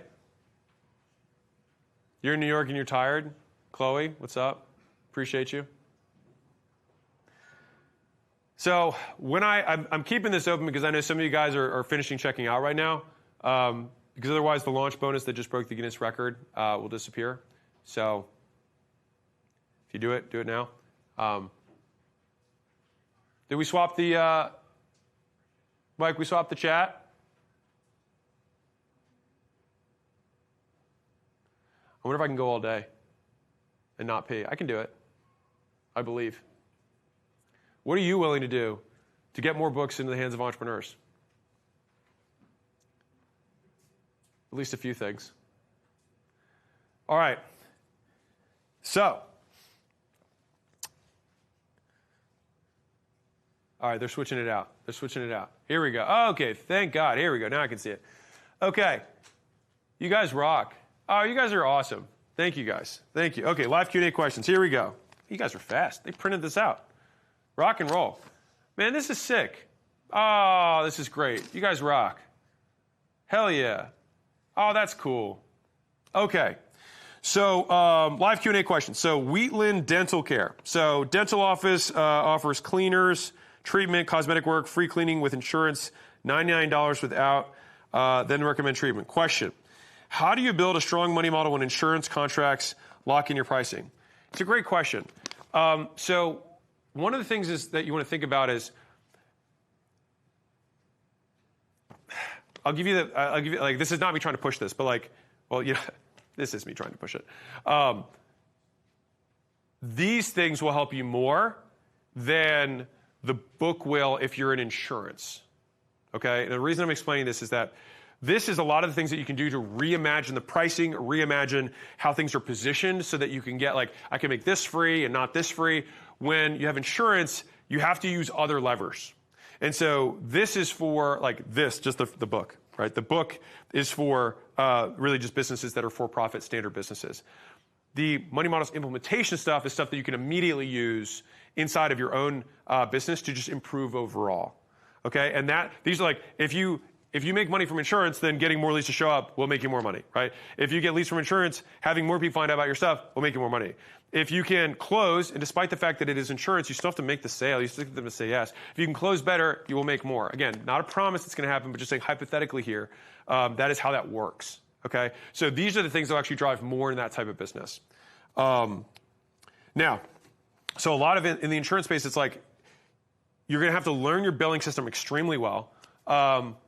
Meaning, like, what are the billable services? Are there ways that we can find more billable services? How can we introduce those things such that we can get a high percentage of people to take us up on those? So you can absolutely still juice the hell out of LTV. It's just how do we create that kind of customer journey, customer map?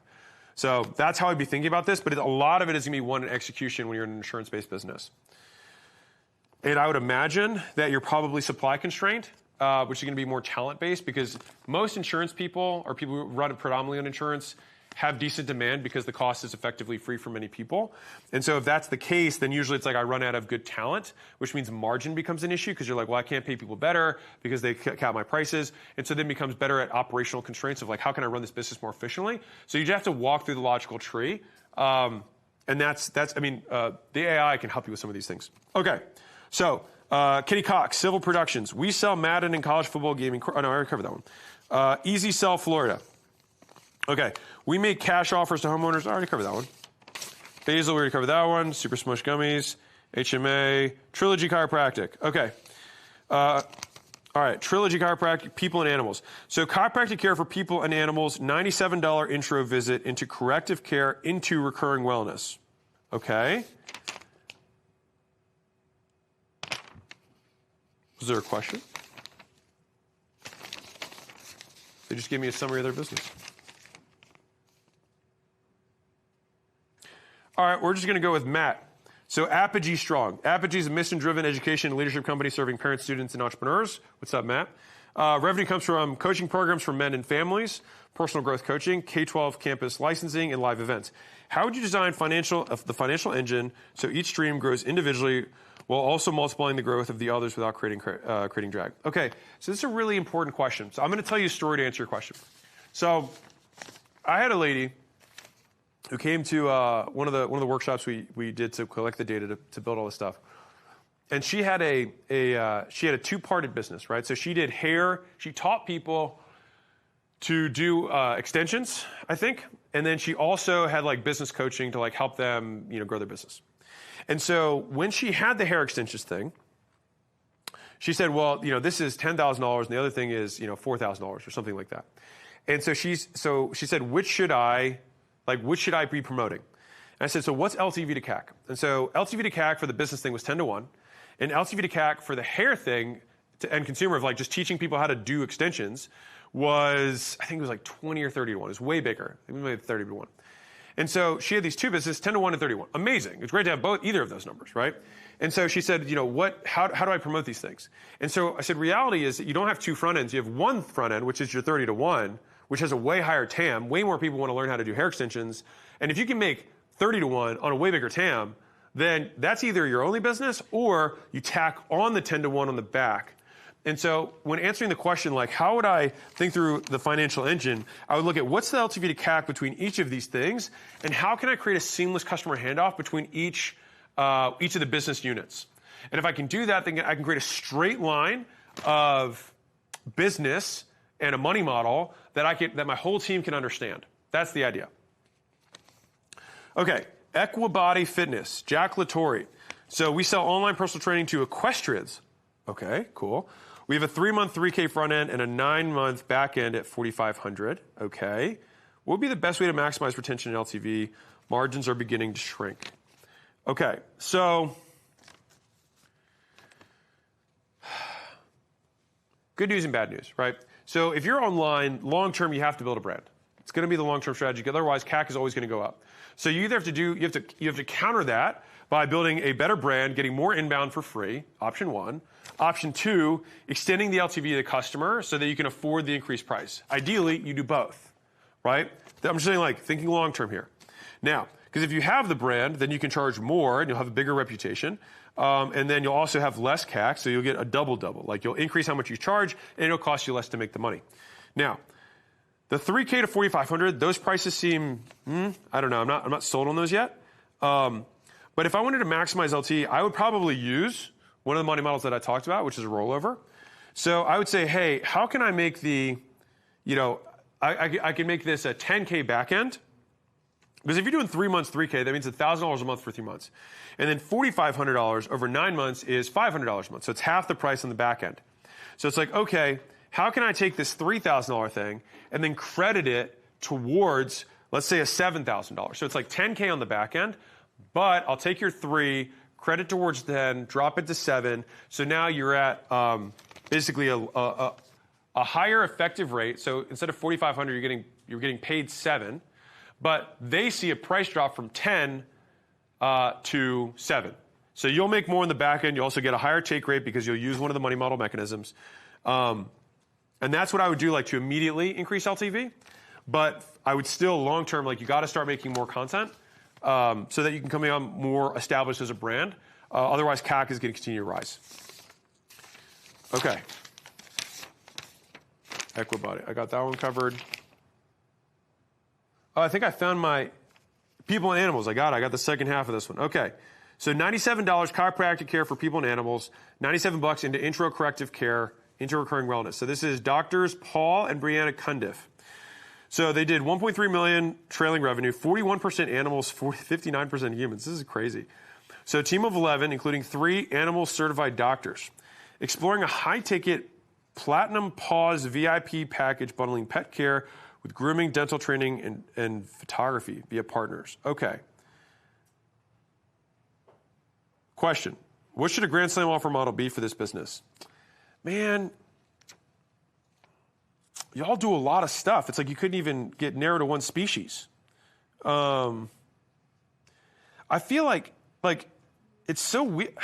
It's an odd business. I mean, real with you, 60% human, 40% animal. It's actually the first I've heard where there's two. Sounds like you.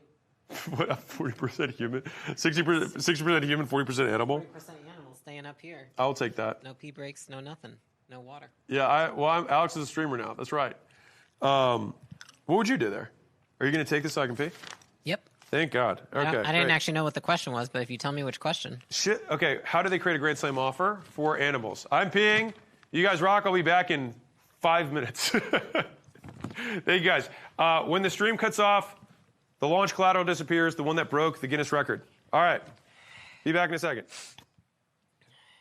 We call this a hostile takeover, if you know what I'm saying. Okay, let's find this. I don't see anything about animals. This is odd. All right, let's see. All right, I'm just going to take some questions from the chat, guys. Oh, here we go.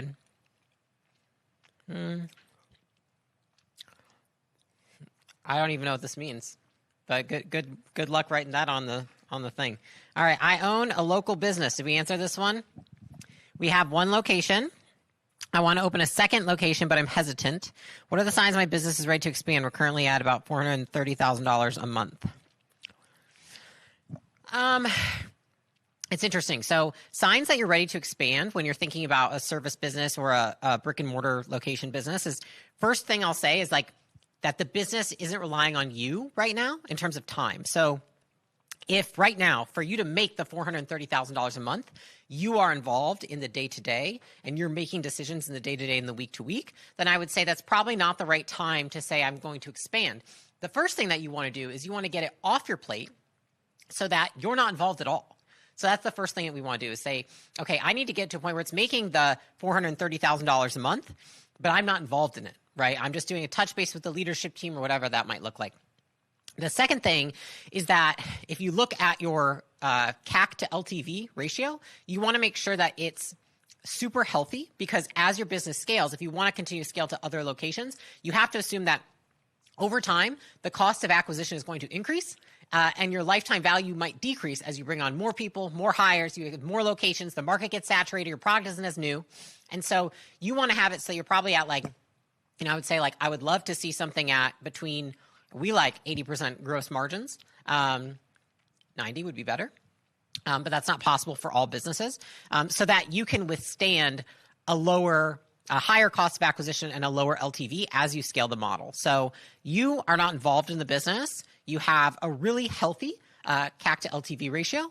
And then I would say that the next piece that I would look at is, I also like to say, like, what's the quality of the revenue?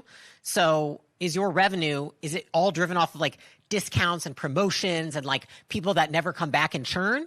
Or is it high quality revenue where essentially it's all people that you're retaining, they're coming back, they're really happy, you're not discounting things, you're not cheapening the product, and people keep saying good things. And so there's a little bit of intangible there. I think a lot of people are always looking at the metrics, and that part is a little bit more metric driven and like quantitative. If you look on the qualitative side, if I'm looking at scaling, I'm going to ask myself, okay, well, what is like word on the street? What are people actually saying about my business? What are my customers saying about the experience that they have? And is it going in the right direction? Like, is it getting better or is it getting worse? Now, it's interesting because a lot of people say, well, if you can't measure it, then it doesn't exist. That's bullshit, guys. And I think Jeff Bezos said this, and I think it's like it's one of the truest things that I've ever stuck to in business, which is if you have to go with the data versus the commentary, go with the commentary. And he talked about this in a lot of different interviews with Amazon. It's like, well, the data says this. It's like, all right, well, but when I talk to the customers, this is what they're saying. It's like, well, because the data, it might not be measuring the right thing. It might be off. We don't know. And so that being said, I always go with the commentary. So if you're wondering if you should expand, I think those are a couple of the things that I'd be looking at. Make sure you're not involved in the day-to-day to make that money. Make sure that you have a healthy CAC to LTV. Make sure people are saying good things. And make sure that you have the resources to take 50% of your attention and put it towards the next location, and nothing would happen to this one. I think a lot of people think, oh, you know what? I'm just going to hire a person. It's like a baby. It's like the new location. When you open a second or third location, those of you who've done this, a lot of the time it's like, okay, it's kind of like starting all over. Like it needs that in the beginning. Does that mean that you need to be that involved forever? No. But like in the beginning it is. Just like for acquisition.com, it's like we have the private equity, the advisory practice, the venture capital. Like you can ask my team. I'm very involved in the beginning of every single thing we do, but I very quickly get myself out of things. And so the same goes for like if you have a physical location business and you're looking to scale, but the key is that you can't be stuck in one of them before you start the next one. Because for me, for example, if I'm too involved in anything, then I don't have the luxury of moving around to then go start the next thing, go get deeply involved in the new product or division that we're going to start for acquisition. And so it's like at some point you kind of have to be, as the founder or the CEO of your company, you have to be like the head generalist. It's like you have the most general knowledge of anybody of the entire thing, but you can't go super deep on everything all the time. And you also have to be okay with that because it's a little bit of an ego hit sometimes. And you're like, wow, somebody else knows more than me. Geez. Let's look at some more questions we got here. How do you decide what things to associate your brand with if you're starting from scratch as a faceless company? I'll be honest. I have never, like people ask me a lot, like, how do you build a brand? And I'm like, it's interesting because like I don't consider myself to have like an insanely large brand or anything like that. And Alex is obviously, he has a bigger brand than me, but I will say this, which I think he would agree with, which is like your brand is just you. And I actually think that a lot of the times when people think too much about it, when it's a personal brand, they're like, what should my personal brand be? And I'm like, I don't know. How are you? Like, I'm a little weird. That's okay. It's part of my personal brand. Like, that's fine. Right. And so like, whoever you are, it's going to come out one way or the other.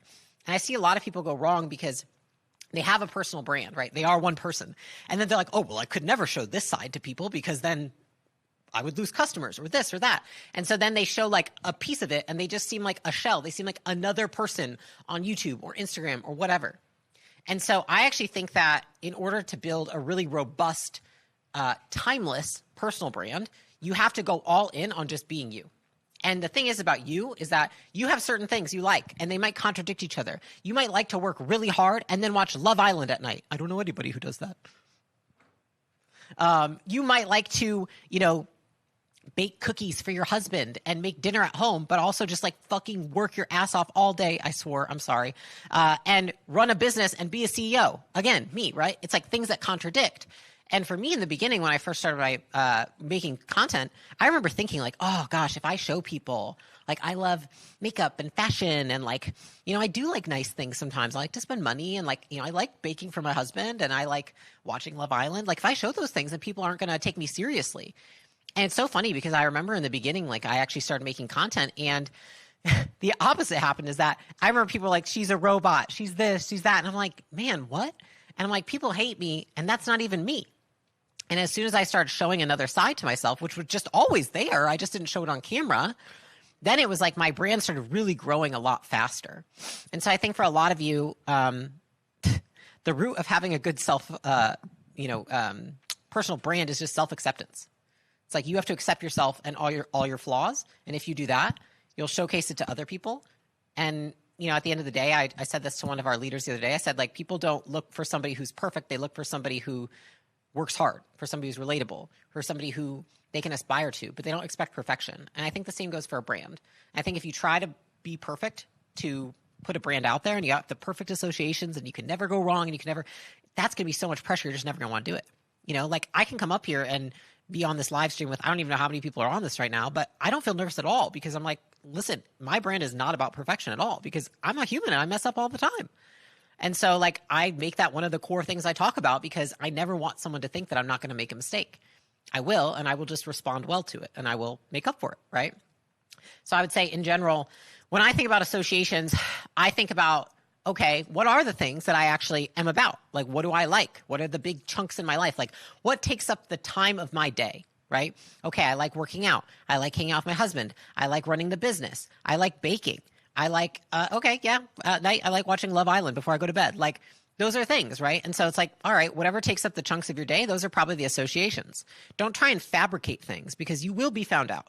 And like, it's just interesting. I think it's just like business. People are like, oh gosh, like, there's this or there's this trend or this. And I'm like, yeah, but do you want to be a trend or do you want to be timeless?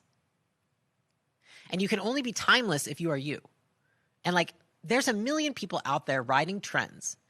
And I will tell you, I don't even scroll my damn phone. I don't even know what the trends are. I'm just like, just gotta be you. And there's like, if I have to be me and like people hate me and I never have a brand, then so be it. But like, if you build a brand based off of like what associations you think you're supposed to have, you're just gonna be miserable. And so I would say like, don't put so much thought into it. Just be you, and the right people will love you, and the right people will also hate you, so you can ignore them. Cool. Landon, how to manage remote work via weekly reports. Interesting. So I would say that reports, yeah, come on up. My bestie, Sharon. I'll read stuff to you. Go ahead. No, and then you can take some too. So weekly reports, it's interesting. I think that these are the most helpful for when you have people that are remote and probably not as great at communication. Now, I'll tell you why. Because a lot of times, if I'm speaking with an executive on my team, I might not even need a weekly report from them because they're very good at already knowing what to give me. So the less experienced someone is in the organization and the further away from you they are, meaning remote, the more likely it is you need a weekly report. And so you design it by saying, what information do I need from this person in order to effectively manage them? I tend to ask for a few things. I say, what was your number one win this week? What was your top challenge this week? How can I support you going into the next week? And where are you at with your MITs? What are MITs? They're essentially like what I have somebody doing. They're their initiatives or their projects for that quarter. And so that gives them the space to essentially think like, okay, where did I do well? Where did I not do well? Where do I need support from Layla? And how am I going to, how's my progress towards my goals? And so that's the sweet spot for me with check-ins. Now, if somebody is, let's say, a super individual contributor, like we're talking about like a customer support rep and they're inexperienced, I'm also going to ask them for their stats and also like their stats towards goal. So like, how close are you to hitting your goals? I'm going to probably ask them a few more intricate questions. Now, why is that? Because they might not have the skill of, when I ask them a more open-ended question, of giving me the right answer. So I'd say, just in general, rule of thumb, the least experience and the further away, the more that you want to have very specific targeted questions. And then the more experience, the closer to you, the more they can have open, vague questions, or you don't need as much reporting. Would you add anything to that? The only thing I would add is that no one likes it when someone turns in a weekly report and the manager does not respond in some way. Oh, yeah, reinforcement. Yeah. So if someone is turning in a weekly report to you and you're not responding to it at all, and all you're doing is just reading it and saying, sure, I got it, and that's a checkbox for you, then after a while, I'm just going to get into a B- way of actually doing reporting. So, for Layla and I, every single thing that someone turns into us on a weekly report, we respond and comment on every single thing because they actually made the effort to sharing with you what they did. So the least you can do is acknowledge that, support that, celebrate that, or what have you around that. So if you are asking for a weekly report, there's an 80-20. 80% of the effort is them delivering to you, 20% is you responding back. 1,000%. Yeah. Okay, before we go to the next question, we got to show our kicks because you got these for us. You guys see this? Can they see on the camera? Theacquisition.com. Acquisition.com, baby. So good. Woo! Yeah, it's good. Awesome. The small things. I know. This is good. How do you decide what things to associate your brand with if you're starting from scratch as a faceless company? Oh, I just answered that one. Oh, you did. Sorry. Oops. It's okay. So what's the next one? Let's see. Oh, gosh. That was... Okay. I did that one too? Oh, it went backwards. That's why. Oh, that's weird. Okay. In a boutique accounting firm where technical skills is non-negotiable, but the pool of top talent is limited, what frameworks or incentives would you prioritize to attract, filter, and retain A players? I'm going to ask you that one. Yeah. So A players are difficult, right? Because you need A players generally cost 10 to 30% more. They probably will deliver 10x better results. It's hard because you have no idea what the A player wants. Mm-hmm. So there's a few things that you can kind of flex and comp. What people ought to think is salary is the only comp. Like, it's not, right? Layla will always say, hey, you get freedom freedom of time, freedom of location, freedom of growth. So what are the non-negotiables? Like, what are the non-monetary things that are available that you can actually use? I would start to actually make a list of them. Hey, we offer unlimited PTO. You can work from home X number of days a week. You can take X amount of time off. You have we pay for your benefits. We pay for your gym. We cover your entire 401k match. Like, there's these non-base salary-oriented stuff that are important. So when you think about comp, you've got that. The second thing you have is the actual comp itself, right? And I'll tell you about the actual base comp is you may have to go a little more, but you can get the A-player talent with that. But your incentive comp is going to be the biggest thing when it comes to A-player talent. So I'll give you a couple of examples for incentive comp. Incentive comp idea number one is formulaic bonuses.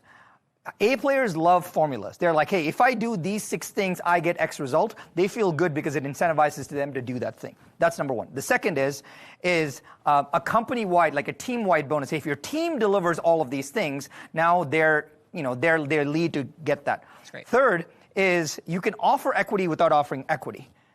There's this idea of phantom equity. And the phantom equity is they still get the share of profits or the share of the equity without you having to change ownership structure. And you can structure that in any way that you want. So you can start, Google phantom equity. So you still give people ownership in something without actually having to dilute your own ownership. But I'll give you the last but not least one really great idea to give you further incentive is this idea of getting them to stay for a longer time with a pot of gold at the end. So let's say you set up I'm making up an idea. Let's say you set up a life insurance policy for them. Let's say you start contributing to that policy. Say, hey, Layla, while you're with us, I'm going to contribute $100,000 to this policy every single year, right? And then at the end of 10 years when you're with us, you can take all the appreciation, including all of that. Now, this forces them to stay for the 10 years. You got to have button C to actually get that result. Right? So now, but till that time, for that 10 years, I can borrow against the policy to actually do something with on a daily basis to run the operations of the firm as well. So you can structure incentive deals where you don't have to give equity, but you can give equity. You don't have to give a bonus, but you can give a bonus. You can make it formulaic. You can make it about the team. And you can also force them to stay with you much longer as well. The key part is figuring out what is important for Layla is probably not what is important for me. And then knowing, so you might have to customize that a little bit. I don't know what you would add to that. Honestly, that was incredibly thorough. So I would say yes. I think some of the frames in terms of like understanding what's important to people tends to be, this is not always, but I will say like the younger somebody is, the more that cash is very important to them. Especially because somebody, if you look even like, okay, let's say 18 to 30, think about the amount of expenses somebody has. They're usually buying a house, starting a family, buying a car. Like they have a lot of cash expenditure. And so I've seen that people within that range tend to want cash-heavy incentives, bonuses, salary, et cetera, and they forego any kind of long-term. I think after that, I see more switching. Where it's like above, say like 30 to, the grave. No, because then it probably switches at some point. You're like, screw it, I'm going out soon. I need some cash. But 30 up, like people are looking at long-term. They're like, I want to be in it for the long run. I don't have as many cash expenditures. So like what becomes important to them is making sure that they're going to have those things that take care of them, not just now, but also in the future. Right. Could you talk maybe briefly about the what we learned from relocation and then kind of baking that into the process? Yeah, so I would say that a couple things that we've also learned at acquisition that we were actually literally just having a meeting about yesterday is relocation, for example. So we started as a remote company. So acquisition.com, we founded it 5 years ago, but really started it 4 years ago, and we were remote. And so our ability to get talent, it was really easy to get people remotely because it's like, okay, I just have to like log into Zoom on Monday and I'm in a different company. It's not a big deal, right? And about, I want to say it was about 10 months ago, especially after, if you guys were on earlier, you heard me talk about us starting our advisory practice. Well, that's all in person here in Las Vegas at our headquarters. And so what I was noticing is that I wasn't getting as much top of funnel for our talent. And I was like, well, why is that? And so what I realized is when we kept twisting the screw and what is going on, it was that we didn't have a relocation package, which is so silly to think about that we didn't think about this. But I was like, oh my gosh, we very quickly grew and went from hiring all remote to in person. And these people have to be very competent. They have extremely impressive backgrounds. A lot of them have young families. And so there's a lot that goes into, okay, you have to be a highly skilled person. you have a lot that you're giving up when you move, and then you have a lot of logistical things that you have to figure out when you relocate. And so we said, we just have to put together a sick relocation package for people. And I would say on top of it, how I approach a relocation package, or honestly any package for somebody who is highly compensated, highly skilled, and hard to find, is that you have to know what's important to them. So for some people with relocating, what's important is that we might cover their ability to fly back and see their family whenever they want. For some people, when they relocate, they might actually want job assistance for their spouse who needs to relocate their job. For some people, they might want to talk to somebody else who has kids in the school system. And so some of it's not even monetary. Some of it's just connecting them, using your network, just going above and beyond to make them comfortable. And so again, if you're relocating people and you're an in-person business, that's definitely something to consider. Yeah, super good. All right. Phone's open. Do you want to do this? All right, let's talk about this one. Operator's question, I assume that's what that means. I made some assumptions about my business growing that did not turn out to be true. Happens to all of us. I have overhired for a department, and my operations are all over the place. How do you think about restructuring your org chart to be as efficient as possible for business? All right, good. Yeah, that's it. I'm going to start with a frame, and then I'm going to kick it to you. Go for it. The frame I will tell you is that welcome to business. Yeah. And we all make these mistakes. And I had a really great mentor tell me, who mentored a lot of people with all billionaires. He said, Layla, you're always going to undershoot or overshoot. You will never perfectly plan your hiring. And I made a decision right then. I was like, okay, well, how do I want to do it, right? Because it's either like you hire ahead or you hire behind. And so the first frame that I ask you is, are you going to need these people in the next 6 to 10 months? That's the first thing you got to think about. You might, and that's so that when I ask somebody, they're like, I overhired. I'm like, well, do you need them in 6 to 10 months? Because if so, we might just want to bite the bullet and say, if they're great people and we simply overhired by a little too much, that might not be a bad thing because now we have excess capacity. So it's not going to be a constraint when we grow. Now, if you tell me, no, I did not. And in fact, I never need these people and they're not even that skilled. I can't move them into a different role. This is one of the hard things about business, which is you have to make the decisions to say, okay, if this person is not an all-star A player and I'm not going to need this role and there's no other role that they fit into, or maybe there is, but they're not an A player and they're not the right person, you have to make the hard call of saying, okay, I have to exit this person from the business. Now, here's where most people go wrong, is that they think that exiting someone from the business needs to feel crappy every time. Okay, so we talked about this literally the other day. We said, how do you, okay, because we talk about in hospitality, for example, they talk about you want to have a very excited hello and a memorable goodbye. And I'm like, how can I create a memorable goodbye when I have to let somebody go? Seriously. I'm like, well, I had somebody about 4 months ago that I had to let go because of a behavior problem, but I liked this person. I actually didn't want to let the person go, but they violated our code of ethics. And I said, well, I don't really have a choice. And so what did I do to make it feel good? I had no obligation to give that person severance, but I said, no, I would like to give them 5 months severance. Why? Because I felt like that was the right way. And you know what? That person was actually surprised and was like, I can't believe you're giving me this much severance. And even though they were like, I'm upset, they weren't that upset because they were like, wow, I'm going to find a job in 2 months and I'm set up for 5 months of severance. And so when you make those decisions, you have to think like, and some people might be like, I don't have the cash. Listen, me and Alex, I remember when we had to let somebody go and we only had $20,000 and we were going to have to pay this person $15,000 in severance. And I did it because I was like, this is the right thing to do. And I don't want to tarnish my reputation. And so I would say like, in general, you're going to have to confront these things. The reason people quit in business is not because they can't figure out how to make something work. It's because they don't know how to manage their emotions around these very hard decisions. But the thing is like, think about it like this. This is going to keep happening. And so you got to figure it out now because then you'll have it figured out for the future. And this is us setting ourselves up for future success. Would you add anything to that? No, I think you hit the nail on the head. By the way, Layla's right. This is business and it's going to happen. We have done it. We're going to do it again. And it's very normal. The first thing is you've already figured out that you are probably overstaffed in this department. Good on you. Congratulations. The sooner you figure it out, the better. Now, let me give you kind of like a framework for how to think about all of this. You figured out today that the current state is overhired. Awesome, right? Now we have to figure out, okay, what is the future state that you want where you feel like it is not overhired, where it's actually right? What is that Goldilocks state, right? That Goldilocks state, you're better off designing it, not with people, but with boxes. So let me explain. We talk about boxes, not people. When you're stuck with something, you get stuck in the emotion of, man, I can't let Layla go, I can't let Sharon go, and then you get stuck with the emotion of letting that person go. That's not what it is. You're doing something right for the business. Your current state does not work. You understood it, great. What does your future state look like? Your future state looks like this new set of boxes. Okay, great. Now you say, from my current state, who are the people that will match those boxes? Cool, now you've made that plan. Now there's some kind of transition plan involved. And we call this, you need to separate the decision from the communication. We have decided that the current state of the future state looks like this. The decision has been made. Now the communication is a little sensitive. Hey, do I let Sally go today? Do I let her go later?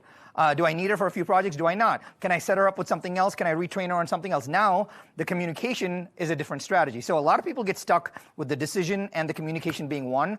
I would offer that it's very hard to, you have to separate those two. So think current state, think future state, separate decision and communication, probably a little easier. Such a good frame. Yeah. Decision and communication. You guys got to take that one because a lot of you don't make decisions because you immediately think about the communication. Let's think about somebody on here and you've got a boyfriend or you've got a girlfriend and you're like, you know what? I don't even like them anymore. I watched your content and now I'm like, they got to go out the door. But then you're like, you stop because you think about that 10-minute conversation that you have to have with them where you break up. And you allow that 10-minute conversation to be why you stay with somebody for 2 more freaking years. It's the same with hiring and keeping people. Most people have the wrong people on their team, not because they haven't made the decision, but because they don't want to have the communication. They just avoid it profusely. Yeah. Good question. It's going to happen to all of us. Longest pee of my life, you know what I'm saying?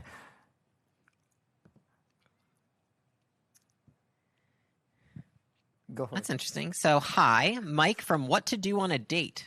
Love this. We teach dating and social skills to high-earning men. Our target customer works in either tech or finance, 35 to 55. Biggest fears are rejection and not knowing what to say. What are some hook ideas to grab their attention? Oh, my God. I shouldn't have read that one. Okay. How do I grab the attention of a man, 35 to 55? Am I the avatar here? How? Am I the avatar here? I feel like, yeah, what would grab your attention if you were single? And scared of rejection. Well, to lower the stakes for me too. Right? Say, because I'm like, hey, I'm busy, I'm working. What if she doesn't like me? I've tried this before. It's really awkward. Do I show up and say that? How do I show up and talk about myself? Is, in this case, I'm assuming it's a lady, but is she independent, that she's not going to want me? Is this a gold digger? I don't know, right? And so I'm just trying to, I want to lower the stakes for myself too. So if there's some way where it's casual, be like, hey, I get to know somebody. Like, I don't know, this is a tough one. Yeah, what's a hook that would grab attention? I feel like... Where's Alex when you need him? How to not feel awkward. No. How to get... No. I was on the internet when that was okay to say. This is how you know this is real, when and not AI or pre-scripted. Guys, I don't write hooks. Well, I'll give you a suggestion without giving you an answer. So while Layla's thinking, when you're in a tight spot, right, we have the gift of AI these days. And I think it's really, really important where you can, I think Mike shared with us here, he started giving us a good sense of a clear avatar right now. If you can get a really deep sense of who your avatar is, and you can actually feed that into AI, and you can say, hey, assume you are this person, trying to meet this person, let me give you a framework for this. What are your fears? What are your frustrations? What are your wants? And what are your aspirations?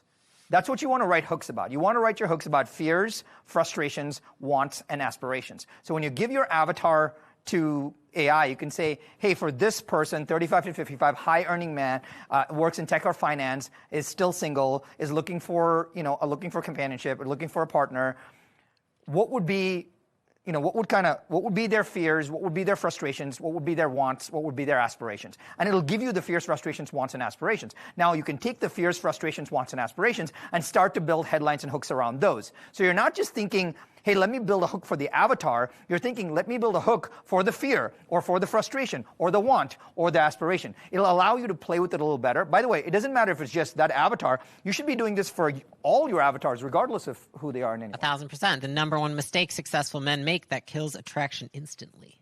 Well, see, that's why rejection hurts more for high achievers than how to beat it.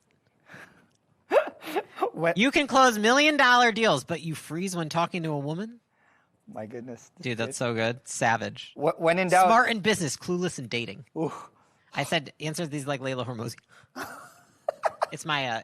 it's your AI, yeah. It's my... I've built my own AI with all my company information in it. But while this is a little sidebar, I will also tell you, we use the same process in our recruiting and hiring process, right? Yeah. So if you're hiring for a... I'll make this up. If you're hiring an operator or a COO in your business, we should ask, hey, what are their fears? What are their frustrations? What are their wants? What are their aspirations? What would they fear? What would they be frustrated by? A COO is going to deeply be frustrated by you controlling everything that the COO does, right? And so that way you can write a job description associated with matching the fears, matching the frustrations, matching the wants, and matching the aspirations. You will write a significantly better description. You'll have a significantly better technical set of interview questions. But we use the fear, frustrations, wants, aspirations framework a lot because it allows you a lot more empathy to put yourself in their shoes. Yeah. Sorry I couldn't come up with the hooks. I can see the comments. I'm not a man 35 to 55 dating women.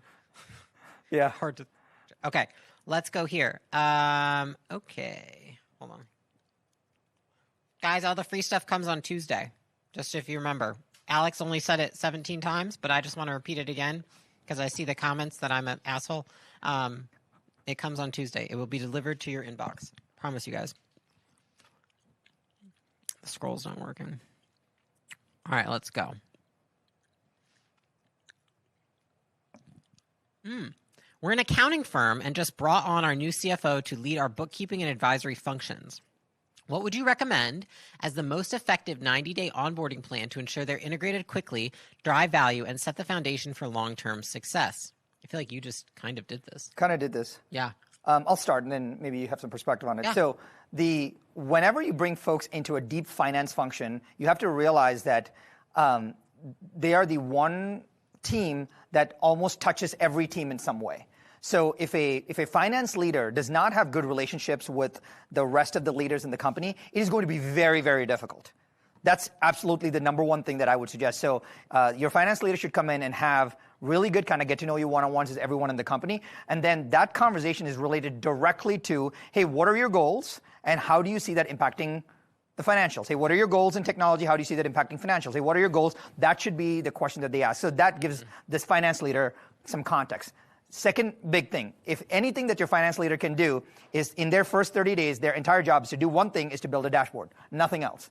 If they can build a dashboard of everything that the leadership wants to see, then the next 60 and 90 days are entirely built on getting that dashboard to light up accordingly. Otherwise, you don't know what you're actually focused on and what's actually important. Because then at the end of those 90 days, you get one single dashboard that, based on conversations, has been the most important thing that is to be bubbled up. And then all the other work that's done is to fill out that dashboard and make that come to life.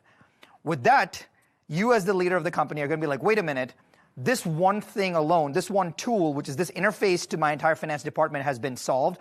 You probably have so much more transparency, and you get to make decisions better, and your finance leader can be effective much better, much faster. Those would be two things. Now, I will tell you the third thing. If you don't have a high-performing CFO right now in the organization, the one thing that is generally broken, which we work on a lot, is probably money controls, right? And let me tell you about how money controls work. It's like, hey, Layla wants to wire money. Sure. Well, if there's no control on another approver on the money, then you have no idea. That stuff will break very quickly because someone can hack Layla's email. Anything can happen. So money controls are really important. So just controls are pitching and catching. Someone says something, the other person wants to do something. You have two people approve anything that is money related. The thing that breaks in most organizations is you don't have money controls. And when you don't have money controls, you don't know, you stay awake at night and kind of these bother you, much late. You get stressed because you're not sure if someone's embezzling from you. You're not sure if the right bill fell to the bottom of the pile, et cetera. So 3 things that I would have. 1, have the right meetings with the right leaders so that everyone knows what their priorities are that connect with financials. Number 2, set up the dashboard so that everyone can kind of contribute to that. And 3rd, make sure controls are in the right place. It's really good. Let's see some questions there. This one's got turned off. What about for nail salons? Do you have any advice on how to scale? Nail salons is an interesting one because I happen to be a customer. And I think that the industry has definitely changed because of Instagram and TikTok. So it used to be that you go to a nail salon and it's like, just having acrylic nails, having gel nails was enough. Now you're looking at the best of the best always as inspiration on Instagram, on TikTok, on Pinterest. And so I've talked to a few different artists and salons about this. And here's what I've seen is that the best nail salons that I have seen that were able to scale and actually have 6 to 10 to 15 locations, which, guys, is not many in a nail salon industry. There are so few. They're mostly owner-operated. There are very few chains that are successful and actually make good profit. The 2 that I have seen, they did a couple things. One is that they had a very clear career path for people that were doing nails. So for the artists, they had a clear career path where essentially they had a tier. Almost like with sales, you've got, the outbound callers, you've got the SDRs, you've got a junior sales rep, a senior sales rep, a VP, like you have the ascension. They had that for the nail artists. And so what it meant was that the more skill, the better they got at doing nails, the more money they made. That's the biggest thing. The reason why a lot of salons fail and a lot of artistic-based service companies fail, think tattoos, think hair, think anything that takes talent. You can even think injections. They fail because they don't have a talent attraction retention machine. You are in the business of talent, my friend. You are not in the business of nails. And so the same goes for injections. The same goes for hair. You are all about finding and retaining talent. We do that a lot at acquisition.com because we are in the business of talent to make a lot of our stuff work. And so what I will tell you is this. You have to be able to present a better compensation package in some way for them. And when I say compensation package, I'm talking about not just the growth of the career, but also all the things around that, right? And this is how I would be thinking about it if I were you. I have to create a compensation package, incentivizing enough that when they think I could just go start my own salon, I could do my own mobile business, instead they think it's just not worth it. I'm just making enough here and I've got enough growth. And like when they weigh it out, it's just too close. So you got to get close enough because you're not competing with another nail salon or a hair salon or an injection, whatever. You're competing with the opportunity to do it on their own. And so when you're in the talent business, you're not competing against another business. You're competing against their ability to go do this on their own. And that's what you have to remember. So good. Would you add anything there? No, so good. I think just to reiterate one thing that Layla said, if most people can't see a path in which if they did good work, that over time they can grow, they can make more money, they can have more success, then we have an opportunity there. And so may that just be title, may that be status, may that be, vesting of shares, may that they make more on an hourly rate, maybe they get a team, whatever it may be. It doesn't matter if you're a flat organization, you have to end up rewarding people for showing up every day and doing good work day after day. And so if I believe that I could show up and do good work, and the longer I stayed here and I would be better off, then I want to stay. And so the longer they stay there, like, man, I've been here so long, it makes no sense for me to go out on my own and reset up all of this again. Oh my gosh, pain. It's so hard to do. So just give people a growth path in some way, and it always doesn't have to be monetary. Yeah, that's 100% true. Because a lot of them, I remember them saying, I didn't need to make, I was talking to one of the artists I talked to, because I tried out 7 different nail artists before I picked one. And she's like, it's not like I have to make the same money I would make on my own. She's like, but I just need to know that if I put in more work, I made more money. Right, of course. That's all. It's like you want to get reward for your work. You're like, I just want to know that I'm not stuck at this the rest of my life, which I think a lot of people think. And I think I'm just going to actually talk to that for a second. Guys, if you own a business, demeaning people working for you is the absolute worst thing right now that we can do. I think that work has gotten a really bad rap. Being an employee has gotten a really, really bad rap. And a lot of people undervalue being on a team now. So as you guys are, maybe you got the bundle, maybe you did the 6K, maybe you're doing the free, maybe you're just reading the book. it's not just about the business. It's about the impact that you have through employing people, through creating a place where people can work. And like, I say this a lot, but I'm like, let's make work cool again, because the way that we do that is by being cool freaking bosses, guys. Like, if you guys build amazing businesses and you create amazing opportunities for people, we can change the way that people see entrepreneurs, business owners, etc. The reason that they get a bad rap is because they treat people poorly, and then people generalize it to everybody else. And so it's like, we have a responsibility to not just make our customers' lives better, but make our teammates and our employees and our partners' lives better. There's a concept, you've probably heard of this, but John Mackey he started Whole Foods. He talked about how it has to be a win-win-win-win-win. And so it was like a win for the customer, a win for the employee, a win for the partners, a win for the investors, a win for the community. And if it wasn't a win for all of them, that they didn't move forward. And that is how I've approached acquisition.com. It's like, I have to make it a win for everybody. This book launch has to be a win for everybody. The advisory practice has to be a win for everybody. The portfolio, every company we take on, has to be a win for everybody. And so as you guys approach your business, think about it in that aspect. If you're making decisions where somebody's losing, then you just haven't gotten creative enough. You haven't beat the idea up enough.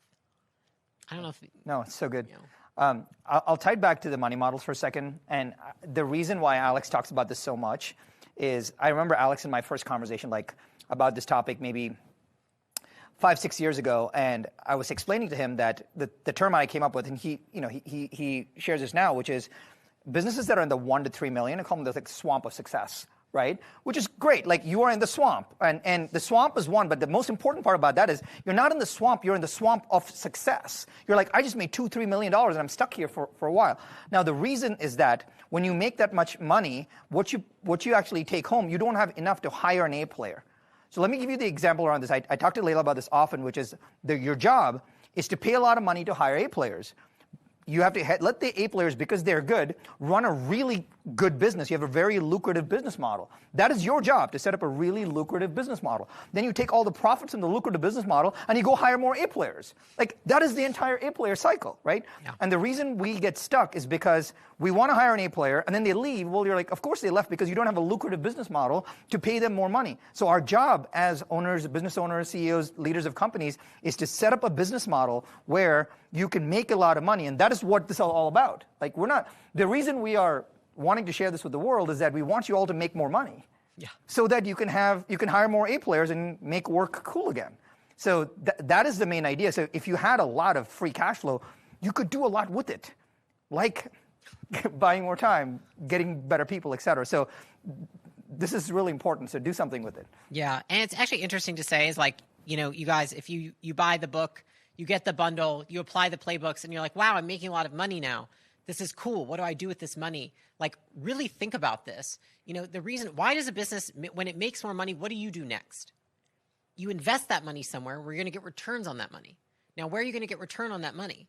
It's like, you're probably going to get better returns putting your money into some aspect of your business if you've already had success by creating money in that business than you are by taking it and investing it in some crazy, ridiculous, I don't even know. You guys are into so many things. I mean, Alex talking about NFTs and crypto. I don't touch that shit.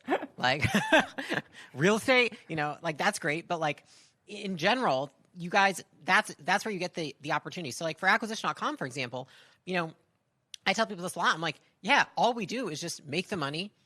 And then once we have a big pile of money, we say, what can we buy to make our business bigger? And you just do that over and over and over and over again. And so that's how you build something big. That's how it compounds. And it's, I think a lot of people, they look at somebody in business and they think, gosh, what do they have that I don't have? And it's like, all it is that they're willing to take the bet over and over again. Yeah. Think about this, right? How many of us, we take the bet when we first start the business, we say, I'm going to take all my money, I'm going to bet it on my business, and then we never do it again. Then we just say, it should feed me for the rest of my life. I should only be taking from it. But your business is like a relationship. You have to nurture it. You have to give into it. You have to deposit into it if you want it to deposit back to you. And so it means taking the money and reinvesting into it so you can get more from it. And the cool thing is that if you reinvest enough and you have the right money model, you can create something that withstands the test of time and doesn't need you eventually. And so that you can then say, okay, now how do I want to give back in a bigger way? And that's what allows us to have a bigger impact on the world as entrepreneurs than anybody else. I mean, if you look at even I'm not going to get political, but like how a lot of the best politicians of all time, they've started as business owners. And so there's just so much more that we can do. If we can master this, then it's like the sky's the limit, guys. The skills that you master in business can apply to any other area of your life. I'm not even talking about money models no more. We've just gone off the rail, unhinged at this point. Where's Alex? Layla, your opinion on creating a personal growth challenge for couples in communication. If I collaborate with private therapists, how do I price the workshop if I want to create a model? So very tactical. Probably need a lot more context on that. Yeah, I would say in general, if you're creating a course for couples on communication, I would probably avoid partnering with a therapist at first and instead just relay that idea to a therapist or to a practitioner and see if it's even something that they think is viable for the business. So it's like you kind of want to beat up the idea before you go and try and do something, right? And so it's like anytime I have an idea for something in business, I'm like, all right, I want to go bring this to people who would have tangible insight about it. So it's basically like find your target customers, your target partners, bring it to them, have them beat it up, and then tell you if they think it makes sense to do something like that. I will also say if you're relying on a partner to make a business work, then you have essentially two clients in the business, which is like you have your partner who becomes like a customer in a way, and then you have your customer who's your customer. And so you from the get-go, you have two people you serve. And so I think in general with that model, what I would say is just take a step back and say, who do I want my customer to be? Do I want it to be the practitioners or do I want it to be the customer? And then try just one of those paths before you try and partner to sell something to somebody else's customer, because it's going to add a lot of complexity too soon. It's an example of that is when we started our company, Alan, the first thing we did was we just went direct to the customer. And then we did it long enough to say, you know what? I actually think it would be easier if we were able to do this to the agency owner who then gave it to the customer. And then we made that jump after 10 months. And then we said, okay, we found out enough about it. This works better. And it worked out really well. But if we had gone straight to that, it wouldn't have worked because we wouldn't have figured out and gotten all the feedback from the customer first. So I would say before you go serving two people, just try and serve one. So good. Awesome. You going to bring it home? All right. Papa Hormozi? Ladies and gentlemen, give it up for Mr. Alex Hormozi. Alex Hormozi. Thank you guys so much. So first off, thank you guys. I actually had to dry my shoe off a little bit so I could put it back on, but this is the original beer show. And I had a sandwich, and now I'm ready to rock and roll. So what we're going to do is we're going to have the team do a little Hormozi hotline, and so they're going to hand y'all's calls. And so I think in the chat they're going to let you know how to do it. But any questions you guys have, I will be here to answer them about the offer, about money models, about your business, anything. It's going to be open mic, Hormozi hotline style. Should be lots of fun. And hopefully it's exciting. This is kind of cool. I think it's kind of cool. I mean, kind of just broke a Guinness World Record, and now we're just seeing if we can get to the third fastest selling book of all time, which would be neat. We're just, JK is still the GOAT. I want to be clear. JK, you'll always be the GOAT no matter what. All right, thank you. Okay, I need a chair, and then we're good to go. Okay, let's rock. So, do we have a little telefono action? Oh, put this trash down there. No one needs water bottles. Okay. Hopefully, you guys enjoyed this as much as we enjoyed putting it on for you guys. It's been a wild day. I got up at I think 2:55 this morning. They're grabbing the phone. Okay. Well, so I'll actually, if you guys drop something in the chat, I'll just see if I can. 16-year-old entrepreneur starting out. Just start doing something, man. It's really it. Okay. Here we go. We're gonna get some texted. We good? We live? Okay. Great. Those green guys cooked very well. Thank you. Back from the toilet. No, I didn't. I actually just ate lunch because they were like, you haven't eaten since this morning. Do live calls. That is the goal. I guess they, I'll be like, you got this is. Just so you guys know, like this is real time figuring it out. We had no idea that this would go this well. You guys are awesome. I'm actually looking forward to having another tall boy after this. I'll tell you that much. Beyond that, Alex went to Pound Town. That's aggressive. 17-year-old entrepreneur in AI. Well, I'll say this. Let's talk about the AI stuff really quickly. So in a world of AI, your general understanding of business is going to be important because you ultimately are going to be the ones who has to just dictate the strategy and the decision-making of the brand and the business that you make. And anybody who's actually used the AI things, like they have a bias for agreement. And so if you say, should I do this or that? Like I don't think the decision-making that is there is that high quality, in my opinion. And I think that there's a very large opportunity to use them to a high degree primarily to do stuff rather than make your decisions for you. I think them informing decisions, I think, is a good idea. But I think strategy, at least for the short term, you'll need a little bit more. And I mean, imagine getting to the end of your life and being like, I didn't make any of these decisions, the robot did. It's like, is it really your life anymore? I don't know when I think about that kind of stuff. That being said, for those of you who did choose to do the Super Baller bonus, which was on the thank you page, super excited to have you guys and work for the next 6 months. Okay, I don't know the password to this phone, by the way. You want to just tell me what it is? All right, great. All right, ready for your call. Okay, Chloe, we're going. All right, Chloe. Let's hear how this goes. Let's see if the mic can even pick this up. All right. Hey, can you hear me okay? Hey, Chloe, what's going on?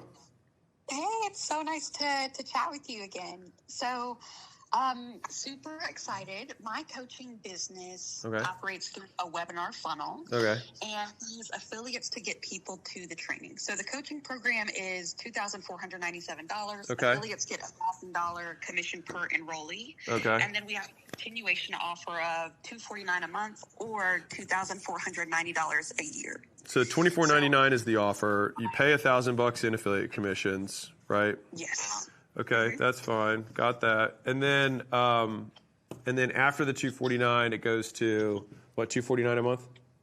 Yeah. Okay, $249 a month. How long is the program? So the initial program is 12 weeks. The continuation offer is, either we hope to get them in at the annual price, which they all have chosen, but people could do it at $249 a month, just monthly. But most people do $3,000 a year. Yes. Okay, got it. So this is $3,000 per year on the back end. Got it. So so do you pay any commissions on that? No. Okay, got it. So what's the issue? Yep. So on average, our affiliates are generating $77,000 for us. And so my question is per month? on which, no, per partnership. So when they partner with us, it's a one-time thing. Yeah. Some of them have chosen to do it again. Got it. So my question is on which next money model step to prioritize. So it could either be a high ticket offer for the affiliates because a lot of them on our partnership calls are also asking me for coaching. Yeah. Or it could be to further increase the LTV for current coaching clients. No, I think that where you'll get the most leverage, this is not a money model thing, this is a strategy thing. Mm-hmm. Is if you said you make $77,000 on average per affiliate that you do a partnership with, right? Yes. So I think the idea would be, okay, if we do $77,000 per affiliate partnership, how do we get them to do it 4 times a year or twice a year rather than just once and then never again? Mm-hmm. Right? So what's revenue right now and how many partnerships do you do a year?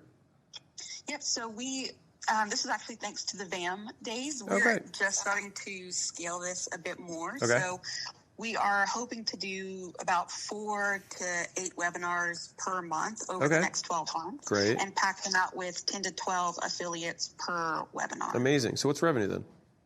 Or what's it pacing right now? Right now it's pacing at like $250K a month. Okay. And we're hoping to get it at least double that in the next 6 months. Okay, got it. So the long term, like what makes this business into something that's really attractive long term is that you build a base of affiliates because basically they become your distribution. Mm-hmm. And so then that becomes the most valuable part of your business. And so the idea is like, okay, I have access to this network of call it, 200 affiliates, and those affiliates on average do 2 times per year at, $77K. And then that becomes a reliable, because remember, there's 2 ways you can have a business that continues to grow. You either have stuff that people never stop buying or you have people that never stop selling for you. And so this is a people never stop selling for you type model. And so it's like, okay, if every year you just keep adding 10, 20, 30 affiliates to the business, then the business will just keep continuing to compound as, provided those affiliates can get leads, et cetera. Right? And so that to me is like, I would just be thinking, this is like medium term. How do I reactivate as many of the affiliates as possible? And after every time they do a launch, how do I just immediately book them for the next one? So it's like, great, that was awesome. Let's book you 6 or 9 months from now. And let's get it going again. Because like, hey, why not? Do it twice a year. You get $150,000 a year just from doing this. That sounds like a pretty good deal. Amazing. Thank you. I appreciate that. No, you bet. That would be my first thing. Because if we can just retain them, it's like you're doing 3 or 4, affiliate launches a month or whatever. It's like, yeah, but every month you got to go and get other ones. It's like, let's build this base of 50, 100, 200 affiliates and know that we're going to do 14 million twice a year from 200 affiliates. Yeah. That's how I'd approach it.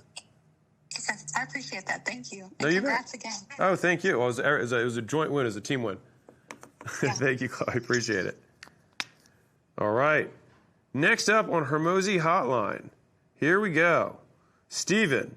Hey, Steven. Looks can be deceiving. That's a Taylor Swift reference. I have listened to her. Oh, hello. This is Steve Scott. What's up, Steve Scott? How's it going? You're on Hormozi Hotline. Well, hi. How are you guys?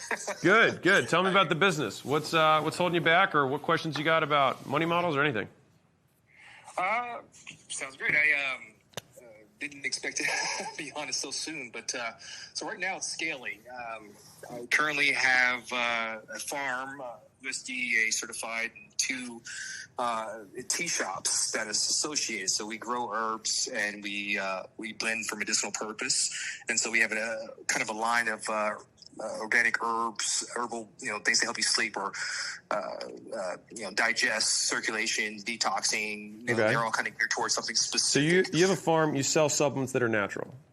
That sounds not supplements, herbal, like pure herbal blended tea. Yeah. So we have a selection of white, green, black, I got you. long.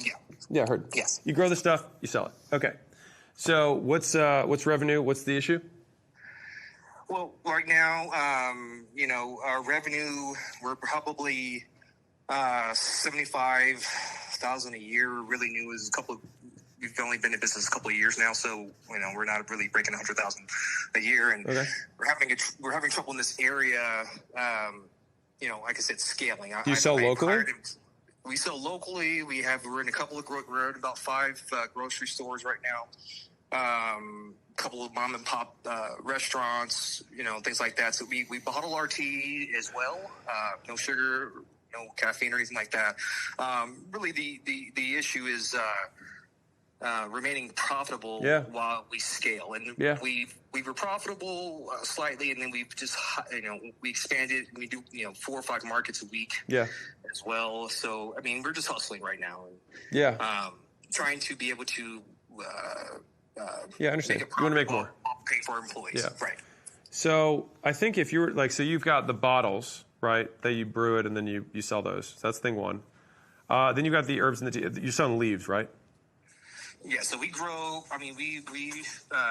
We grow about say 30 different herbs that we blend with our proprietary recipes. And so we have that line, but we also source teas from Japan, China, and Sri Lanka. So we have our those things as well, but then we also bottle those herbal blends. So, Stephen, I'm going to give you just a general piece of advice that you may or may not listen to, but will be the thing that will make your business grow.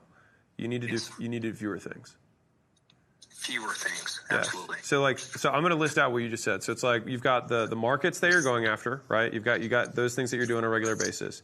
You said you've got 4 or 5 groceries that you're consistently selling to, and I'm sure there's some relationship management that's has to go with that. Absolutely. And then you've got your bottle thing, right? You've got your bottling the teas, et cetera. Then you've got your wholesaling other people's teas, right? Yes. And then on top of that, you have your own teas that you're drying and selling and blending with your own proprietary blends, et cetera. Right? So it's like you're doing like 5 things, and you're only generating $75,000 a year, which means that you're not doing any of them super well. And if cash flow is an issue, we need to get rid of the stuff that's hard on cash flow. So I would get rid of the bottling right off the bat, because that's like you're not going to scale with that until you have a tremendous amount more money. And so what we need to do, I don't know if you were here on the launch earlier, but Tom Billy was talking about like when they were scaling Quest, the thing is like retail is eventually where you're going to end up, but it's not necessarily where you're going to start. Sure. And so the idea would be to how can we generate as much brand demand as humanly possible such that these retail stores eventually, even maybe locally, start reaching back out to you saying, hey, people are coming to the store every day asking for your stuff. Now I'm willing to carry it because then you'll have more leverage and then you can ultimately, price higher and then make more profit, right? Yes. So if I look at all this stuff, I'm going to guess that your proprietary blends are going to be the highest margin. Is that correct? Absolutely. And it's not even exactly. That's it. Right. So if you've got the one thing that's proprietary to you and also aligned with the narrative, and that's the one that makes the most profit, then it's like, great, this is a pretty easy decision. This is the thing. It's unique. It has the story, and it makes the money. So now I think what I would be looking at right now is how do I get people on TikTok Shop and people who are in that space to promote this stuff, and I would be selling straight e-commerce, straight to consumer, because this is lighter. So you can ship these herbs way faster, and you can scale this thing to the moon. You don't have to be limited to wherever you're at. So, no, having said that, somebody's reaching out currently and has pushed me to go on TikTok. So I am currently in the process of review and getting my products on TikTok itself. Good. So no, that's where we're going. As far as the other things, I mean, the stores are just now reaching out to us. I mean, that was the thing that happened this year. Instead of us calling and doing the they actually coming to us at this point. But, we do. It's one of those things. We are doing too much. It's 3 or 4 markets a week. At minimum, as well as the wholesale and all that. So right. So let me just say the version of your business what we need to get to. All right. So we need to get to you doing teas, you selling teas in proprietary blends, and selling UGC via creators and ads. That's it. And then your next constraint is going to be you can't grow the stuff fast enough. Once you get there, you can call back again. Thank you very much, sir. Again. But that means that everything that I didn't say wasn't included, which means that wholesaling you're going to have to wind down. Me personally, I wouldn't want to manage the relationships of the grocers. I would rather kind of hold back because starting the wholesaling business is a whole other thing. You know what I mean? Like I just want the main thing, the teas that you grow to be profitable and you sell them at a good margin, build the brand behind that, and then that's going to give you the leverage long term. Gotcha. And, I need to mention that we do bobas and matchas and things like that. It's a tea shop, cafe, so, it's a lot. So. Yeah. Pick one, go all in. Perfect. All right. Thank you, thanks, David. You bet. All right, bye. All right. Hormozi Hotline coming to a call near you. Gustavo Gus Lounge Bar. Let's go. You guys digging this?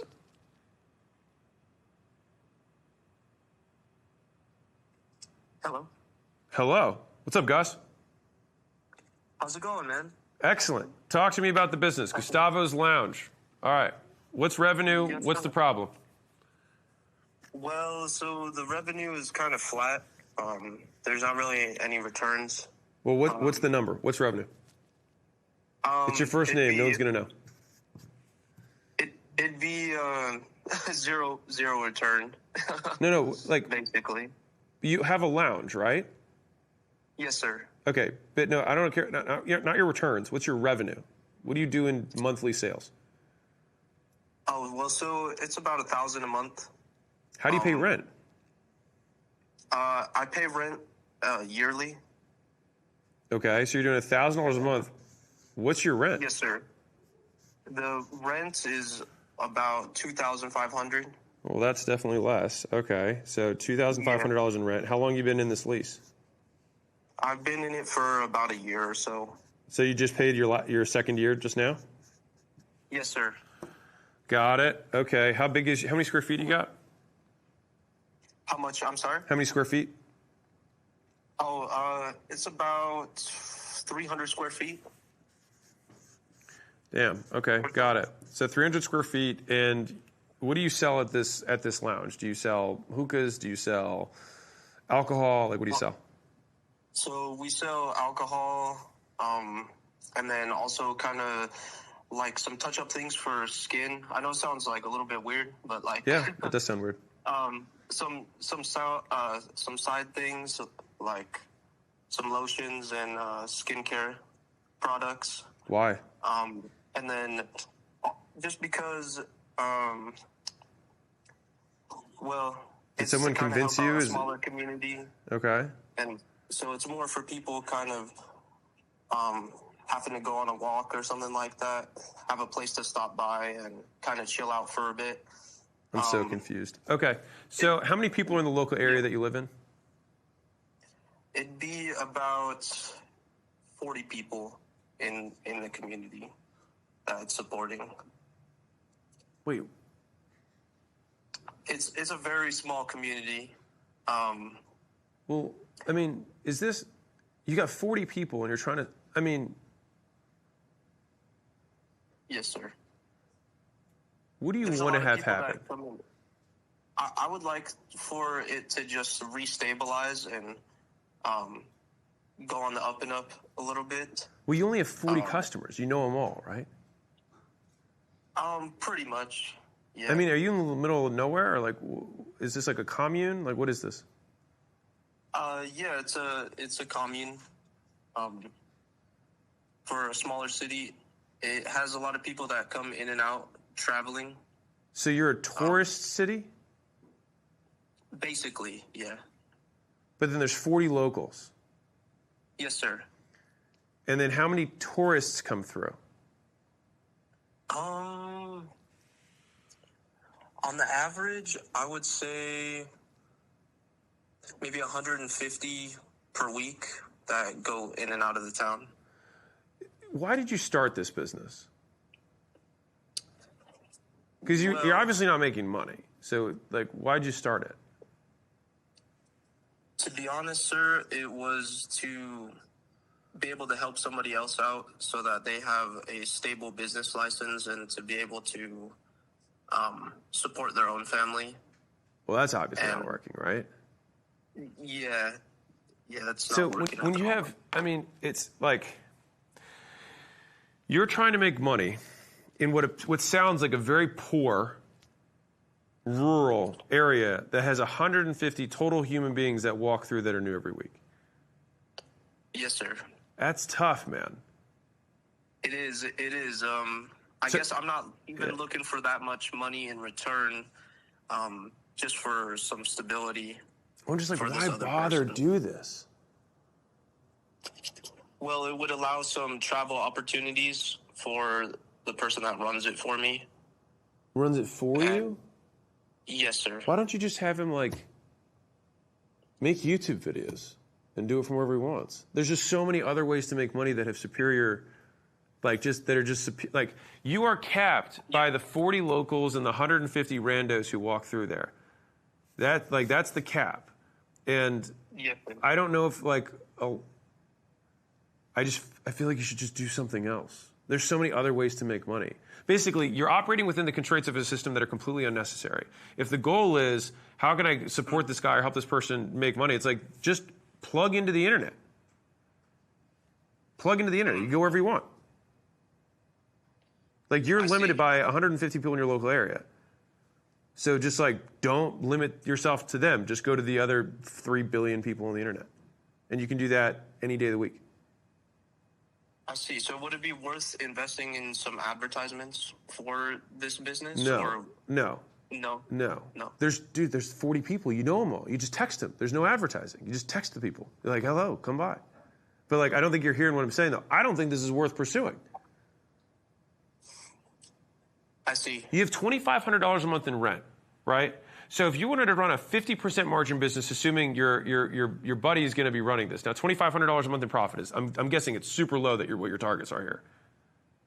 Yeah, it is. Right. So so he's got to make $100 a day. So 3,000, like $100 a day profit. So let's just double that and say with the cost of the business, whatever, he's got to make $200 a day.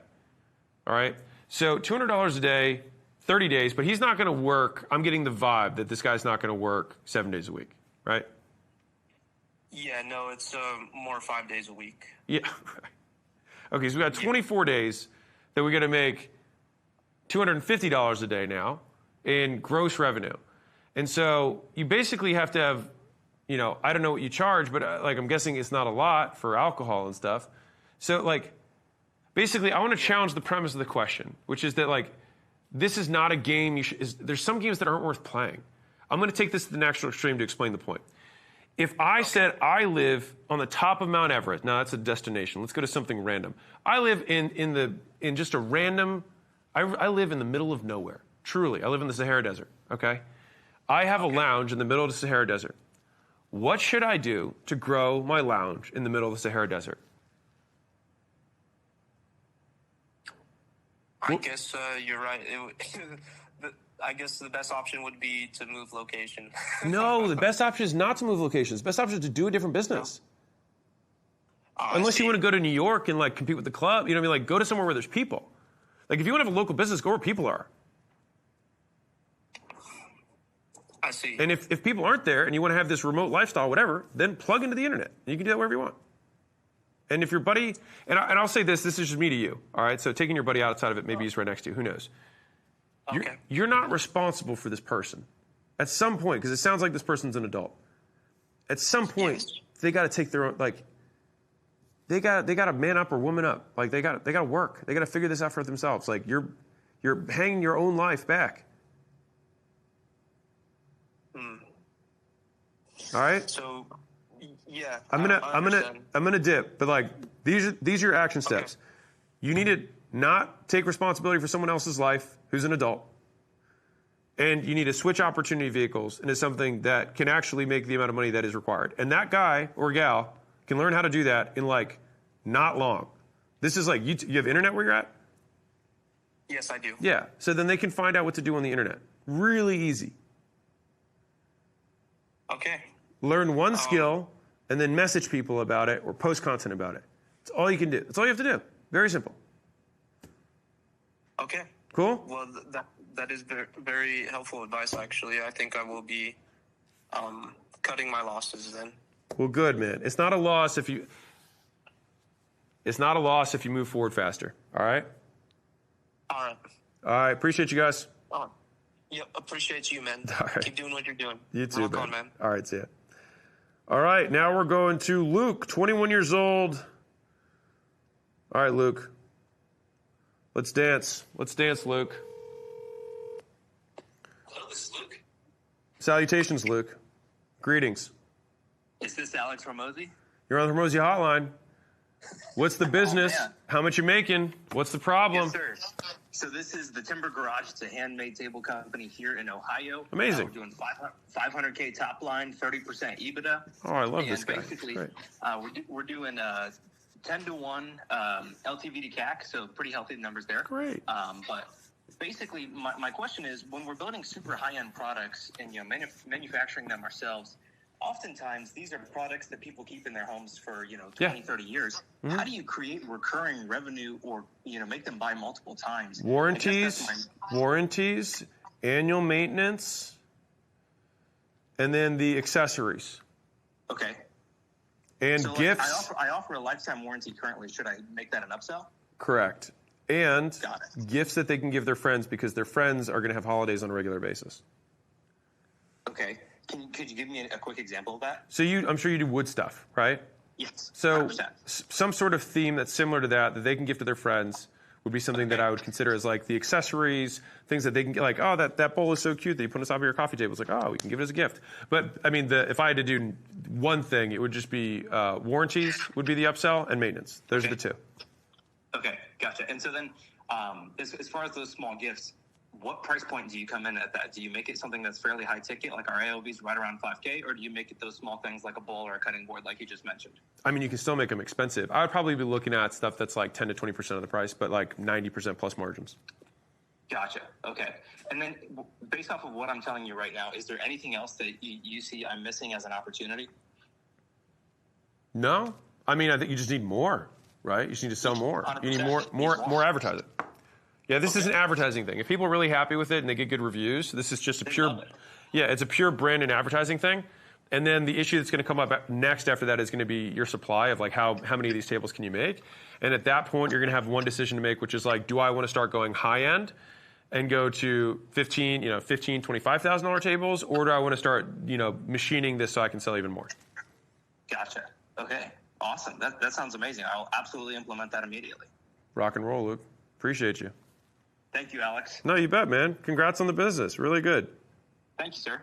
All right. Well, I can't wait to see the tables. Thank you. Take care. You too. Man, that was good.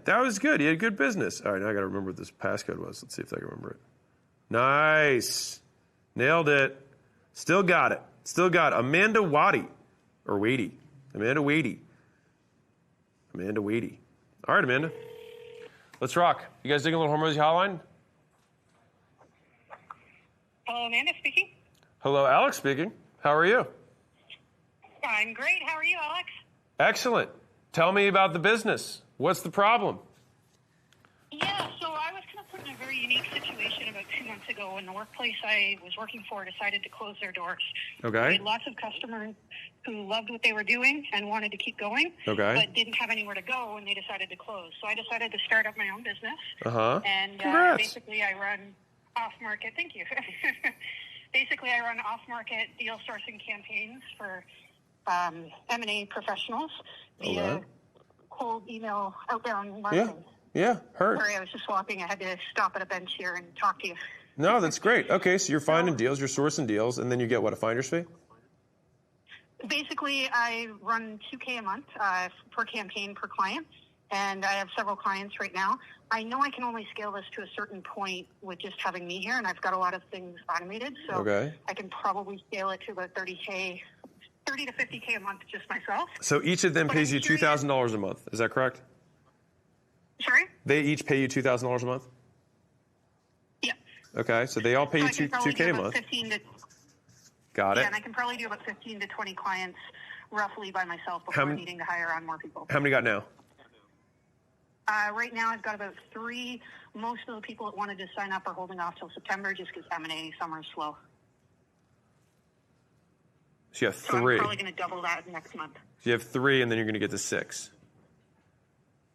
6 to 10 next month, yeah. Okay, got it. Okay, cool. So you'll be at, 12 or more, right? 12 plus K a month?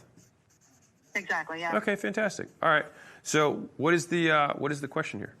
That sounds like a decent plan. So my question is, as I'm growing the business, I'm kind of curious if I should continue to focus on the campaigns that I know run well, do well, or should I look for some sort of upsell to capitalize on the existing clients that I already have, or should I be focusing more on, referrals to private equity groups, things like that? I've already got about $200 million in businesses that are in my pipeline right now that are potentially ready to sell, that I've sourced personally, that I'm connecting with private equity groups about. So I'm already doing that. I think your money model's off. I think you're monetizing the wrong way. Like you give a very valuable service if you really do indeed source deals for M&A. Yeah. $2,000 a month, $24,000 a year, and especially if they're taking off like some months, skipping months, like call it $20,000 a year is what your net per customer. That feels really low for what you're doing. If I'm going to write if you source me, 4 deals and I pay you $24,000 for it, that's like insane. Yeah, exactly. It's just a lot of the time I find the people who are jumping on these sorts of offers tend to be they're looking for minimum $1 million in EBITDA, but you're looking at some of the smaller firms like, Sunbelt, Transworld, that sort of stuff. Heard. Yeah, I got you. I mean, I would still look at like, what's the average deal size? Like I said, minimum $1 million. No, I know they're EBITDA, but what's the average transaction? Most clients are looking. Most of the times, the revenues of the businesses are about $5 to $20 million. Okay, let me ask it differently. What check do they write to buy the businesses that you source them? Sometimes it depends on the industry, just because of the. Give me an average. Give me an average. I'd say most businesses are being purchased between 15 to 30 mil. Okay, got it. Yeah, you're way underpriced. I think you got to be looking at 1% acquisition fees or more. So I would charge exactly what we're charging and charge an acquisition fee. I'd be like, we're $24,000 a year, paid annually upfront, and we get 1% of the and the way you write the contract, by the way, is you do it on the enterprise value, not on the cash value of the deal. So, because the way that it's going to work is they'll do like, let's say it's a $10 million deal for simple math. So if you have a $10 million deal, and they're not going to write, they typically won't write a $10 million check if it's a $10 million deal. They'll say, we're going to put, you're going to seller finance 20%, you're going to do an earn out for another 20, and then 60 will pay you in cash, right? Something like that. And so you want to get paid on 10, not on 6. I do that for private equity groups and family offices and that sort of stuff, but for brokers, I just do the flat fee. So for private equity groups, I charge the retainer of the $2K a month, plus I charge success fee on a Lehman's scale. Okay. Why would you not do that for the other guys? They tend to just say no to any sort of success-based fee. It's either one or the other, either a success-based fee or a monthly fee. Most of the time, it's a flat-out no from. Yeah, I think you just need to go up market. Okay. Yeah, I mean, like, if you provide a valuable service and you're selling partially to broke people and partially to rich people, sell to rich people. Mm-hmm. I mean, that's that. It's the same work for you to source a $100 million deal as it is to source a $10 million deal. Sometimes easier. Oh, exactly. Yeah. I mean, it's the same proven formula on the back end. For me, it doesn't make a difference of the targeting. Exactly. It's kind of what I charge people up front. Exactly. So if that's the work that's required, then like screw the other ones. Just source the big deals. Okay. In the short term, because I am a new business, this is my main income. Should I keep a base amount of clients to keep my monthly income coming in based on the setup I have right now, and then work on moving up market like you're talking about? Yes. All my marketing, all my advertising would be getting private equity and saying this is the new way we do things. Yes. Okay. Cool. Okay, great. Thank you so much. Appreciate it. No, you bet. Congratulations on the business. Very cool. Thank you. All right, rock and roll. Okay, so I think I'm going to take two more. All right, and then I'm going to Nick. Let's see here, Nick. So Nick is 800K revenue, profit is 40K. I'll take two more and then I'm closing this guy. Nick? Alex. What's up, man? Congratulations on the world records. What was that? Congratulations on the world record. Oh, thank you. Tell me about your business, man. What's revenue? Year to date, $413,000, and we're at $43,000 profit. Okay, so 10% margins, so 400-ish K top line, 43K bottom line. Okay, what's the business? So we do accent walls, feature walls in people's houses, and we're split 50-50, residential and commercial. Our residential clients, we have twice as many, and average job orders half the price. So that's one question is, how do I decide where to focus, residential versus commercial? So it's a pretty classic situation that you're in. I would say instead of thinking about where to focus, I would be like, where do I focus my advertising? So you want to focus the advertising on the place that you're going to get the most leverage, which is going to be the people who pay you the most. So basically, what's the difference between LTV to CAC on each of those two types of businesses, or types of customers, excuse me? LTV is better on commercial clients because they come back, residential customers. Heard. What's CAC on either of those? I don't have clear numbers on that. Okay. How much more work is it to get a commercial versus a residential? It's probably twice as much work. Okay, how much more are they worth to you? And on average, they're worth double. Okay, so it's twice the work and they're worth double, but they also come back. Yep. Right, so all of your effort should go towards commercial because that'll build a recurring base of business for you. And basically, as soon as you can get 70-ish, basically if you can cover all your costs, and I do think you're probably mispriced too because your margins are bad. I'll do we'll deal with that on another call. But I'll say right now, if you just want to listen to me blindly, just raise your prices by 20% at minimum. Okay? Across the board. Your margins are too slim. One other question. I started a school group because I also like teaching for carpenters that are just starting out, which is really fun. But then my focus is split. So is that okay to be doing both, or should I just do one? No, you need to focus, man. I would say if you want to have a community, have it be for your customers. Uh-huh. Right. And then maybe they'll buy more stuff because you're in touch with them. It's a long-term lead nurture. Yeah, push the customers. Keep them hot, baby. Keep them hot. Okay. 20% price raise. Switch your community to your customers. Focus all your marketing on commercial because that's recurring. And to make sure that it's recurring, actually put them into a sequence to get them to come back. Amazing. Cool? Thanks, Alex. Rock and roll. Yeah. Appreciate you. All right. You too. See ya. Wasn't that fun? That was a fun one. I love simple things. Let's go. All right, Christian, you're up. If you're watching on the live stream, you're up, man. Yeah, what's good, man? It's Christian. What's cooking, Christian? Talk to me. So my name's Christian Willard. I'm 23 years old. Okay. 2 years ago, I was homeless, had $0 sleeping in my truck. Cool. I do residential concrete. I just started my franchise. We're going to be doing $1 million this year in revenue. Amazing, man. Congratulations. Launch the franchise. Thank you, man. Amazing. Okay, so talk to me. So you're doing $1 million this year is what you're saying. That's your pacing? Yeah. Yes, sir. And so the franchise, are you the franchisor or franchisee? I'm the franchisor. We just paid the franchise company a ton of money, and they're going through all the documents right now, the FTD. Got it. Okay, cool. All right, so but your $1 million, is that coming from the franchisor or your one location? One location here Got in it. Mooresville, North Carolina. Heard. Okay. What are margins on your on the concrete business? 25-30%. Okay, got it. So 250, I'll just say 250-ish K. Is that including owner pay or no? Yeah, that's just turnkey. It's pretty low. No, including, is that 250 what you make plus the profit of the business, or is that? That's turnkey. So, okay, so with a manager. Heard. Okay, understood. Okay, got it. So how can I help you? To be honest, man, this is kind of taking a step into franchising. So, I mean, we don't have a lot of overhead. We're pretty plain on overhead. It's just going to material and subs. But why don't I just give you some advice, man. I'll just that's like, let me just give you advice. Okay, so here's the thing.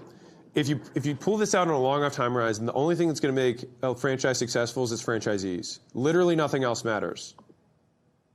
Yes, sir. And the way to do that, there's a couple things. So number one is that you're going to succeed based on the quality of the franchisees. And so as much as you're going to want to sell and chase fast growth revenue or whatever, you want to keep the bar for your franchisee as high as humanly possible, because how good they are is going to be how good your franchise is. And your unit economics in terms of average revenue per location is going to be one of the main things that makes this thing tradable and sellable in the long term, and the thing that's going to get better franchisees in the future to come and want to buy it. So your first 10, 20 franchisees, you have to be like, these guys can kill anything. Like, you have to find studs who are going to do this. So it's absolutely a two-way thing. As much as somebody can look hopeless and you're going to want to have the franchise fee and all this stuff and take the cash up front, resist the urge, because those 10 are going to be the ones who give you the averages. They're going to learn a bunch of stuff with you. You're going to want to be, you would really want to see them as partners, not customers. Yes, sir. All right? So that's thing one, is picking high quality franchisees.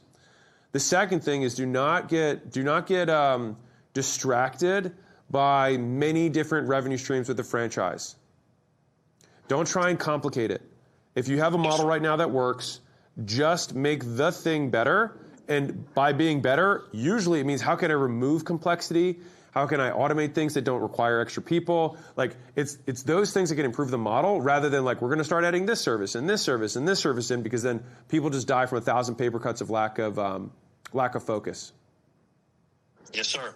100%. Yeah, we'll keep it pretty simple. I appreciate your advice, man. It's awesome. You bet. And then from a long-term perspective, how are you planning on getting the franchisees?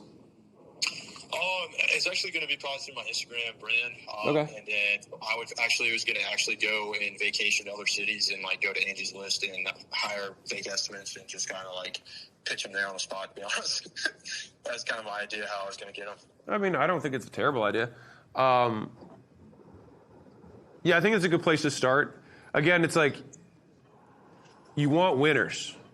Yeah. So that's what you're going to have to look for. The tough part is that if you're finding somebody who's struggling and then wants to convert over to your thing, it's they might just not be winners. So something to be mindful of is maybe you take 10 of these pitches, maybe 5 of them want to buy, maybe you just say yes to one. Okay. I mean, I'm not opposed. It's not, to me, from being homeless to, you're winning. I'm at now, I'm not money hungry. I'm about, building a brand. Yeah. And, I turn money away all the time. When it comes on to people wanting to join in and do these things, like you said, being picky, man. And I'm 100% with you on it, man. Well, I appreciate that, and I think that your customers and franchisees will appreciate that too. Keep the bar super high. Don't overcomplicate the model. Don't be in a rush to scale. And at the end of the day, I said the only thing that might be beneficial for you is, I don't want to get ahead. Just do those two things. That's the main thing. Just do those two things first. Get to, call it 20 to 30 locations open. And then I think at that point, you'll have enough cash flow to sustain bringing on a more experienced exec who's done. Ideally, you want someone who's had one big success. He or she is hungry and wants to do it big with another one. So it's like they get one set of reps from somebody else. They were in charge of it, but they didn't get as much skin in the game. Give a few points of equity that they have to earn with a 1-year cliff, so that like you don't give it away too soon or anything like that, so that they can drive the sales, and then you can run the overall org. Yes, sir, dude. I greatly appreciate this. This is gonna one day you'll see it, man, and it'll be awesome. Well, I look forward to it. Congratulations, man. It's a great story. Thank you, man. Shout out to Jesus, my hot wife, and my awesome son. Well, I love it, man. All right, see ya.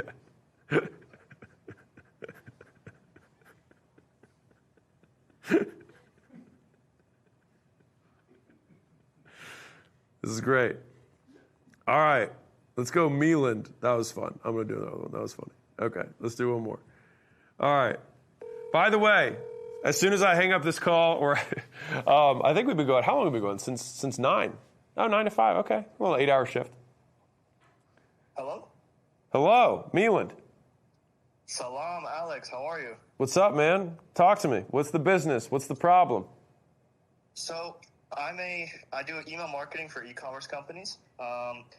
Main business model, and the main issue at the moment was just I was miscalculating my CAC to LTV mainly. Yeah. So our business model was we would do a one-time email automation setup for e-commerce companies and then try and upsell them on the recurring. Okay. But I was doing that model wrong in the beginning, where I would sell them on the one time, but I would get so hungry on trying to sign more clients where I wasn't focused on the recurring. Uh-huh. So now, basically, so far this year, we've done, I believe, $450,000, and only the profit's around 10%. Okay. So, okay, how are you getting customers right now? Yeah, how are you? Ads. Yeah. I get this. It's not going to work unless you keep customers. This model doesn't work. I'm just telling you right now. So what's the recurring thing that you're selling? So we're selling recurring email campaigns. So we do Okay. email blast, all that sort of stuff. Oh, email blast, or you mean you're nurturing leads, you set up Klaviyo and all that stuff? Yeah, we set up Klaviyo to Shopify, and we do segmentation, all that. Yeah, heard. Okay, got it. And you do turnkey, you write all the emails and you send it for their their stuff. Yeah, I have my team do it. So we have a team of copywriters and designers. No, I get you. Then, but that's what you do as a business. Exactly. All right, what's the price point? So our typical price point right now, average across all of we have 13 active clients. Okay. Average is around $2,000 per month, and it ranges between $1,500 to $2,500. Okay, so $2,000 a month. So you're doing $26,000 ish a month, and then you have your front end sales, which get you to 40 ish, right? Exactly. Yeah. All right, what are you charging on the front end? Front end for our flow setup, we're doing $2,950. Okay, so $3,000 on the front, and then how many of these are you selling a month? So, I was doing this offer for around a few months, or probably around 8 months, and we were selling on average anywhere between 12 to 16. I had to stop it. Yeah. Interesting. What's the cost of acquiring a customer? What's CAC? My CAC for this entire offer I'm pulling up the numbers right now, from October all the way up until when I stopped it was around average $2,400. Yeah, so you break even on the front.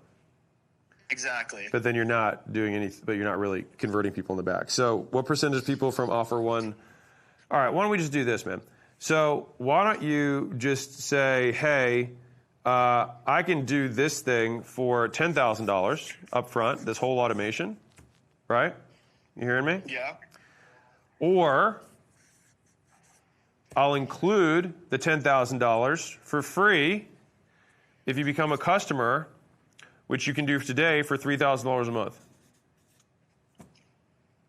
So you're saying the upfront offer is $10,000 and then lead them into the recurring? Well, it's an anchor.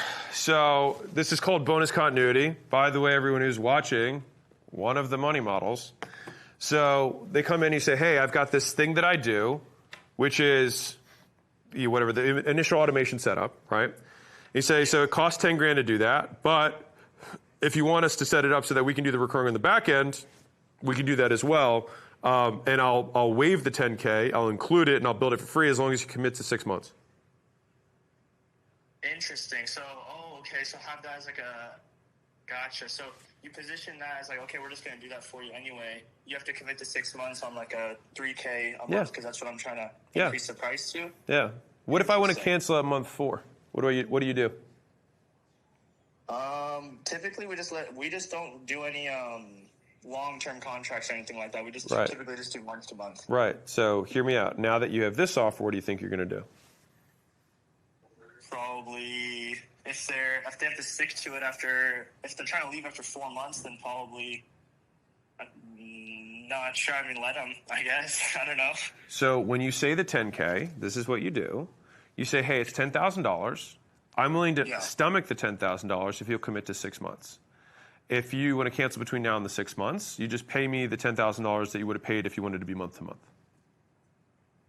Gotcha. So it's either check canceling have to go to the full, like just 10K. So think about it like this: it's $10,000 and then $3,000 a month to month, or it's $0 and then $3,000 for 6 months. And the $0 is the $10,000 thing. But if you cancel in the 6 months, then you got to pay me what you would have paid for the flexibility of being month to month. That's the trade. So if I have to front the risk, fine. I'll front the risk if you make the commitment. But if you renege on the commitment, then you got to pay me what you were going to pay me originally to have the flexibility. Okay, that makes sense. And then, okay, no, that makes total sense. So then rather than just selling 3K packages, doing that, trying to get a result for them and then upselling them. Your cash flow is going to be the same, though. Your cash flow is going to be the same, though, because you're charging 3K right now. You're charging 3K with the other thing. Same. Yeah. Right? Okay, no, that makes total sense. Right. Except this way, every once in a while, somebody is just going to say yes to the 10K, and those will be nice pops when you get them. And the 3K per month on the back end is still 50% higher than you're currently making, and you're currently making 10% margins, which would take your margins from like 10 to, if you just did the exact same number of customers you currently are, that would add 200,000. It would take your margins to 35%. Yeah, that'd be amazing. Right. Let's do that then. That's great. Let's do that. Totally. And then, sorry, I have one more question. Just because the way that I'm positioning it right now is like, okay, we'll build this, 22 email setup for, a one-time payment. Well, I wouldn't say a 22 email setup. That sounds very commoditized. But yeah, go ahead. For the actual offer side, when I'm trying to actually write in front of the ads, all that sort of stuff, would it just be like, we'll build this crazy automation setup for free, and then, or is that like a bait and switch? No, I mean, basically, I'm saying, how would you position it on the front end? Well, what are you saying now? Well, right now, this is the ad that we basically is working the best. Is like, we'll do this 22 email flow setup for a one-time payment. That's fine. Run the exact same thing. Just pitch this instead of what you're pitching right now. Gotcha. So just pitch the bigger setup for basically one time. Oh, okay. Gotcha. And then 10K. Them over. Okay. Right. Gotcha. Okay, that makes total sense. Appreciate it. Bingo, bango. Money mango. All right, rock and roll. Appreciate you. You bet. All right, see ya. Donate a book. All right. Donate some goddamn books. All right. Peter Insurance. All right, Peter Insurance.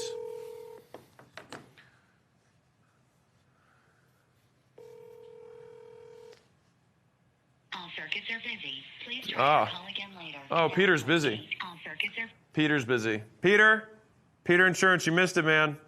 All right. Danny Dance Studio. That is kind of funny. Danny Dance Studio. I hope it's called Danny Dance. Danny Dances.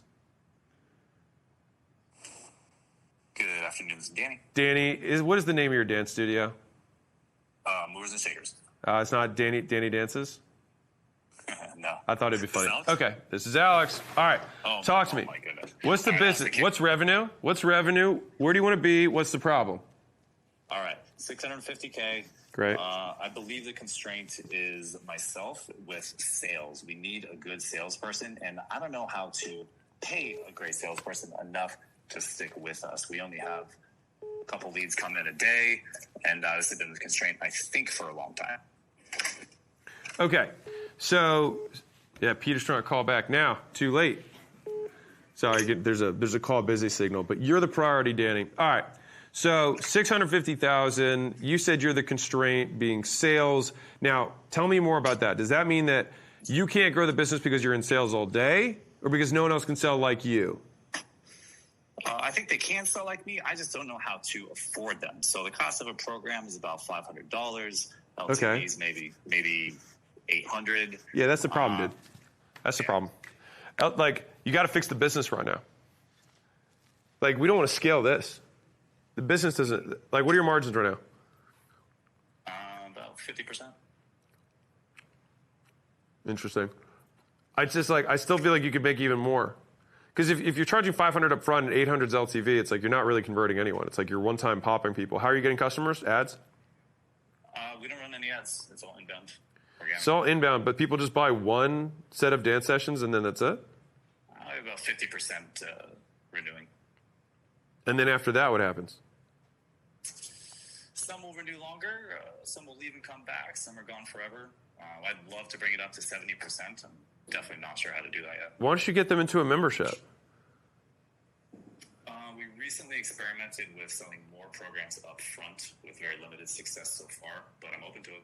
No, sell your front end thing because you're obviously closing on that. But I'm saying, why don't you just take the 500 and then just roll it into a membership? Yeah, they go through levels. So they start beginner, then intermediate, then that's advanced, fine. Just roll it in. Yeah, roll into the next level. So like when they purchase the first level. Before they finish the first level, offer them the next level, and then credit their first level towards their second level, and price the second level such that when you roll in the first level to the second level, you still make a good profit. We do. I mean, we sell it about halfway through the first level, and we're at about 50% recurring. And then what percentage of people from the second ling buy the third thing? About 50%. Yeah, so you got to keep. It's this, and these are what, 6-week things? 10 weeks. 10 weeks. Yeah. Are you the dancer? I used to teach everything. Now we have a couple other instructors. I came to your scaling workshop last summer, by the way. Yeah, Best heard. Program I've done in my entire life, by the way. Oh, I'm glad. I appreciate that. You donate some books? I already purchased the 200 books, yeah. Rock and roll. Appreciate you. Okay, so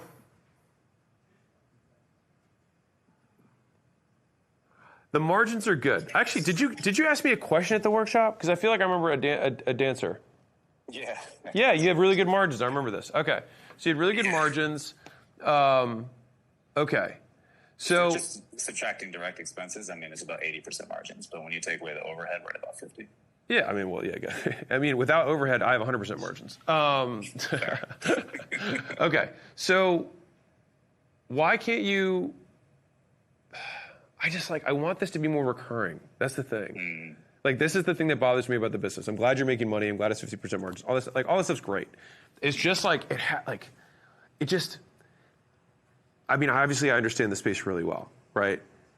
The reason, did you see Rick on here earlier? I did not. Okay, so Rick owns a franchise that does small group training for gyms. It's one of the best franchises right now in the fitness space.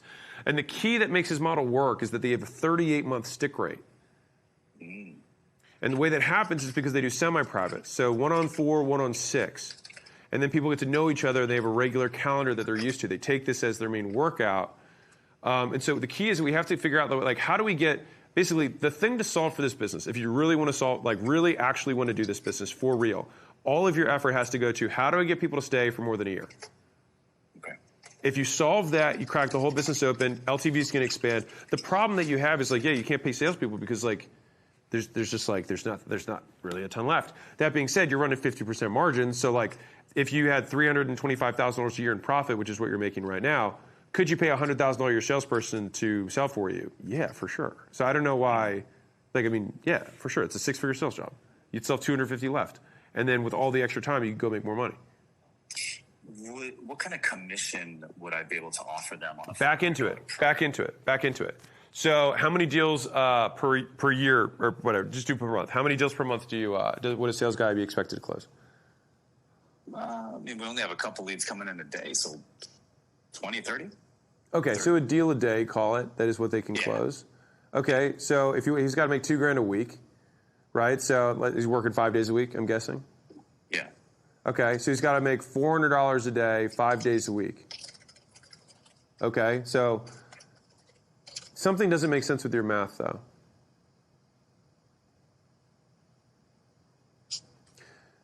Yeah, because if you're closing 30 deals a month and you said LTV was 800, then that would mean that you'd be doing $24,000 a month, which would put you at $300,000 a year, not $650. You know what it is? A lot of people purchase without reaching out first. They just purchase online. You mean they just buy online? Yeah. I got it. These are people who reach out. Mm-hmm. Got it. Okay. So you're doing a deal a day, but the average ticket is 800. Or LTV is 800. Yeah. Maybe we need to just start advertising and suffer and take the loss for a while to get more lead volume, and then we could actually pay them Well, I mean, if you advertise well, you'll make more money. You won't be like, I have to suffer and advertise. It's like, if you do it right, you'll make a bunch of money. Okay. So if I really wanted to fix this business, you have option one is you can just run ads, right? That's an easy option. But I would not want you to do that if we really want to do this right. You want to fix LTV. Like if you want this business to really scale, if you want to get to like millions of dollars a year, not just a few $100,000. And I want to be clear, what's your goal? Like, do you just want to make this? Yeah, I mean, if we expanded to, $2-3 million a year, that'd be great. All good. Okay. Well, if you fix the model, it'll just keep growing. That's the thing. So we have to, basically, I would look at how you're doing your delivery and think, how can I do it in such a way that people can get enough, and like maybe you have a $500 front end, but maybe there's a $1,500 front end, and that has a better client ratio. So, and then they're stickier too. I don't know. But right now, the thing to solve is how do you get people to stay for 3 years? 1 year to start, but ideally 3 years. With personal training, how long would be realistic for a person to stay? 38 months, that's what I'm saying. 38 months, okay. Yeah, so you want, get churn, churn under 3%. That's what you want. Just 3%, wow. Monthly. If teaching a skill, the thing is, once they have the skill, I believe it becomes a lot tougher to keep them around, Yeah, heard. Well, they learn new songs, and then I'm sure they dance with one another, right? And they have, and I'm sure like everything, it's like if somebody said, "Hey, Alex taught me how to sell," right? It's how well, you know what I mean? Like there's depth to skill. It's not like, okay, he can do the cha-cha, but it's like how well can he do? Is he cha-cha champ, or is he just decent at the cha-cha? I'm just making this up. I have no idea, but like I imagine that maybe part of it is just like your own belief of like, well, they already learned it. It's like, but how good are they? Okay. My experience is that at the higher levels, it becomes much more competitive and even harder to keep them around. Yeah. I understand that would crack the code, though. I mean, that would make a huge difference. Yeah. Well, maybe, okay, hear me out. Is there a way that you go from teaching to like a group, some sort of larger group setup that's like more scalable, so that becomes like the recurring bucket that's like fun and maybe lower priced, but people like never want to cancel because it's almost like a dance club? Yeah, people do run dance clubs. It feels like a whole other animal and not necessarily desirable. But well then, dude, if you don't want it, man, then that's not the thing. Like the thing is if I say, hey, if you start advertising, the business can double or triple. But the thing is like that lever only gets pulled once, right? Mm-hmm. And so I'd rather fix the bucket before we pour a bunch of water. Pouring the water is almost like a commoditized thing. It's like we run ads, people come in, we sell them, but then it's like, okay, then the whole game is just, I buy customers at 200, I make 800 with, 90% gross margins or whatever it is. And it's like, so you're just buying, $400 bills or $500 bills for $200. Not a bad thing to do. Don't get me wrong with it. But like, if you want to build the asset, the business, it's like, how can we keep those dollars continuing to come and really expand LTV? Because that's what's going to give you the stability for the business, which is what you ultimately want. We got to nail it first. Yeah, and then scale it. Yeah. No, but that's so I think when you go through the lifetime value playbook and you go through the retention playbook, that'll give you a bunch of different frameworks to think through in terms of how to apply it. And obviously you can ask the HCQ AI. It'll give you a bunch of different frameworks to apply to your specific dance business.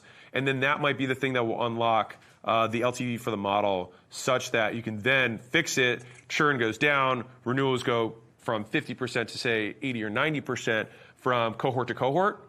Now you're singing and dancing. Start right? Start with the LTV playbook. Start with the retention playbook. The constraint is not the sales. The constraint you're saying is the LTV. Yes. Okay. Well, I guess that's my homework. Bingo, bango. Rock and roll. Really appreciate you. Appreciate you, man. Thank you. All right. You bet. See ya. All right. Okay. Who do you guys want? I'm gonna say a name. You guys can tell me in here. All right. Would you guys rather have? Do you want to call Peter back from insurance? Option 1. He did call back. Option 2 is you can go with Rayhan, telehealth, $6 million a year. Or option 3, we can go Caden.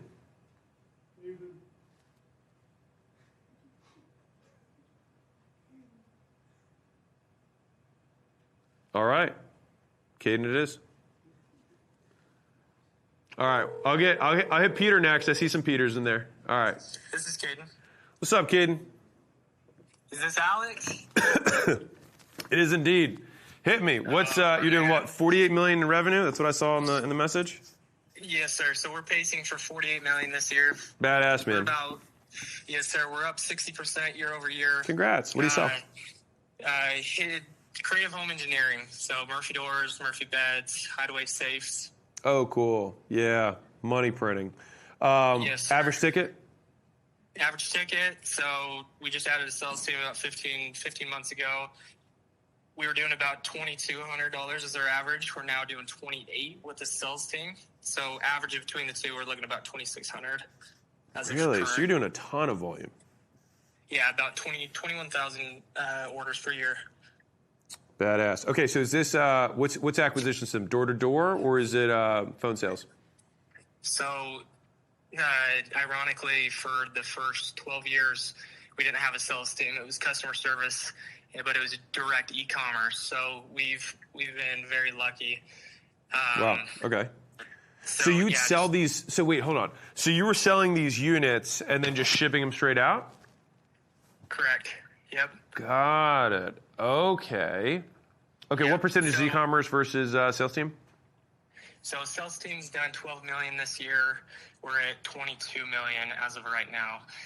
And then we've got other channels. So we're just about 48% from the sales team, direct to consumer. And when you say direct to consumer, are they just smiling and dialing, or are you doing lead gen, or like are you like what's? No, just through our marketing channels. They're checking out direct through our website. So they're landing our landing page. They're following us on Instagram, and over time they're checking out on their own. So 48%. 52% is doing that. We've got about 4% through Home Depot, Amazon, Wayfair, a few other channels. Yeah. So my question, my problem, my burning problem that I need solved is, we've partnered with Grant Cardone. We're trying to get in with you as well, and did you buy some books? Scale this thing. We bought 215 books. So yes, sir. Well, I appreciate that. All right. Absolutely. Well, and I thank you for the other 200 entrepreneurs who are going to get books. So thank you from them too. All right. So so you have a burning question. You said you wanted to partner. What's holding you back right now? Honestly, nothing. Nothing's holding us back right now. So we haven't been out to CEO. We've been with the Cardone team for about a year now. Awesome. They've done an awesome job for us. I mean, we love them. Obviously. Yeah, things are doing great. We think that what we're doing organically is working great. Okay. And we want to see it through.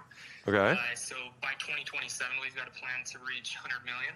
Awesome. And so my question is, with your expertise, what channel do you see? I think we've got so much fire burning under us and so much ability. We haven't tapped into door to door. I just started a channel where we're actually meeting with the developers, the designers, the contractors. So I think that channel, the lifetime value of a contractor is so much greater than just a direct to consumer. Yeah. So I don't know if we just need to blast that channel. Currently the majority of our builder leads are coming from, we do one event per year. It's called the International Builder Show. Yeah. We got to Vegas. We spent about $1 million on our booth. Yeah. We always get, show the booth of the year. so on and so forth. We're able to acquire about 6,000 leads, builders, designers, contractors. Amazing. And so within the past 2 months, I'm really trying to build that team out. So far, it's working great. It's 1/3 of our sales team's revenue. So I'm without a proof of concept, I'm just trying to understand if this is the route that I need to put all resources in, or if you're seeing something with your. No. So let me just cut you off. So right now, the thing that I would be most afraid of if I were you is splitting my attention. Okay. Because I like to ask the question, like, what stops you from doing 10 times more of the thing that's already working? What are your margins right now? 48%. Dude, come on. Okay, so you got great margins, growing fast. You've got the e-commerce channel, self-serve, that's working. That's 52% or 48%? Which one was it? 52, right? The e-commerce is 52. Right, you got 52, and then you got 4% from other, and then you got, I guess the rest is sales team, right? Correct. Okay, and then sales team are working what channel? Sales team, they're mainly working all the leads that are coming through all of our from e-commerce. So they're just working. Yeah, they're just working the leads from all abandoned carts and all that stuff. Abandoned carts. Yeah, exactly. Okay, so this was basically the sales team add-on is kind of a CRO thing. So it's basically like. So the easiest way to think about it is, all right, I'm gonna draw, and maybe you'll see this video. I don't know if you're watching this live or not, but for my people, can you give me an overhead cam? So. If we have a triangle, and let's say that this represents the marketplace, if you are currently monetizing the top of that triangle, okay, that's, let's say, this is your normal e-commerce whatever, right? When you add a sales team, what happens is you take this line of monetization and then you just pull it down, and then you convert a higher percentage of the people that are in this triangle, right? Okay. Now, the way to grow this is like you're like if you keep adding more salespeople, eventually you will run out of leads to call, correct? Absolutely. Right. Yep. And so that was a one-time lever. A good lever, don't get me wrong, and one that will increase AOV, well, really more EPCs than AOV, but like increase earnings per click so that you can spend more on advertising, et cetera. Mm-hmm. Okay. Rock and roll. And what we want to do is we want to expand this triangle as the primary thing. That's what I'd be thinking of. So your current way of getting the customers in, are you running any ads at all? Yes. Okay. Plenty. Yeah, so my thought process would be, okay, now that we have enhanced our earnings per click, we can now reach significantly more, we can buy way more media, and I already have the infrastructure to do that, and I already have the sales team. And so then the business just becomes, can you hear me? Yep, I can hear you. Yeah. Sorry. So the business just becomes, I'm going to spend more money on the advertising, and by doing that, that will then feed the sales team, which I can then bolster up. And so it just becomes this back and forth ping pong between get more leads for e-commerce, hire more salespeople, get more leads for e-commerce, get more salespeople. And that to me is a simpler setup. For me to say, hey, let's also do this other thing, unless you have a star who can actually run it without you doing it, Gotcha. then I would rather you stick with the thing and double down on what is working most. Because, like, I'll say this differently. If you can double the business, right, with doing one thing, I think I would rather do that than double it doing 4. Got it. So then let's just try and find the one thing and then put all of our emphasis on that. And right now you have a machine that's doing 48% margins, growing 60% a year. I'm not like, let's just add distraction, because most businesses die from indigestion, not starvation. They die from doing too much, not too little. Absolutely.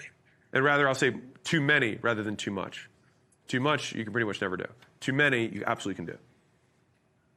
Got it. All right, that would be without knowing anything about the team, with zero context from a 8.5-minute call.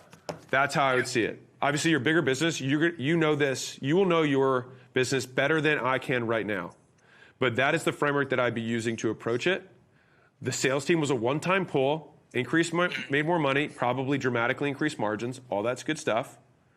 But in order to really expand the business, because to me, the business didn't really expand, you just better monetize, which is nothing wrong with that. Absolutely. Right. But now it's like you have top-of-funnel issues.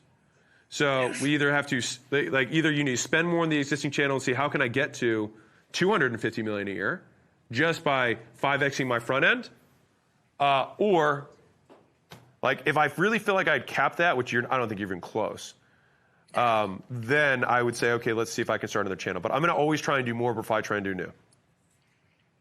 Got it. Rock and roll? Yes, sir. I appreciate you, Alex. Appreciate you. Thank you for buying books. Absolutely. All right. See you, man.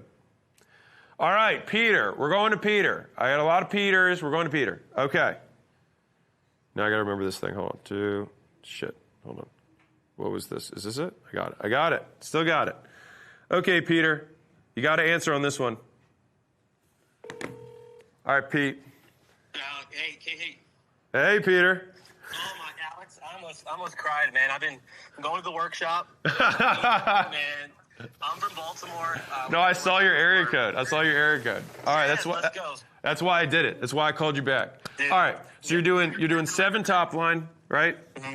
All right, you got 2 in profit. It's insurance. What kind of insurance? Yeah, so we sell final expense. So I need your help here. We sell to poor people. So burial insurance, which is a really interesting model. Burial Insurance. Oh, burial. So Yeah, got it. Yep. Yeah, got it. Okay, got it. All right, so what's the issue? What's holding you back? Yeah, so we're kind of like at a crossroads right now. So I have built a large brand. I have about 60,000 insurance agents on my YouTube channel. 16? 60,000. Oh, got it. Great. So I get naturally about 20 to 30 people that want to work with us to grow our team. Basically, we want to scale our team. So our biggest problem is increasing our LTV and our profitability. Right now, our options to expand or increase our LTV are to increase and go into a new product like Medicare, which is really highly compliant. Yeah. Or to offer insurance products. Like, we're an LOA call center, so we generate the leads, we pay salaries, and it's a small margin for our agents. But opening up the broker model basically is a licensing model where we can take them, they pay the fee, and then we can ultimately have them high contracts, but they take on all the risk. So we don't know if we should just open that up to go from LOA, our call center model, to now a brokerage model, or add an additional product like Medicare. So you said your margins are bad, but you're running 30% margins. So like, how would I say, churn is tough. It's a battle. We pay for all of our agents' chargebacks. Yeah. So they have no risk. So it's like you have to keep selling new products to keep up with the chargebacks, because when you're selling to poor people, as you know, it's a lot of returns. They can't afford $60. We're bootstrapping this business. We have a healthy savings. Yeah. It's we're at a tough spot right now. Well, I think selling a better product to a more affluent customer is a good idea. I don't really I'm not going to make you feel bad. But if you're getting a ton of chargebacks, that kind of sucks. You know what I mean? It's not a good way to live. You know what I mean? You can make a buck, but make enough to go legit. You know what I mean? Yeah. All right. So would you? Mm-hmm. So I do like a superior product, and you obviously know how to market and sell, right? It seems like you have that skill set. So you just got to sell better stuff, man. Better stuff to better people. You have a good base skill set. You know how to recruit. You know how to hire. You know how to train. You know how to market. You know how to sell. You got a lot of the right tools. I think you just got to build a better business with those tools that you got. Okay, build a better business. So would you just find a different product to sell Yeah. in insurance? Since we know how to market. Yeah. Okay. Yeah. And would you still build into keeping the LOA? Because there is that, we get the long-term value, which is the residual play a little bit, but it just made the product things screwing us up. Yeah, but the residuals aren't worth much because the people cancel so quick. Yeah. So Right. if you started for 2 years, would you just say, hey guys, prepare the team to change the product? No, you're in a tough spot, but it takes. Sometimes. Listen. I want to be upfront.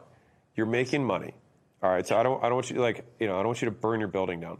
But the main thing is it really depends on your goals. Either you have to if you can figure out a way to improve the service or improve the expectations such that people stop charging back, this could be a business that's better. And so, if we think about which problem would you rather solve, right? So problem one is I can try and improve the way that my people sell, how they're being pre-framed on the call via the nurture, the marketing, all the messaging that they're seeing prior to the phone call, right? And then whatever their experience is post-call, there's some automation, some AI I can put in so that I can retain these people and increase their LTV. If I can do that, that's one solution set to fix the business. The other solution set is to enter another business, which fundamentally, like even though it's insurance, it's you already know this, it's a completely different ballgame, right? Yeah. Different avatar, different acquisition process, different sales process, all of these pieces, right? Mm-hmm. So I hesitate a little bit to say like, go change everything. I'd rather you see if you could fix the existing thing because you already have it down. Like it's just like, can we just fill the 2 holes that are breaking this, rather than like really overhauling the whole thing. But I do think if we're looking at a 10-year time horizon rather than a 2-year time horizon, you'll probably be better served with the better customers, higher ticket. Okay, gotcha. So expand that way. It's almost like Sharon, he had that brokerage model we didn't take into. Like we have the people, but our model doesn't attract A players because it's like a call center, like LOA. Well, yeah, of course. Yeah, I mean, you're selling to broke people. It sucks. Like, I mean, like you're like a collections company, like 50%. Yeah, it's brutal. Well, yeah, it's tough. A lot of problems. So you think by changing the product, you also can change, ultimately who you recruit? Because there's obviously... Dude, 1,000%. Because like no one wants to sell this. No one wants to buy it. No one wants to sell it. Right? And we can't control the product cost. Yes. Really, because it's like $60, and no, I get we it. have a lot of agent retention problems too. Of course. Yes, of course it is. I mean, think about it. Like you deal with absolutely terrible people, and so everything sucks. Everything stems from there. It's terrible people, terrible products, terrible employee. Like the whole thing sucks. Yeah. So we just have to fix that. Well, yeah. I appreciate it. We're trying to think about adding the product, but it's the people, and it's painful these last 2.5 years. But dude, you learned a ton of skills, and now you just get to apply them to a better opportunity.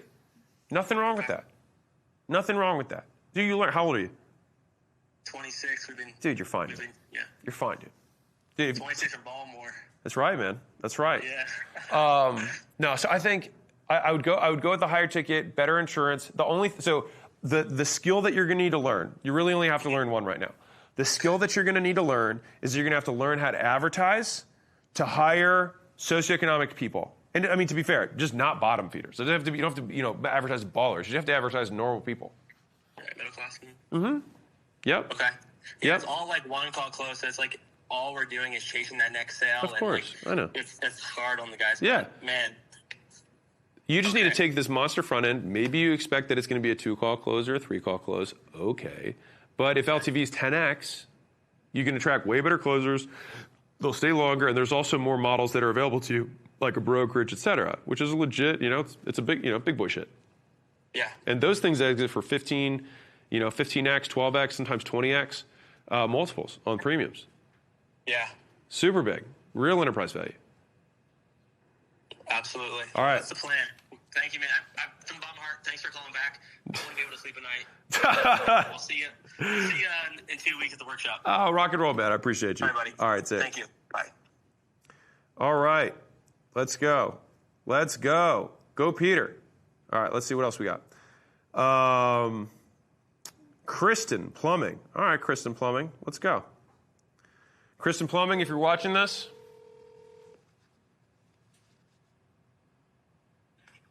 Hello?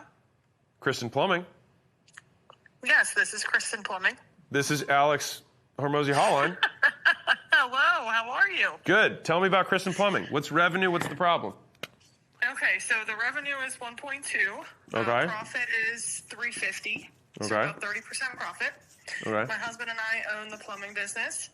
Okay. And our Achilles heel right now is employee retention. Okay. So he's the master plumber, Yep. and right now we have him and one other plumber, and so they're generating the 1.2. And so let me just give you a very quick backstory. Is I run all the office part of the business. He handles everything in the field, and so the problem, like I said, is employee retention, but. Okay. I'm a little bit. Neither of us are good in that area. Okay. I'm a little bit better, but my husband obviously should be the one actually doing all of that. So my question is, how do we fix this problem? Do we hire someone to fill this role? When you say this role, what do you mean? I guess you're doing 1.2. Headcount's what, 5, 6? Yes. Right. So it's you and your husband, and then how many guys you got in the field? Technicians, whatever. Two plumbers, including my husband, and like 1 to 3 helpers, depending on the project. Okay, so like just vendors, contractors. Yeah, well, Okay. and we have 1 full-time apprentice as a W-2. Heard. So then, what's the retention issue? Are you actually having issues retaining people, or are you having issues finding people? We're having issues retaining people. We're averaging about less than 6 months. We've gone through, and this has been for the last 18 months. Okay, why are they leaving? Because they don't like. I think it's they don't like how my husband manages them. Okay. He's very military, straightforward. Do your job. Yeah. And we offer good benefits and all the good things, but he's not the tough. He's tough, and he's not the guy who's going to build the camaraderie. So we keep thinking, can we bring in a service manager who maybe can also do some plumbing and fill that role and be like the barrier between him and the guys, my husband and the guys. Yeah. But yeah. So, what's your husband's name? His name is John. Is John with you? No, but I could go get him. Well, you can walk that way and keep me on speaker. So, okay. So, I mean, basically, I'll say it to you this way. John not having the skill of being able to manage and lead people is going to cost you $150, $185 a year. So, the options are that he can learn to change his behavior in such a way that allows people that they don't hate working for you. And you can save that money at the bottom line. Alternatively, you can say, we're going to cut our pay in half, and we're going to get somebody else who has that skill. Okay. I mean, those are fundamentally said differently. The environment in which people are working needs to change. Either he will change or he needs to leave, and then somebody else does the thing the right way. It will cost you more to bring somebody else in than for him to learn the skill. But that's a you call. Business-wise, either choice works. One is obviously higher risk because you're increasing liability and fixed costs.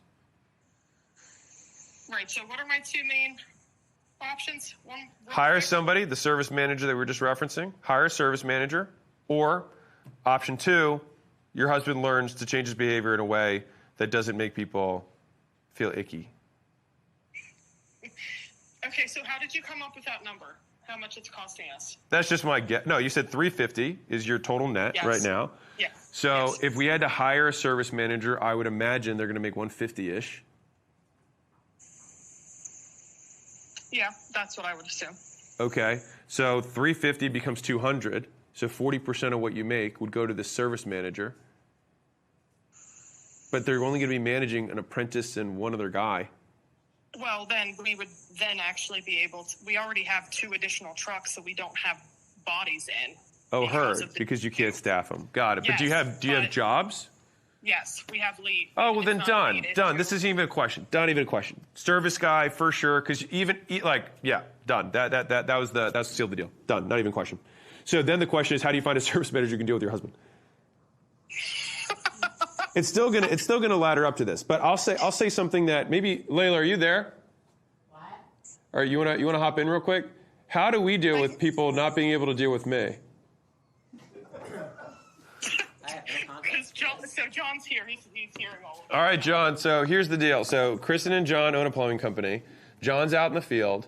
They've got 1 additional plumber and an apprentice. They've got more deals than they can handle. They've got 2 empty trucks, and they can't have bodies because they can't keep anyone because John's a hard ass. Yeah. So they either have to, my goal was okay, hire the service manager, maybe take some of that off of John. Yeah. But then the service manager is still going to report to John, or is going to report to you, Kristen. So I was going to say, how would you? This is a pure people and AI masterclass from Layla. Yeah. So I look at it like this. What's your husband's name again, ma'am? John. John. Yeah. So there's the business. Can you see what I'm drawing? Oh, jeez, no. If you're not, go on YouTube. All right. So you're. You're good. There's your business, and then there's John. And then the bubble of your business, John doesn't come into that bubble. John stays in this bubble. This is how Layla manages Alex. And then John gets to be Santa Claus. And you get to be the Grinch. And I found that works incredibly well. And, I had one of my first mentors who said she took the whole business and basically circled all the departments except marketing and said, Alex, you do the marketing, and then Layla, you take the rest of it. And by the way, the people still report to you, Layla. And that worked out well for us. Greatest moment of my life. So I'll tell you the story. So we paid, I think, $50,000 for a day of consulting from like an operations person. And so he said, hey, I want you guys to write on this whiteboard everything that occurs in this business. Like what are all the jobs and tasks that have to get done? So we write down this whole whiteboard covered with stuff that Layla and I are both doing. And so then he takes this marker and he circles everything, like every single thing on the board, minus marketing. And he's like, this is all Layla's. And I was like, I love this guy. We should pay him double. And you know why this is good for you is think of all the skills you're going to acquire. Yeah, absolutely. And this kind of aligns with our personalities. Oh, good. Yeah, so like just lean into your strengths. Like if you're more of a people person and him being on the field makes problems, then you just do that. I mean, we talk about it openly with our team, and it's always like, okay, and we even talk openly, like, Alex, you always have a project to work on. Because if you don't have a project, then you're going to want to come in. And break shit. And then people are going to get mad and quit. As one does. I mean, like, there's no shame in the game. You know Yeah, what I'm saying? no, for sure. I'll, John, just to make you feel a little better, I'm 0 for 11 on EAs. And the common thread between report to me now. And the common thread between me and the 11 of them is obviously them. So,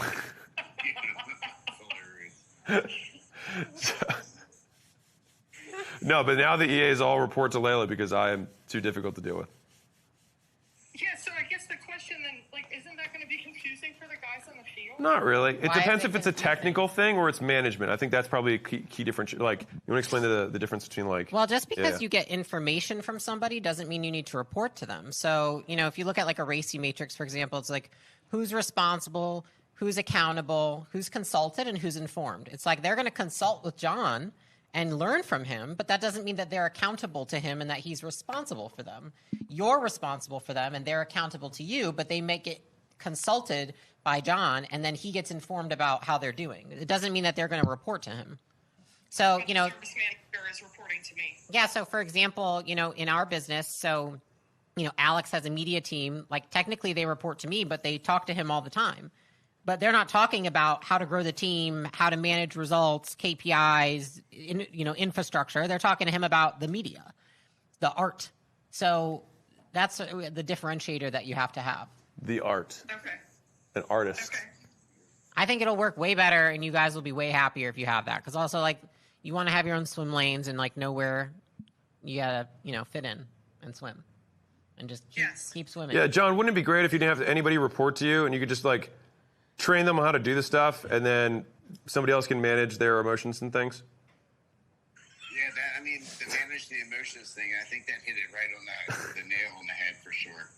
It's a difficult thing for me to do, to manage men's emotions on a daily basis. Yeah. I get it. I get it. Preaching to the choir. All right, so that help you guys out? Yes, very much. Thank you Yeah, so much. so the action item is hire the service manager. That guy reports to you, Kristen. And then, John, you're just basically you're a lead technician, right? Like, when they have the most complex issues, they don't know how to do something, they call you, right? For sure. If the guys are like, hey, what do we think about this brand idea? Or what are we doing? What about this, like, this copy or this hook or this angle or this video or this whatever? They're going to come to me to ask me about that. But if they're like, hey, I'm having a problem with Tommy, I'm like, I don't know. Not me, not my problem. Well, they know not to talk to me about that, so they just don't. But, like, that's the idea. And if you just remain scary, they just won't come to you eventually. That's the key. And another good one is that whenever they message you, just don't respond, and eventually they stop. If you ghost them, they'll stop talking to you. That's the key. Oh, yes, that's awesome. I got you. I got you. Have clearly been where we are. It's like we know. Well, I appreciate you guys. Donate some books, and I can't wait to hear how the business goes. Yes, absolutely. Thank you so much. Thank you guys. Appreciate you. All right. Let's go John Smith, that sounds like a fake name. What do we think? Adrian, 22-year-old girl? Yeah, I don't know. No. Thomas Cairo? Or John Thomas Cairo? Okay. Yeah. Thomas Cairo. How many more should we do? How many you want?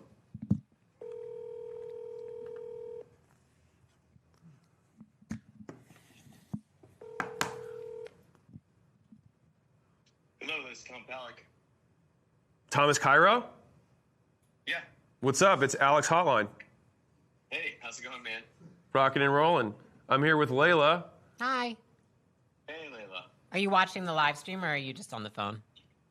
I have the live stream on an iPad and I got my phone. Rock and roll, baby. Perfect. All right. So, business is what? Doing $1 million a year? Well, last year we did $750, but I worked with Alex's books, and some ChatGPT and got it to the last 2 months, 100,000 revenue. Well, I'll be amazing. Can't wait till you use the playbooks. You'll love them. Okay. So good return on the books then. So, yeah.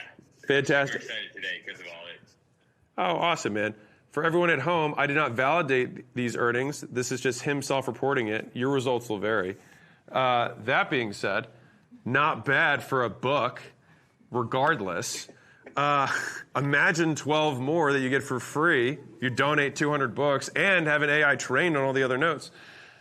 I'm messing with you. Not really. You should go buy the book. No, Anyways. No, I'm trying to build my own Alex bot, This will be much better. Okay, what's the limit? What's the constraint right now? What are you trying to do? You grew from 750 to $1 million. Do you want to open new locations? Do you want to scale the existing? What do you want to do? Scale the existing right. to then potentially more locations and step back. It's just me and an assistant and my front desk. Okay. And I got an intern, and she's about to go getting paid, and we're trying to decide what is a fair split. So I spoke with people in my industry, and they're doing between 25, 75, and 30, 70. So I stuck with that, and then I was going to give her a 50-50 on product sales, and then 10% on growth of net in the future. For the front desk girl? No, for my new associate. Oh, but it's a Cairo, right? Yeah, Cairo, but we do I don't know if you've heard of Softwave. It's we got 2 of these $100,000 stem cell machines that could regenerate meniscus. Okay, cool. Functional meds, so we do a lot of concussion work. Okay. And then I'm interviewing some nurse practitioners to do therapeutic peptides. We're trying to make a regenerative kind of program because I have a lot of high net worth people up in Vail, Colorado that. Okay, you're in Vail. Yeah. Got it. Heard. Okay, what's the margin on your $1 million? Well, this month would be probably 70, 75. Amazing. That's great. Okay, 75% margins, and you increased it. I'm guessing all the stuff you got from my stuff just added straight to the bottom line.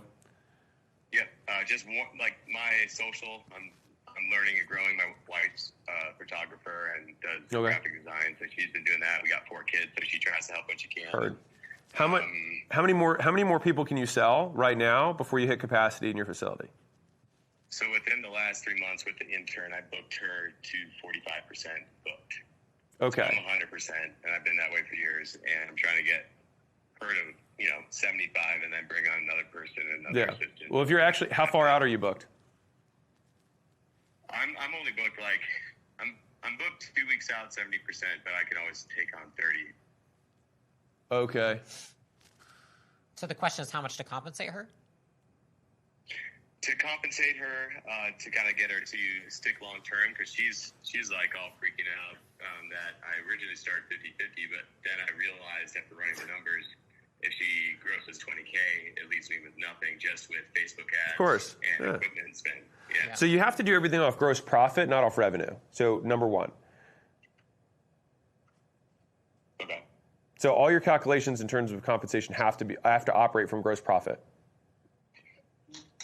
Is she a full-time employee or is she a contractor? She's going to be a W-2 full-time. Okay. Okay, so the issue is just, literally is just compensation. That's all we need to answer here? Well, compensation, I didn't want to bog you down, but I also got, I have my own supplement line that I'm going to expand with. I'm talking to some guys who used to work for Eli Lilly with kind of making affordable peptides that aren't on the gray market, and then trying to go take that more regional and then nationally. Why? What's that? No, just don't do it. Dude, No. I can't even tell you, like... Different game, man. I mean, like, if you want to do it and get rid of the office. Well, no, I wanted the office to kind of run itself and give this girl kind of like the power to kind of take over that location. It was just It's going to run itself. idea. It's going to run itself. Yeah, it'll run itself, for sure. You guys run this shit on your own. Yeah, it'll autopilot, dude. It'll just like, it's while you sleep, just cash flow, or passive income. No, Well, with four kids, I get up at like 4 o'clock every day to work out, do all this stuff I have to do, like 10 hours with patients, be with the kids, and then work 2 more hours. And I'm like, how can I get more time? My father-in-law's in the self-storage business, and I'm like, dude, he just flies around and collects checks. That's awesome. Yeah. I think the question is... He's also probably like 25 years ahead of you, but there's that. More than that. Yeah. He's 84. Yeah. Right. And you know what? When you're 84, I'll bet you this, you will also be able to drive around and cash checks and not have to wait till you're 84. I really mean that. You're comparing your like first chapter to like chapter, 17. Anyways, so let's get down to like there's two decisions we need to make. One is I'll just say, and Layla and I both kind of jumped on this, trying to start the peptide thing. I do think there's an opportunity in peptides right now, so I don't want to say that there's not. There is. But it's a business, and it's a totally different business, and it's going to take 110% of your attention. And so if you're like, hey, I want to get time back, you're just going to be working just as much in that, just to be clear. So it's like, what problem are we solving? If it's like, I just generically want to make more money and work less, neither of your solutions are going to do that. If you figure it out. Yeah, right. So I think that if you want to bring this gal in and whatnot, like eventually the way to make the Cairo system work is that you have an owner operator, which is the right way to think about it. Typically, like we just back out like our percentages. We never have strict percentages that we stick to. It's purely based on OTE, so on target earnings. So we look at what's the market price for somebody who's a way above average person, call it 85th percentile. This is, to be fair, how we do business. Not everyone does it this way. We do it this way because we prefer to pay above market and get way better people. And that almost always pays for it. Not almost, it just pays for itself.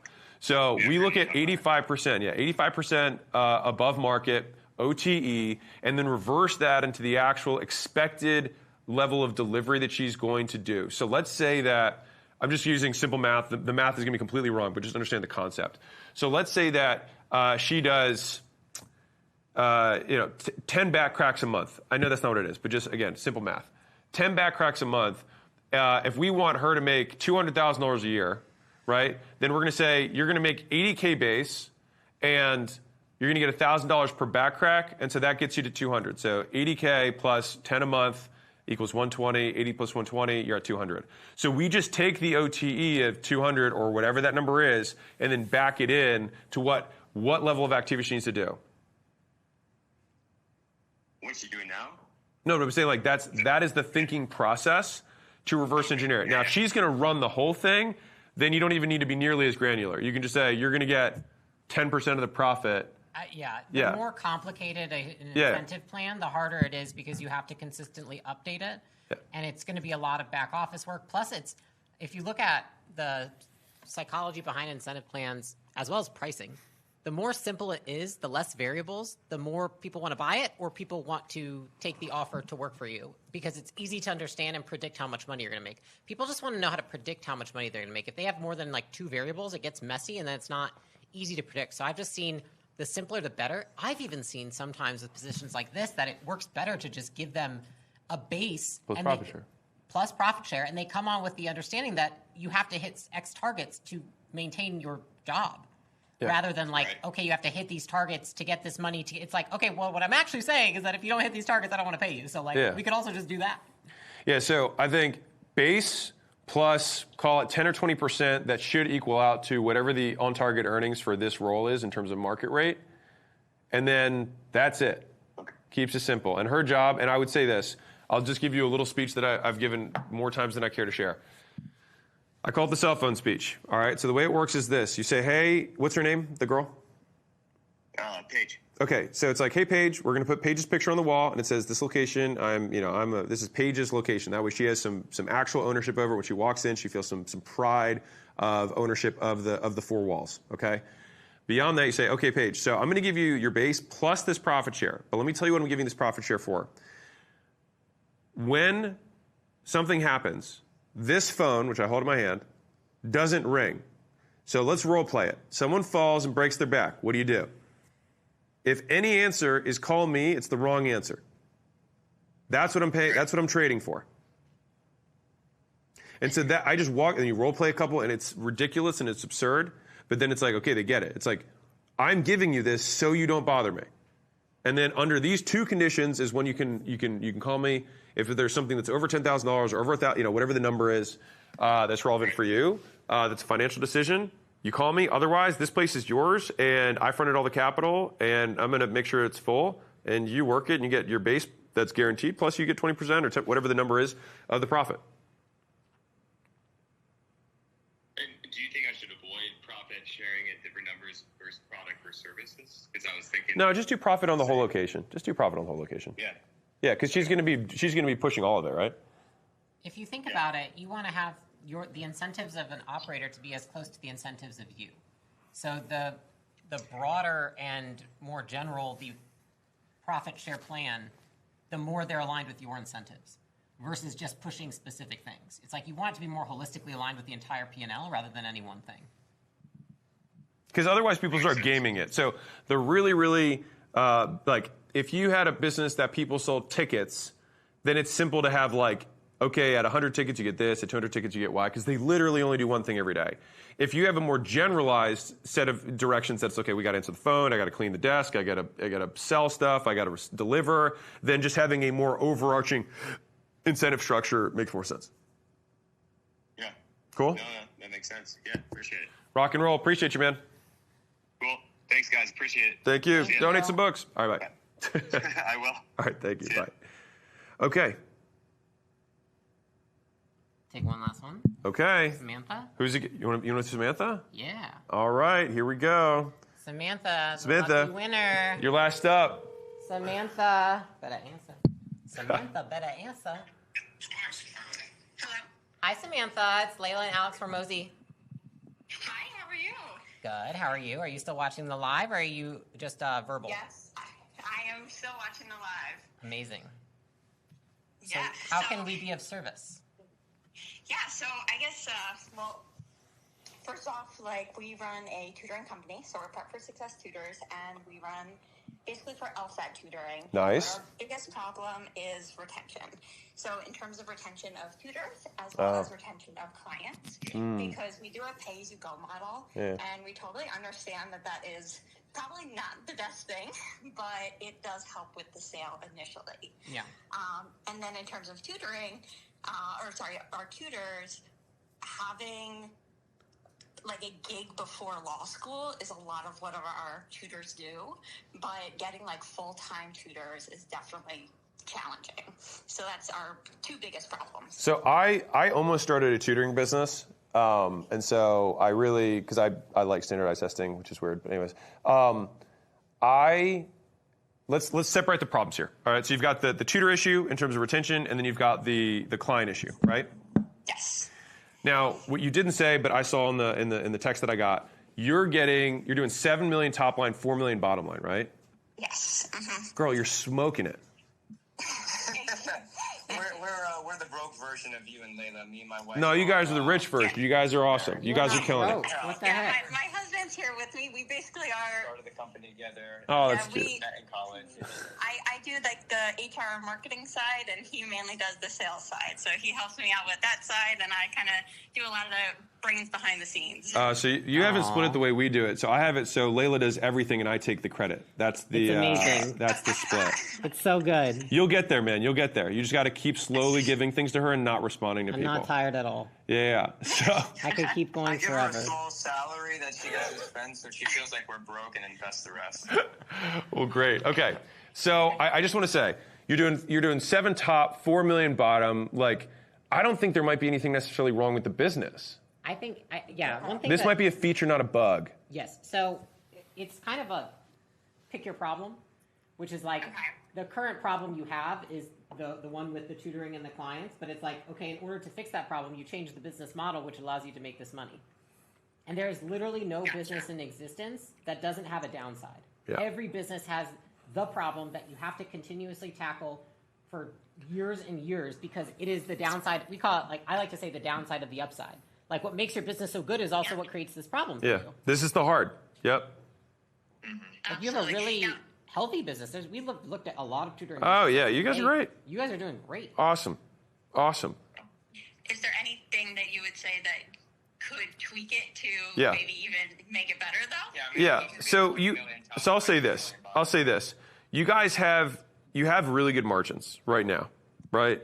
So you could absolutely pay a couple people to take a lot of stuff off your plate and probably not impact your margin that much. So if you said, I'm going to allocate $500,000 to bring some real talent in, two people at $250 who are fucking monsters, like you guys, your standard of living would go up so dramatically, and I'll bet you'd still fill your time up to go grow the business, and then you'd end up still making more absolute. I'm happy to pay that. Can you help me find those two people? Just gotta do dude. Like, it's just you gotta kiss a lot of frogs. Yeah, you gotta kiss a lot of frogs. A lot of toads. Is it toads or frogs? Am I a toad? Is there any way that you would suggest to hiring those? Is like Indeed, ZipRecruiter, LinkedIn recruiting? Like, is there? You guys have? Do you guys have social media presence? We're starting with it. Okay. We haven't, but within the last probably 6 months or so, we've been producing probably about 2 to 3 videos a day and just trying to get stuff out. That's great. That's great. Honestly. Making reputation and and just paid ads, and we got over 300 5-star Google reviews. Amazing. It's really good. Okay, so first off, I think posting it on your social medias, like, you would be shocked. That's the first thing. The second thing is, I always think when I have like a very specific role I'm looking for that's hard, especially in any business, it sounds, and it's not scalable, but you do the unscalable, which is like your network. Like, who do I know that knows this person? Where does this person exist? And I think we still do that to this day, which is like, who do I know that knows a person with this skill? 100%. Call them, text them. I think the problem is like our network is all broke people. Like, we Yeah. come from nothing. No, I hear you. That's fair. I hear you. That's fair. No, so you you go in the places they're at. That's like joining the communities, join the forums, during the Slack threads, during the Discord groups, during the school communities. Go ahead. The next piece that I would suggest for you guys is basically make a list of 10 places, 20 places where these people already work, and then you reach out to them yourself. Gotcha. Because and that's what a lot of people won't do, but I will tell you, there are people in this building right now that are because I did that. Oh. With these two people, what are their roles? What would you say? What are the name of the roles? Director of marketing, director of what do you think those two roles are for this company? Mind if I take this one? Yeah. I'm going to give you a Layla answer. So the first thing we would do is you do a time study on your calendars, because right now the business is small. So you guys are probably each wearing like 3 hats each. Yeah. So when you do that, I'm sure. And so what we basically have to do is you guys are both junk drawers right now. You're doing a little bit of everything. You've done some delineation, but I'll bet you there's a ton of crossover and there's a ton of other stuff, right? And so we have to look at all the things you're currently spending your time on and then think, okay, does any of these bucket together into a role that actually makes sense so we could attract someone who might have a relevant skill set? That's how I think Layla would answer it. No, I mean, it's the truth. And listen, you're going to have to guess, and in the beginning, it's kind of like just... And it'll change. You have to be okay with the fact that there's going to be uncertainty. Like, even we can't give you the certainty, because I post jobs all the time, and then I'm like, oh, I get feedback from the market when I'm talking to people, and I'm like, oh, it's actually probably not a director, it's a manager. Or, you know what, I actually think that that's a specialist, and it's not a lead. Like, you're going to have to adjust as you go. And even now, I would take that time study, put it into AI, and be like, tell me what job descriptions fit these responsibilities out of all the ones on LinkedIn, ZipRecruiter, all the places. Now write me a job description. Now write me a great opening message. Tell me what title you think is appropriate. Exactly. And I'd love to get to about 20 million, top line. You can do it. 11, 12 bottom line. It's about, a 2.5x, let's call it. Yeah. I think if I just take right now, our average client does about 20 hours of tutoring with us. Our prep program is normally around 50 to feel fully prepared for the LSAT. Yeah. I know we can take it from 2 to 50, but from 20 to 50 hours. But I guess how do I better focus on that client retention and having them stick around to do a full 50-hour program? I'm going to bet you right now that this is actually a money model thing. Is how can we reposition the offer such that we can get a way higher percentage of people to choose on their own to just buy the 50? And then are there financing partners that we can set up as well to make this a little bit easier for some people? Those would be that's like my first inclination. When we give people the pay-as-you-go option, they just kind of do 20 hours and right. not as many build up to the 50. Which right. Is what we would and so then the question is how can I incentivize someone to not want to do that? And so you have pay-as-you-go. Pay-as-you-go can be one of two options.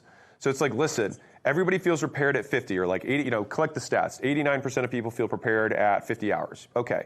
So this is what we want most people to do. We also understand that it's not necessarily, some people are poor because you guys are students or whatever it is. And so it's we have this financing partner. Also, because it's education and because it's an established field for legal, there probably are pretty decent lending partners for things that are related to that. That would be my bet. And so I would say we do this, and then in the instance that does not work, then we have the pay-as-you-go model as a downsell. Yeah, Gotcha. And I think that. And then I guess, yeah, go ahead. Go. I was going to say, my other question was, why didn't you start the test prep business? I know you were close to it. You did well in the GMAT. Yeah. You're good at test taking like myself. Yeah. I got a perfect score on the SAT math. My parents made me do math competitions when I was a young kid. Yeah. So I kind of can connect on that. But I guess why didn't you jump into that space? Because I was emotional. So I did this whole curriculum. I put all this stuff together, and I was supposed to partner with one of my college professors. And I gave him all the stuff, and then he ended up just going and doing it because I didn't understand how business worked. And you know what? It might have been not a big deal or whatever, but to me at the time, I felt so, what do you call it? Betrayed? Yeah, betrayed's a little strong, but yeah, I snuffed that I was nope, I'll do something else. And so then I just decided not to do it. Is that a logical decision-making process? Absolutely not. I just chose not to do it after that. It worked out decently well for you. Yeah, it worked out okay. So, I mean, you're doing fine now. Thank you. I appreciate it. What I So, feel like about the business is if we do a good job, people don't need us anymore. that's okay. It's every business. That's a feature. Let me give you the other side of it. Every year there's more. Yeah. That's true. Right? They make new ones every year. Yeah. Okay. So I appreciate you guys. Rock and roll. Donate some books. Feed some entrepreneurs. Thank you guys. I appreciate it. Guys. Seriously, thank you. And thank you on behalf of the 200 entrepreneurs that you give books to. Thank you. Keep it up. Appreciate All right. it. Bye. Toodaloo. All right. So, do you want to do this one? What? We're going to close this down. We're going to close it down. Are we closing it down? For real. We are? We're closing You're it done? down. You're like, I'm done? What? You're done? Me? Yeah. Are you? If I... You got to pee now? All right. Okay. Fine. Then I will do this one last run. Okay. 10 minutes? I can stand up here. What? I can stand here for 10 minutes. I can hold it. You can hold it? Free with 200 books. You look great, by the way. All right. So, for those of you who just recently hopped on in the last 7 hours, let me tell you. So, we started today, and for those of you who are newer, which probably is at least half of you or more, I did something that was pretty crazy. All right. So, I wrote this book. It's been 4 years that I had $100 million offers, $100 million leads, and $100 million money models. And so I wrote all those books at once, and then I've released them 2 years apart. And the plan was to literally demonstrate the concepts of each of the books when I released the book. So Offers was just supposed to be an unbelievable offer. So good you feel stupid saying no that it would grow on its own with word of mouth. And that's exactly what it did. And so today, 4 years later, it's still number one in every category that it's in. It's got 26,000 five-star reviews. And it was because it was a Grand Slam offer. It had a course that came with it for free, no opt-in. The book started at, I think, at 99 cents or $1.99, whatever it was, on Amazon. And many people consumed it. Leads was a book all about advertising. So then I took the same concept of the offer and wrapped in the second layer of, okay, if you have an amazing offer, then you also advertise the hell out of it. And we had the first mega launch, which was 2 years ago. Then this one, 2 years later, this is about monetization. And so it's about the 15 mechanisms that allow you to monetize a a customer relationship, and ideally the ways that are most mutually beneficial to the business and to the customer. And said simply, it allows you to get customers to spend more money in less time over and over again. It accelerates the cash conversion cycle. And so we advertised this event. So we took the offer concept, wrapped in the advertising concept, and then also wrapped on top of the money model concept so that we could run an event like this and have it effectively be free. So we spent $4 million in advertising, and then as of this morning, I think we had something like $7 million in book sales before we started today. So we basically broke even on running an event of this size. And the only way we're able to do that is because of the money model mechanism inside the book. All right? And so for everybody who was here at the very beginning of the day, number one, there's a whole system that I recorded, I think it's 8 or 9 hours, that breaks down the book in a course format that you will get for free just for being here. Okay? So it's an 8-hour course. It's amazing. It shows how you do attraction offers, upsell offers, downsell offers, continuity offers. Everyone gets that for free, number one. Number two, I recorded the audiobook for this. Instead of it being for sale, it's also free. So you get the course for free, you get the audiobook for free, right off the bat. Number three, over this period of time, I also chugged a beer, but besides that, I also wrote a secret fourth book called The Lost Chapters. This book is the same level of quality and depth as the other 3 books. It's just stuff that was either too advanced or too niche or too siloed for a specific industry for me to be able to put it in the main canon of the books. But this thing slays. All right, and this is also free. It's a digital copy for everyone who's here live. Just to be clear, anybody who's not here live is not going to get this. This will be for sale for $29.99 after this event, as soon as this live stream's over. All right, so you guys came here live, and so you will get a copy of this for free. So you get the Money Models course for free, you get the Money Models audiobook for free, you get this digital version for free, which will be for sale after the event. So that's the third thing you get. The fourth thing you get is that some of you guys know that I'm an investor in school, right? Well, really, co-owner. And when I invested the money 2 years ago into school, one of the big stipulations was 3 things. Number one, I wanted to have a way for it to be cheaper for people who wanted to get started. Because one of the biggest things that people have who follow my stuff, I have, like, as of for this event, 65% of people who came here were business owners. But 35% of people were not business owners. And so it's like, what do you do for all of y'all, right? And I want to make sure that I took care of you guys, because you guys have always been awesome. And so the first thing we did was we put all of the money models mechanisms inside of school so you can actually do it in the platform. So school now can facilitate the 15 mechanisms that exist inside of the Money Models training and book. You can actually execute them. So rather than just reading about them, you can turn them into reality. Okay? That's number one.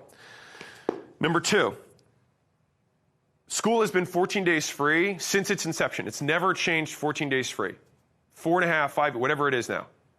Except for right now, just for the launch, until next Saturday. And instead of 14 days free, you're not going to get 14 days free. You probably won't even get 30 days free. Well, I mean, you could if you wanted to, but I'm going to give you more than that. And you won't get 45 days free or even 60 days free.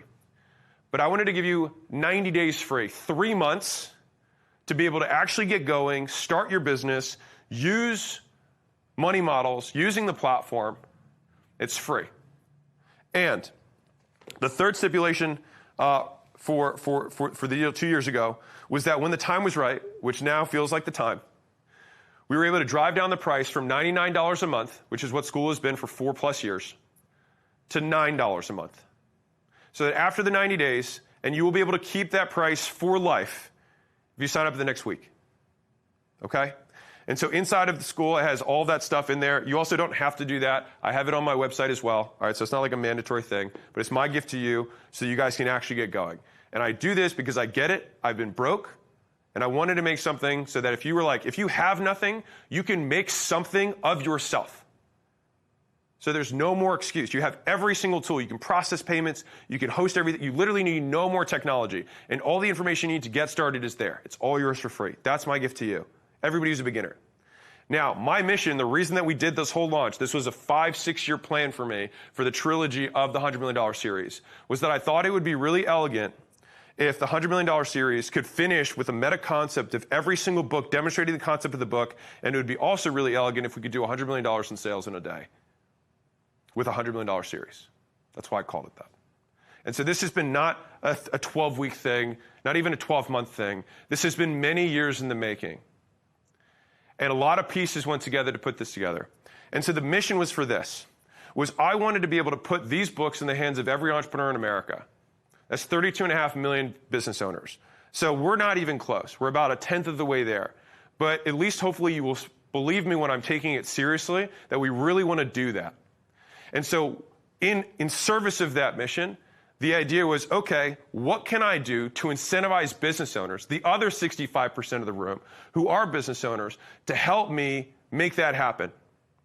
And so that's what came the idea of donating 200 books to help other entrepreneurs get these things into their hands. And so I'm not going to expect you to just donate 200 books. So I wanted to make it worth your while, and I wanted to make it the best business decision of the year easily. And so when you donate 200 books, this is what I'll give you on top for free just for helping us support this cause and helping other entrepreneurs. So the first thing that you're going to get when you donate 200 books is the lead system. So we found out there's 4 systems that businesses needed to get unstuck. So either they have a lack of quality leads, they can't convert the prospects they got, they can't deliver, or they have a pricing issue around profit.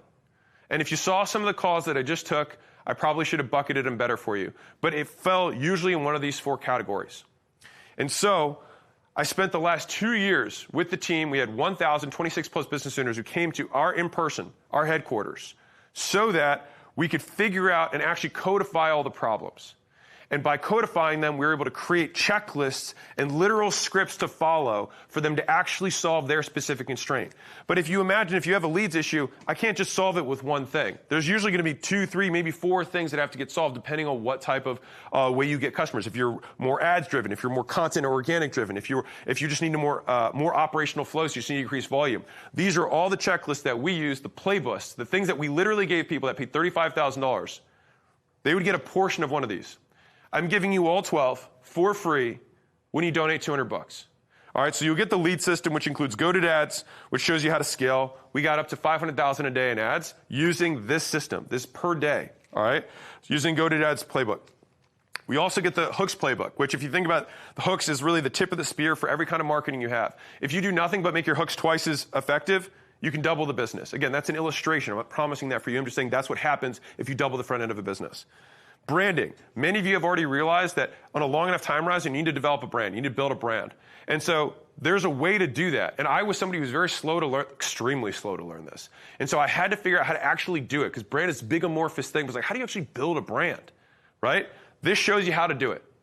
And then the marketing machine will help you pull your face away and actually put operational flows in place so that you don't have to be the one who's marketing, okay? You can actually have your customers and other flows be the things that drive the marketing for you. So that's the lead system. You get all 4 of those playbooks free.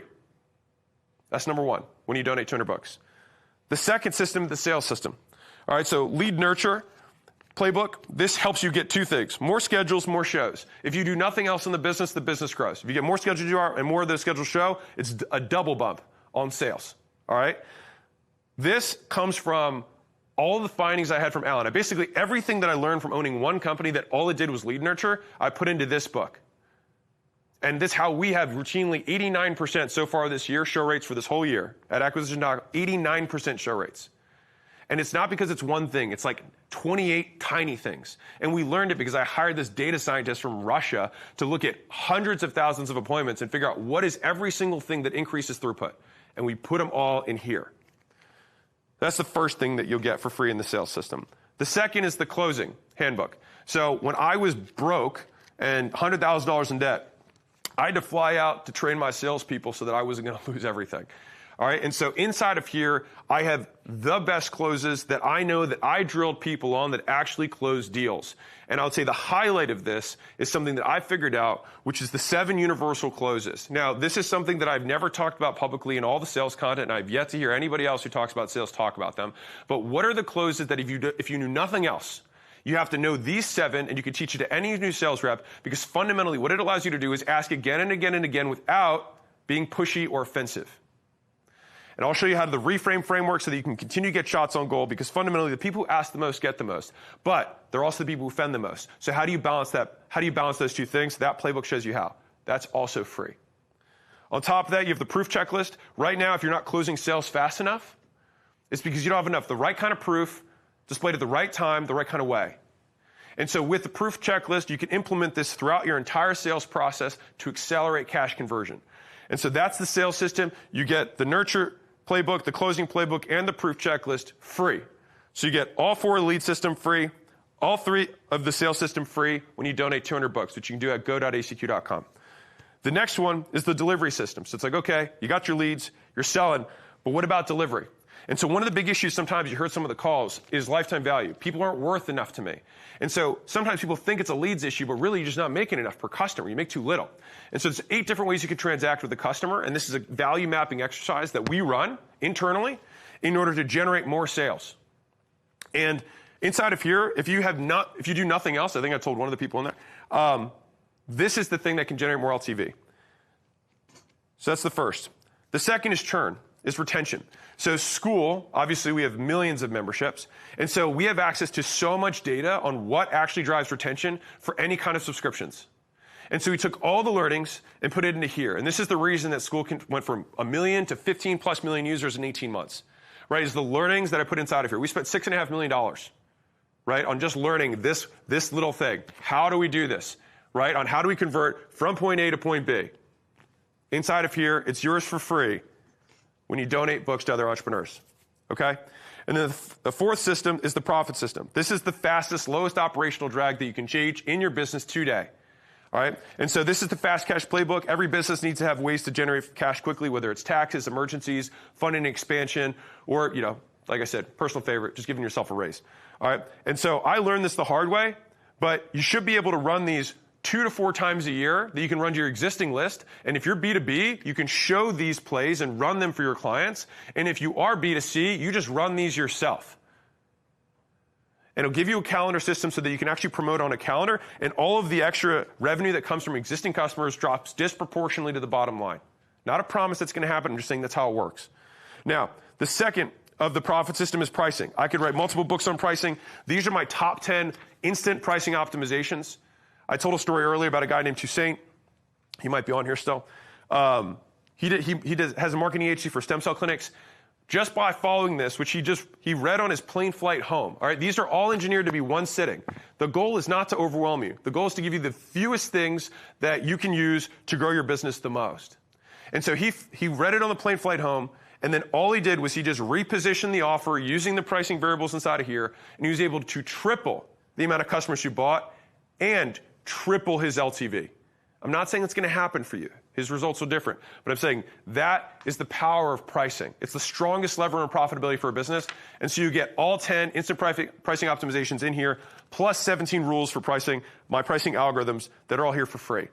And the third and last one is that if you are going to change your prices, you're going to want to do it with a system. All right, I've led a lot, like many hundreds, I guess probably 1,000 now, of businesses through price raises or price changes. Learning how to communicate that in a way that minimizes the risk to the business so you can sell as many customers on your new way of doing business as possible is one of the most profitable things you can do. And so inside of here, it has the most battle-tested letter that shows you every single part, how to fill in the blanks, how to send it, how to pick your pricing sweet spot, how to have a trapdoor for customers so you don't lose them even if you change the price. All of the little tricks and tips that took me a very long time to learn, and you can just do it right on the first shot. So that's the price raise letter. So you're going to get all 12 of these playbooks, which people pay $35,000 for just one of them. And that's not marketer math. That's what people actually pay. That's what they got one day, and they got a portion of one of these. If you help me donate $200, which is why I'm trying to do this, which is why this is absurd, that's why these numbers are so insane, because the people who have come here and paid $35,000 are like, this is insane. And that's why I'm doing this. It is insane. I'm also trying to put a book in the hands of every entrepreneur in America. That's insane. So I have to do insane stuff too. So you'll get the lead system, including go-to ads, hooks, branding, and marketing machine, free.